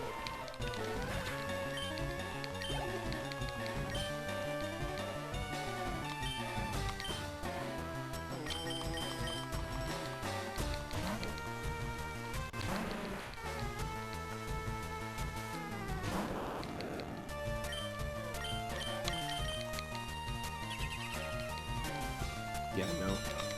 Voltorb's Wish. Was it a Pokemon Christmas special or something?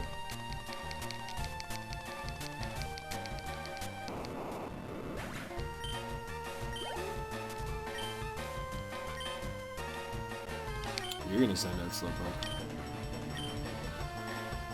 What is our counter against water types? You don't really have one? It was Henny?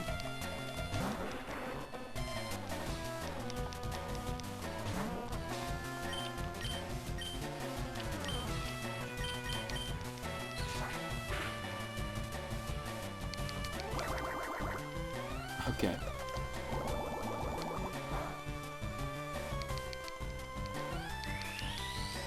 What?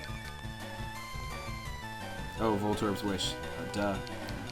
was like, what's happening right now? Is this some sort of freaking magic Slowpoke right now? But nope. Nope.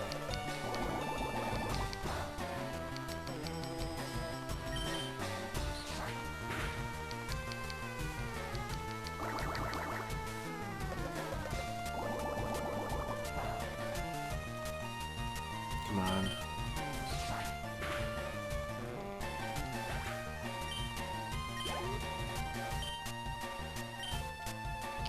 Use Lotad. Yeah, we're just gonna stay in.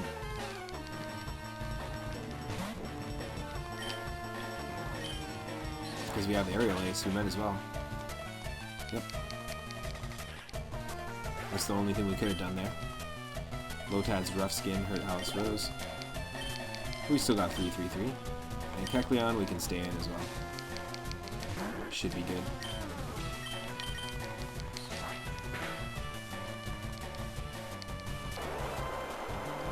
That's fine.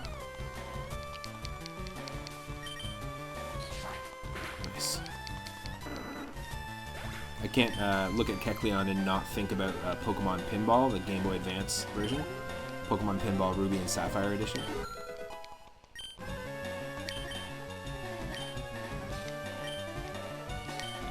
Wants to learn Aeroblast. Yes, please. Hell yes. Instead of Leech Life? Mm-hmm.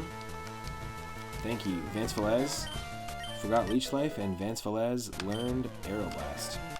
That's a great move.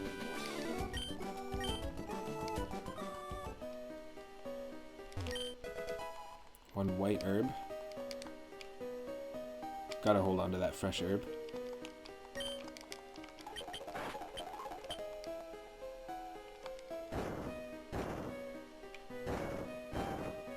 Again, Blue Merle Crafts made it possible to move boulders. Pretty sure this is the way to do it.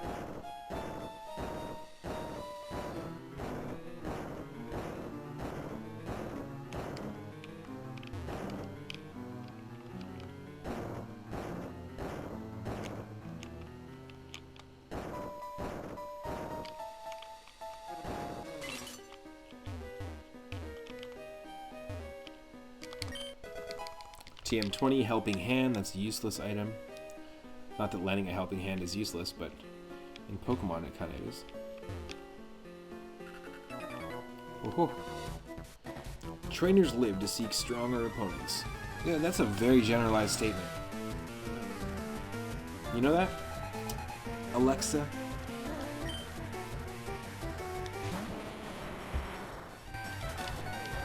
Steelix, level 42.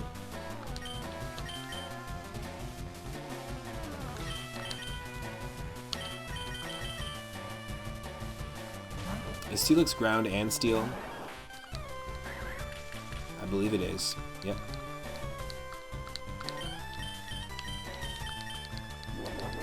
Snatch? What the hell? Trying to learn my move, dude? No way. And it's a crit. Don't mess with Blue Merle Crafts.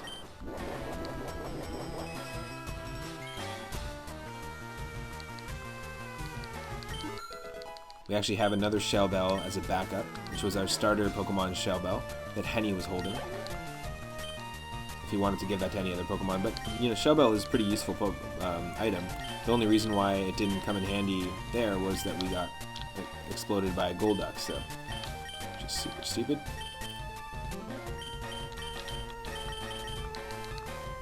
I think water's our only water counter right now, which kind of sucks.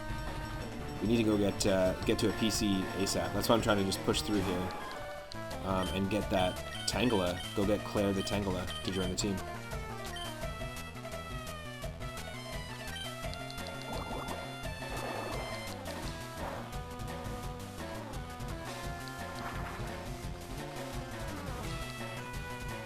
Kinesis, nope, misses.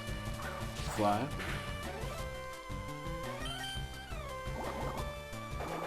Damn. It's gonna try to confuse us every time.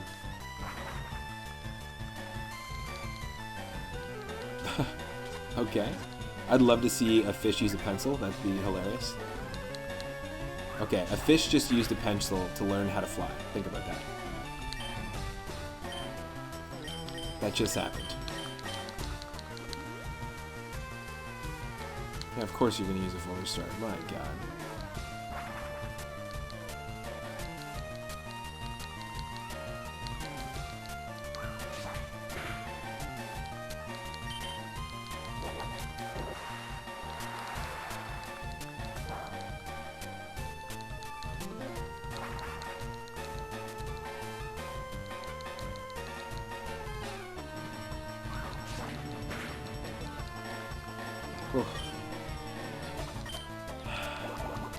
If we can survive this and hit with one more fly, then I'll heal. This should be fun. Yep.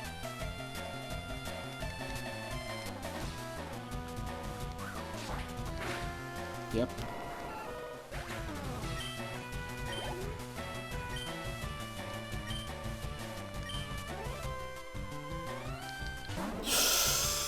Oh no.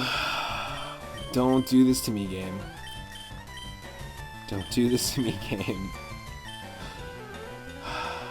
I have to send out Alice Rose.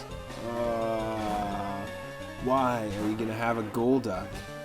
Don't have Explosion. Please don't have Explosion as a wild Gold, as a trainer Golduck. Come on. I have to heal. I have to heal.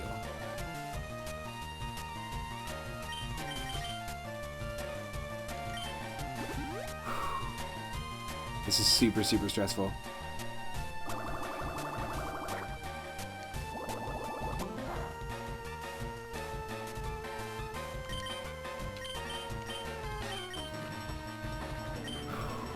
Oh my god, and Golduck is faster than us.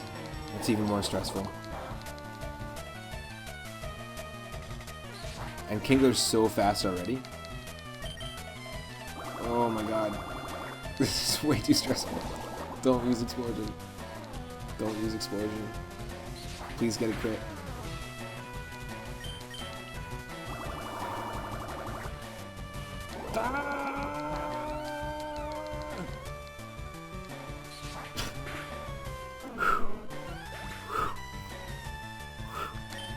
My god. Holy shit.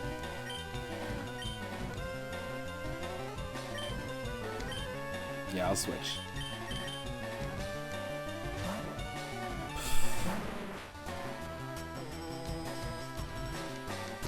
Holy crap.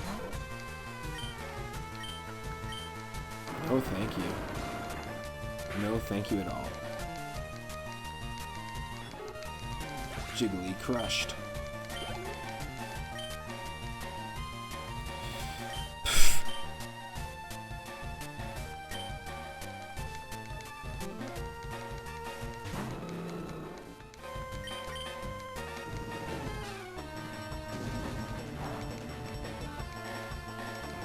Blaziken.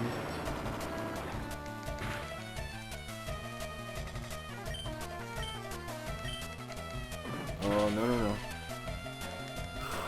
Way too effective. Way too effective. Too many close calls there. Way too many close calls. Oh my god. Nuzlocke. Nuzlocke. Randomizer Nuzlocke. They suck.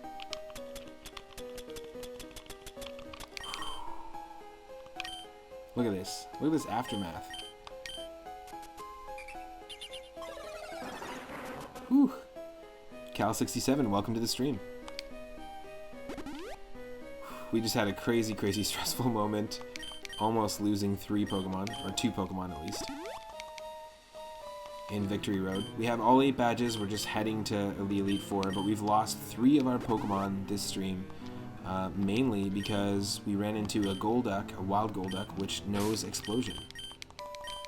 We also don't have any more max repels, so as soon as we move forward here and run out of this repel, we're going to be relying on just the black bong, the black flute, because the flutes in this game look like bongs.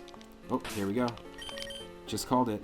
It is permadeath. We're doing the permadeath challenge. Basically, Nuzlocke challenge is a permadeath challenge. The only additional rule is that we can only catch the very first Pokemon that we encounter in each new area, basically. But also everything's randomized as well. And also we did have a Shelgon that we named Cal67 because you followed just at the time that we caught a Shelgon, and we've been naming Pokemon after followers, as well as having people use the name a character redeem with Moonstones. And we were able to keep it alive for a whole one battle, and then the second battle we used it in, it died right away, unfortunately. So your Shelgon is one of our fallen comrades, unfortunately, but yeah, the good luck is definitely appreciated because I will need it. Oh, I guess we could use a Pokédoll if we need to escape from the Golduck. Exactly. Well, first off, let's use this to get more crab hammers. PP up. Or ether, sorry.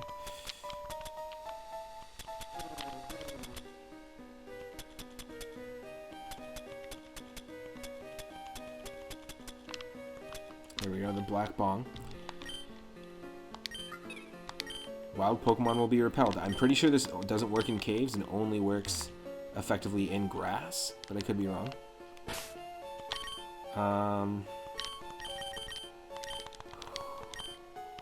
I really want to go get our Tangela, but I think we're near the end of Victory Road here, so.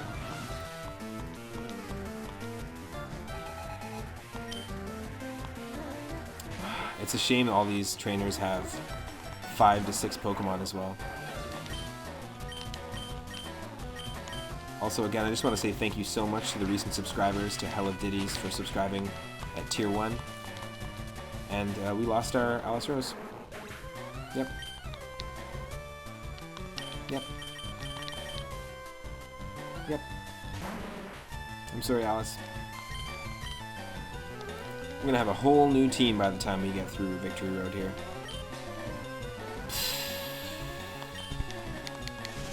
Electabuzz is faster than a lot of Pokemon. Oh.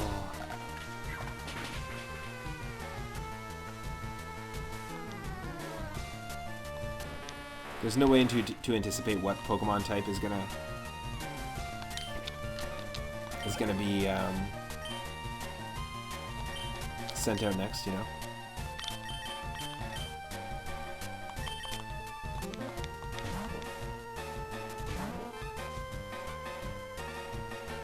Yeah, totally. Ah! Why does he know Blizzard?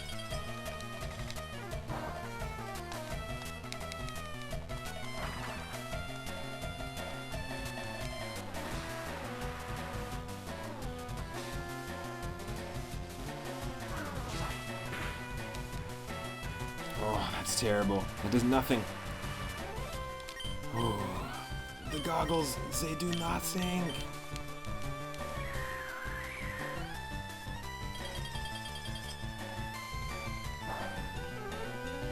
Oh.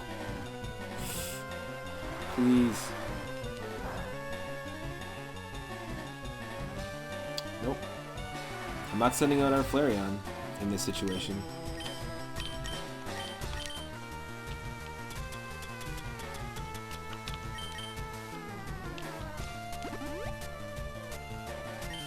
Or Lurk.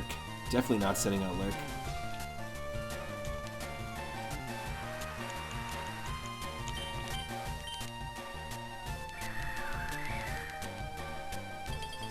We have Ice Heals if we need it. We also have Aspear Berries if we need it. If it happens to freeze us at any time. Whew.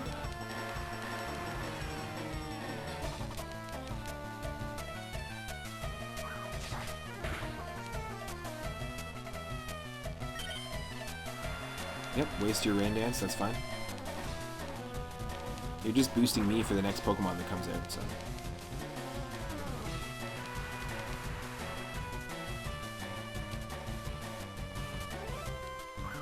Come on, be a crit. Yeah, there we go. Get rid of it.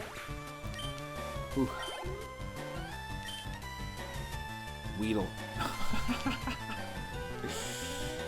It could totally have like Megahorn or something though and destroy us because it's a stab Megahorn, and if it's high levels. So we're not staying in. Even though Rain Dance is happening, I'm sending Blue Merle out.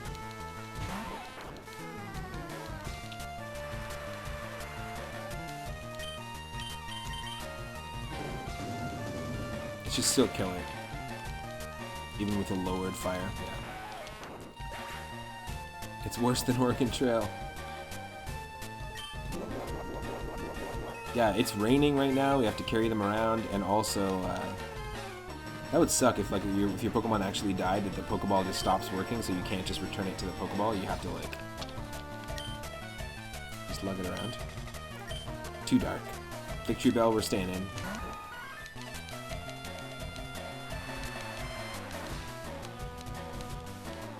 Oh. Oh. Hold on. You can eat that. Exactly. Yes.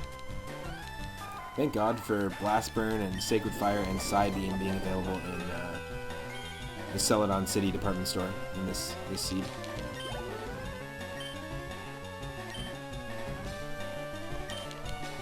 Eevee versus Eevee. I can handle that.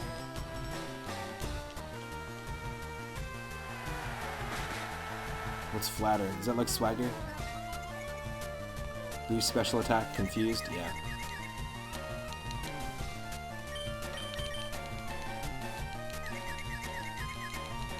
Ah.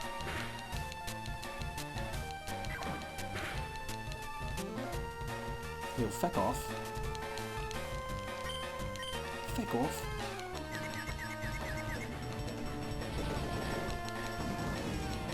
That was a little risky to do that.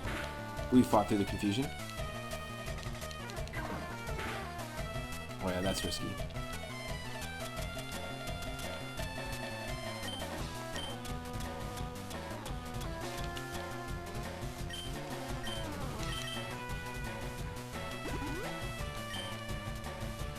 Bloomer became healthy. Nice. Good.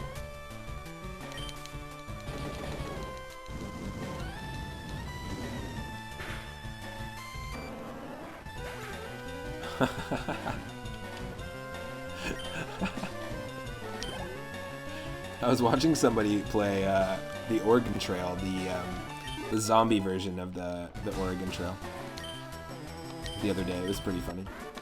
The Tame Tortoise. Oh, that was just one. Bye-bye, Alice Rose. Sorry. It's with the team for a very long time, actually. Oh, it's amazing. It's really good. It's the same idea. It's the exact same game, but you're traveling from city to city trying to find, like, survivors and food, and it's great. Highly, highly recommend it. If you haven't played the Oregon Trail, and you grew up playing the Oregon Trail or any of those trail games, I played the Amazon Trail 1 and 2 as a kid. They were released much later, but they're sort of like FMV computer education games. It's pretty funny, actually. Oh my god. Are we ready for another battle here? Because this is just intense. There's like nonsense happening. What do we have here? Fish. Fish soup. Oh, really nice. Michelle made a really awesome halibut stock a couple days ago, and then with fresh halibut in the stock we made like a veggie soup, veggie fish broth soup. It's really good, really delicious.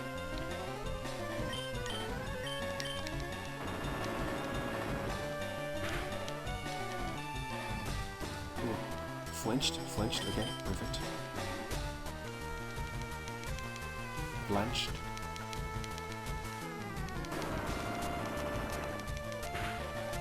This is crazy. This is a stressful run. I don't want to lose any of these Pokemon.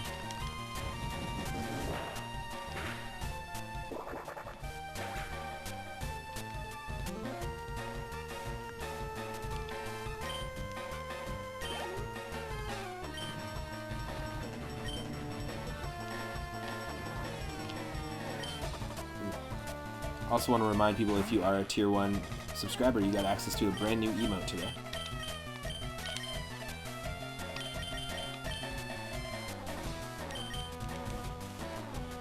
We really got to get through this cave here.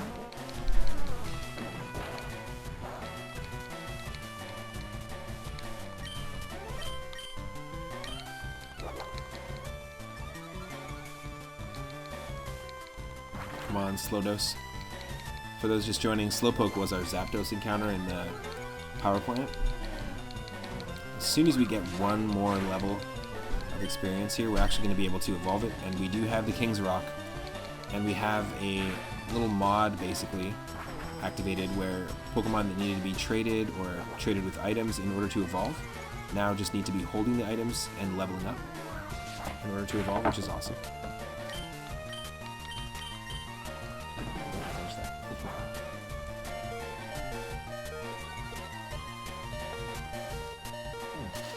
Delicious. We're gonna run. We're not in a good position right here. We might be able to do some damage. Might. With Fanciful Eyes, but I don't think it's going to happen. Please. Oh my god, that's nothing. This might be it. Yeah, the zombie one is Oregon Trail. Yeah, totally.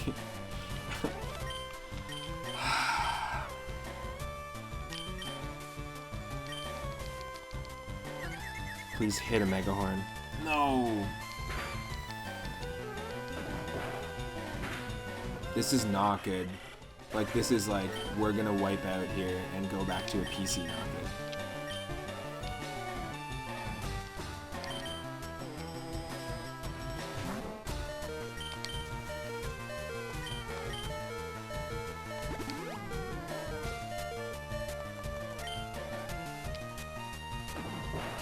I can't run away from this.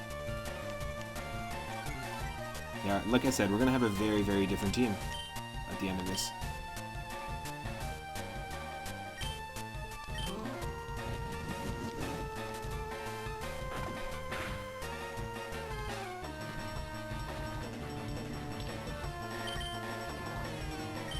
This is not good at all. I mean, this is not good. Triple negative. What? Hello? Adam? Is that you? What? Don't kill me.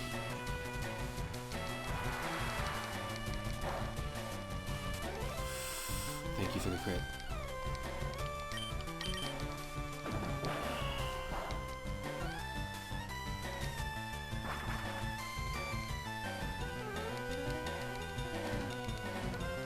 This is super, super, super tense.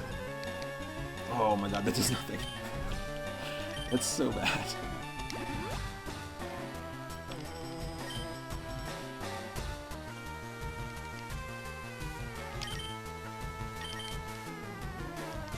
Missed.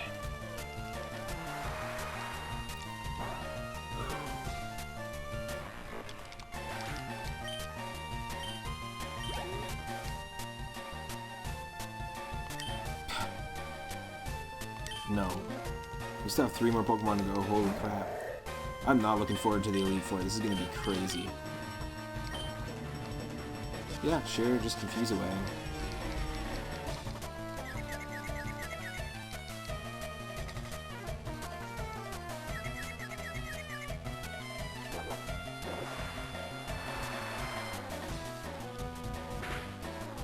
It'd be really funny if an Ariados could learn Water Spout in a randomizer.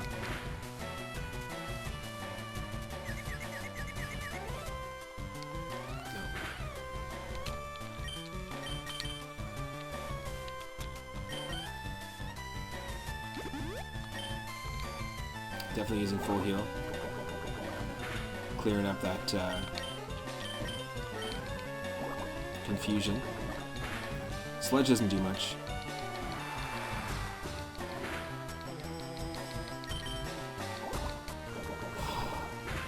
Wow. insane.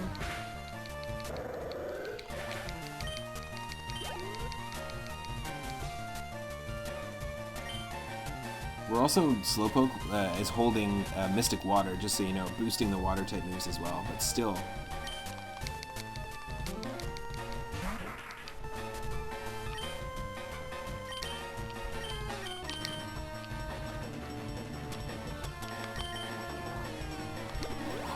This is very, very stressful.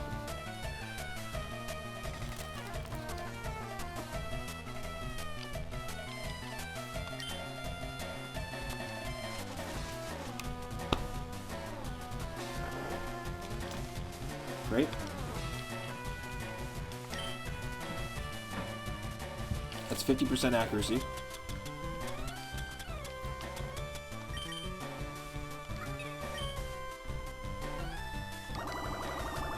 Let's see. Ooh. Got it. Oh my god. This game is just drawing this out like crazy.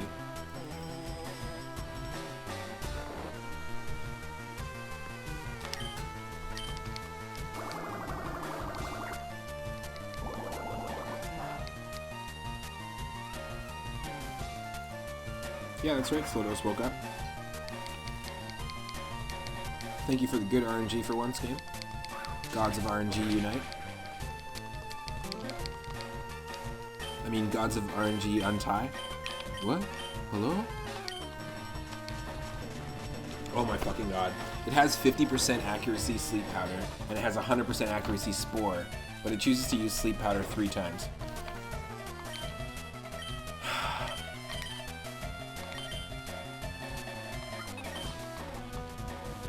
Well, Slowpoke's going to be taking a lot of hits from that blue bomb, that's for sure.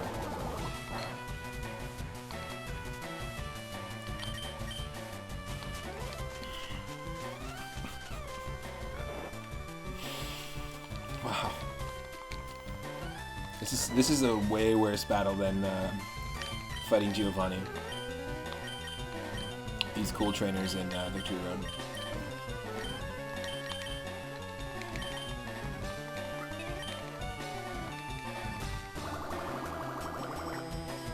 We have to heal.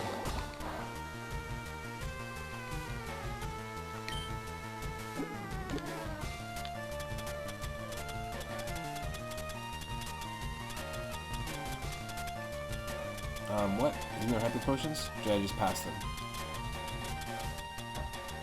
Are we out of hyper potions? Oh my god.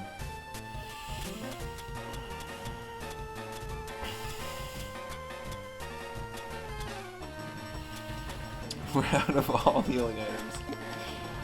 Ah! This is ridiculous. This is ridiculous.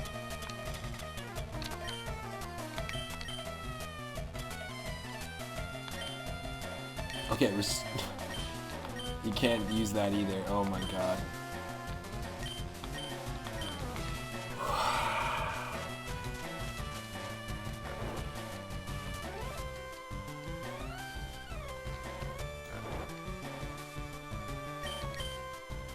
This might be it.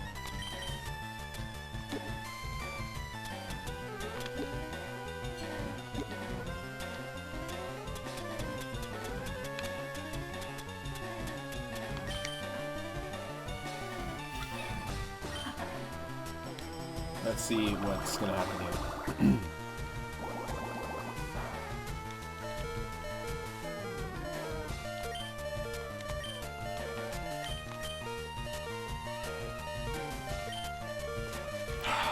You're kidding me. I'm getting slow spored. This is the worst. This is not good at all.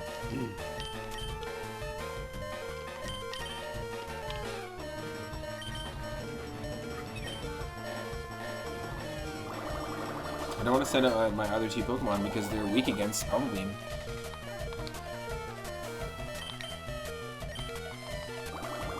Yeah, it doesn't matter. There goes our Slowpoke. We do have another water type, I believe, in the PC, but it's going to take a lot to bring it up to level 50, to this level. mean, hopefully Bubble Beam has been used up. It's got Spore and Sleep Powder, and I hope the other move is a grass type. So we're just gonna have to go for it.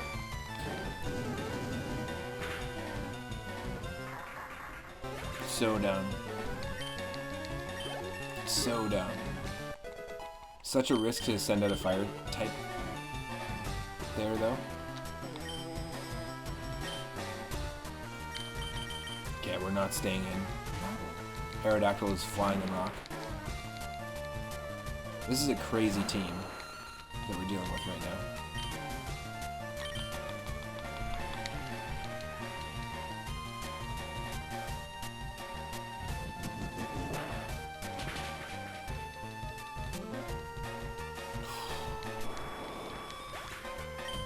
Didn't even get to evolve it into a Slowking. Slow dose, more like slow death. Holy shit.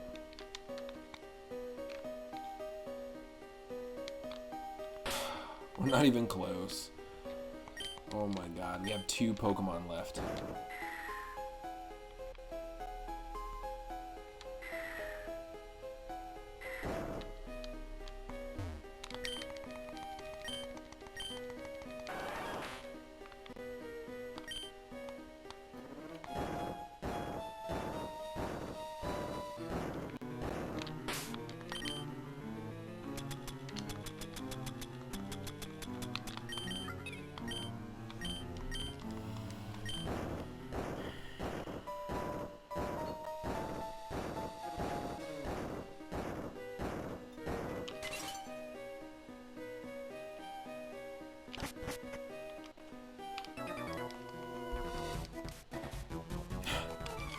I'm not ready for a double battle with our our last 2 Pokemon. Like, that's ridiculous.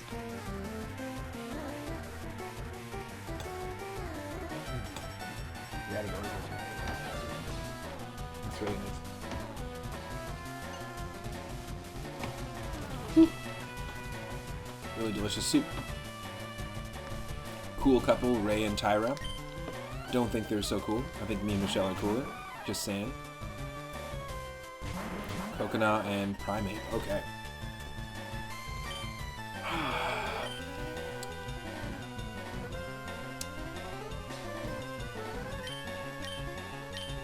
We don't have many options here. Like, at all. This is so stressful. Oh my god. Croconaw, please die. Please die with this Rock Slide. Oh no. Oh no.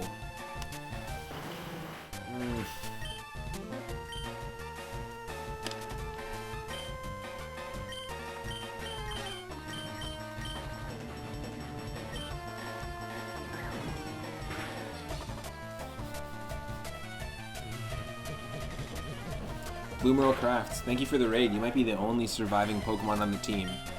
In fact, you are the only surviving Pokemon on the team right now, aside from anyone in the PC. Wow. Better save the day, exactly. This is all on you. Oh god. This is terrible. We don't have a healing item at all. So what, the only thing we can do here is hope that Blast Burn destroys, or Psybeam's gonna do more. Nope.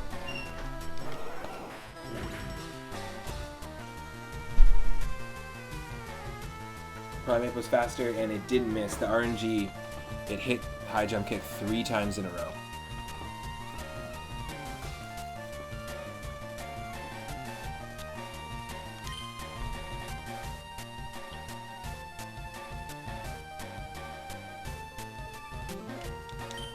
Heart sank. Nothing cool about that.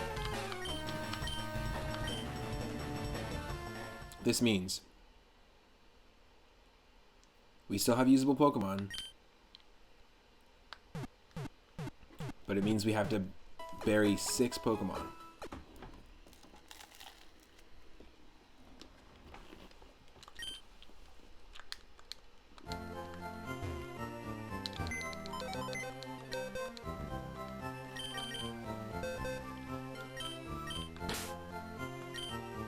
Henny, the Roselia.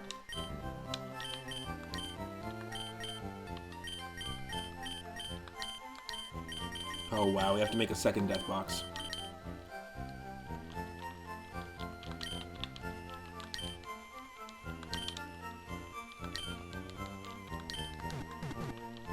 Okay, the first death box is called Rest in Peace.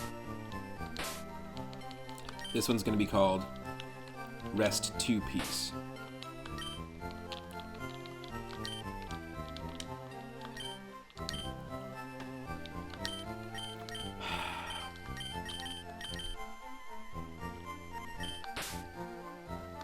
Alice Rose, the Kingler. Been on the team for a very long time. Gotta part with you, unfortunately. Lurk, the Golem. Been with us even longer. Named by Al Evos. Unintentionally, because when we caught him, he lurked, and I asked what people should name a Pokemon, and he used the lurk command. He named him, didn't even know it. Slowpoke, our almost Slowking, which was our Zapdos encounter, gone. Blue Merle, named after Blue Merle Crafts. The first one in R2 piece. Rest 2 piece. And our strength user, and then Vance Velez, the Masquerain. So I know for sure I'm going to be using Claire the Tangela because Tangela has a strong... I mean, it's got a decent moveset and it's level 50, so that's 100% for sure is the next person on the team. I think we'll probably also go with Biggie and try to level up Biggie and get a good moveset going. That means Vance Velez going into Rest 2 Pieces. And who else can we grab for the team? Kangaskhan for sure. It's got Blast Burn. It's got Earthquake.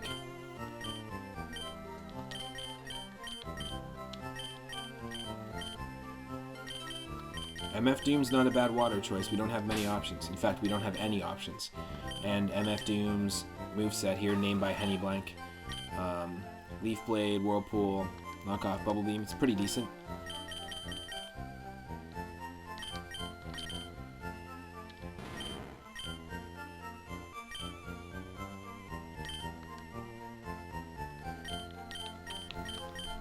We have a Magmar, so there's our fire type replacement. Color change, so it's not always going to be fire type. In fact, that's a terrible moveset. Nope, not happening. White Widow, the cast form. Arena Trap. Psybeam, Double Edge. Yes, okay, we'll do that. Bring White Widow on the team. That was named by Guillotine Watch Party on 420. Cinderblaze. Named after Cinderblaze99, another recent follower and streamer. It's 2 Earthquake users, though. This isn't a good moveset, right? Ooh, okay. Interesting. You know what? I think we're going to take Sub to Pewds on the team. If we're going to choose another... Oh, we already have the other... Poison type though. No. This is a tricky call. I'm gonna have to put a little more thought into this, of course.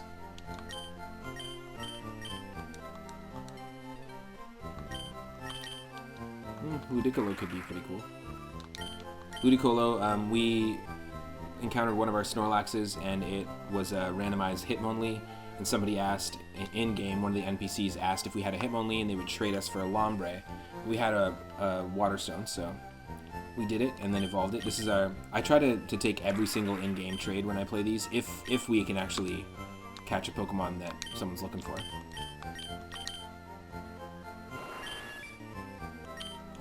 Yeah, you know what? Comrade Bob's not a bad choice either because we don't have any flying tech. Okay. Wow. This is a crazy team. And so next part, first off, I want to say thank you to Hell of Ditties and also Blue Merle Crafts for the raids. Really appreciate it. Thank you to the most recent followers and to Hell of Ditties for the recent subscription. We're 13 sub points away from offering a 5th emote and opening up our 5th and final emote slot for Tier 1. Today we just got our 4th emote approved, the watermelon block from Super Mario World. And yeah, I just want to say thanks to everyone that's tuning in on the regular, people that are showing up to every stream. It really means a lot. We're 5 followers away from 300. Once we hit that 300, which will definitely be this week, we will be playing Wario Land 1, 2, and 3 on stream.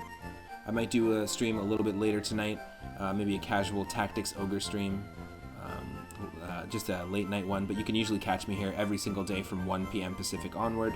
In the next part, if you're watching on YouTube, in the next part, which is part 10 of our run of this, we have to do crazy training. It's going to be pretty serious. We lost everyone, so this is a potential team. Claire the Tangela, Biggie the Nidoking, Young Games the Kangaskhan, MF Doom the Azumarill, White Widow the Castform, and Comrade Bob the Pidgeot. There's a lot of normal typing going on here, and that's probably not going to end up staying that way, but yeah, that's what we're working with right now.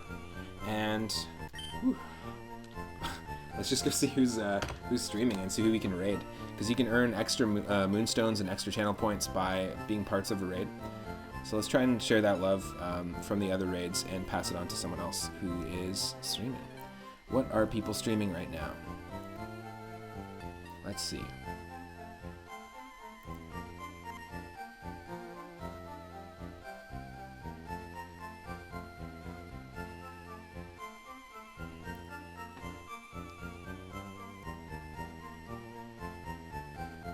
Oh. Twidge. Good old Twidge, as Surfins would say. It's moving real slow.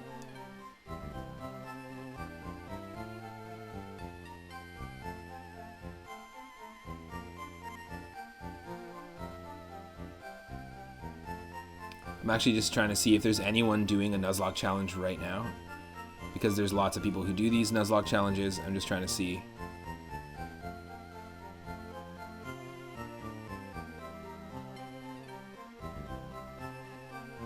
What's going on in the Twitch world? Even people that we haven't met before, other streamers we've never seen before. Always good to do a random raid, you know?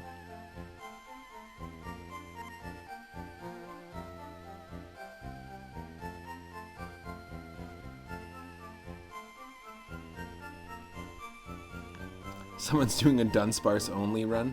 That's ridiculous. You know what we'll do is we'll raid Rider of Lemia. She's playing a really cool indie game. It's an indie RPG, top-down RPG similar to this, called Cat Quest. And it looks like it's very, very inspired kind of by like Stardew Valley, Animal Crossing kind of a vibe. But definitely check it out. Give Ryder a follow if you can. Ryder of Lamia does a lot of really cool RPGs, is doing a fan translation of Dragon Warrior 2 right now. Also was playing Conquest of the Crystal Palace, a really difficult Konami platformer. But they stream regularly, and their husband, Asteria Doshuki, plays a lot of Japanese imports, a lot of like arcade games, ROM hacks, that sort of thing. Really, really awesome place to hang out, really great people.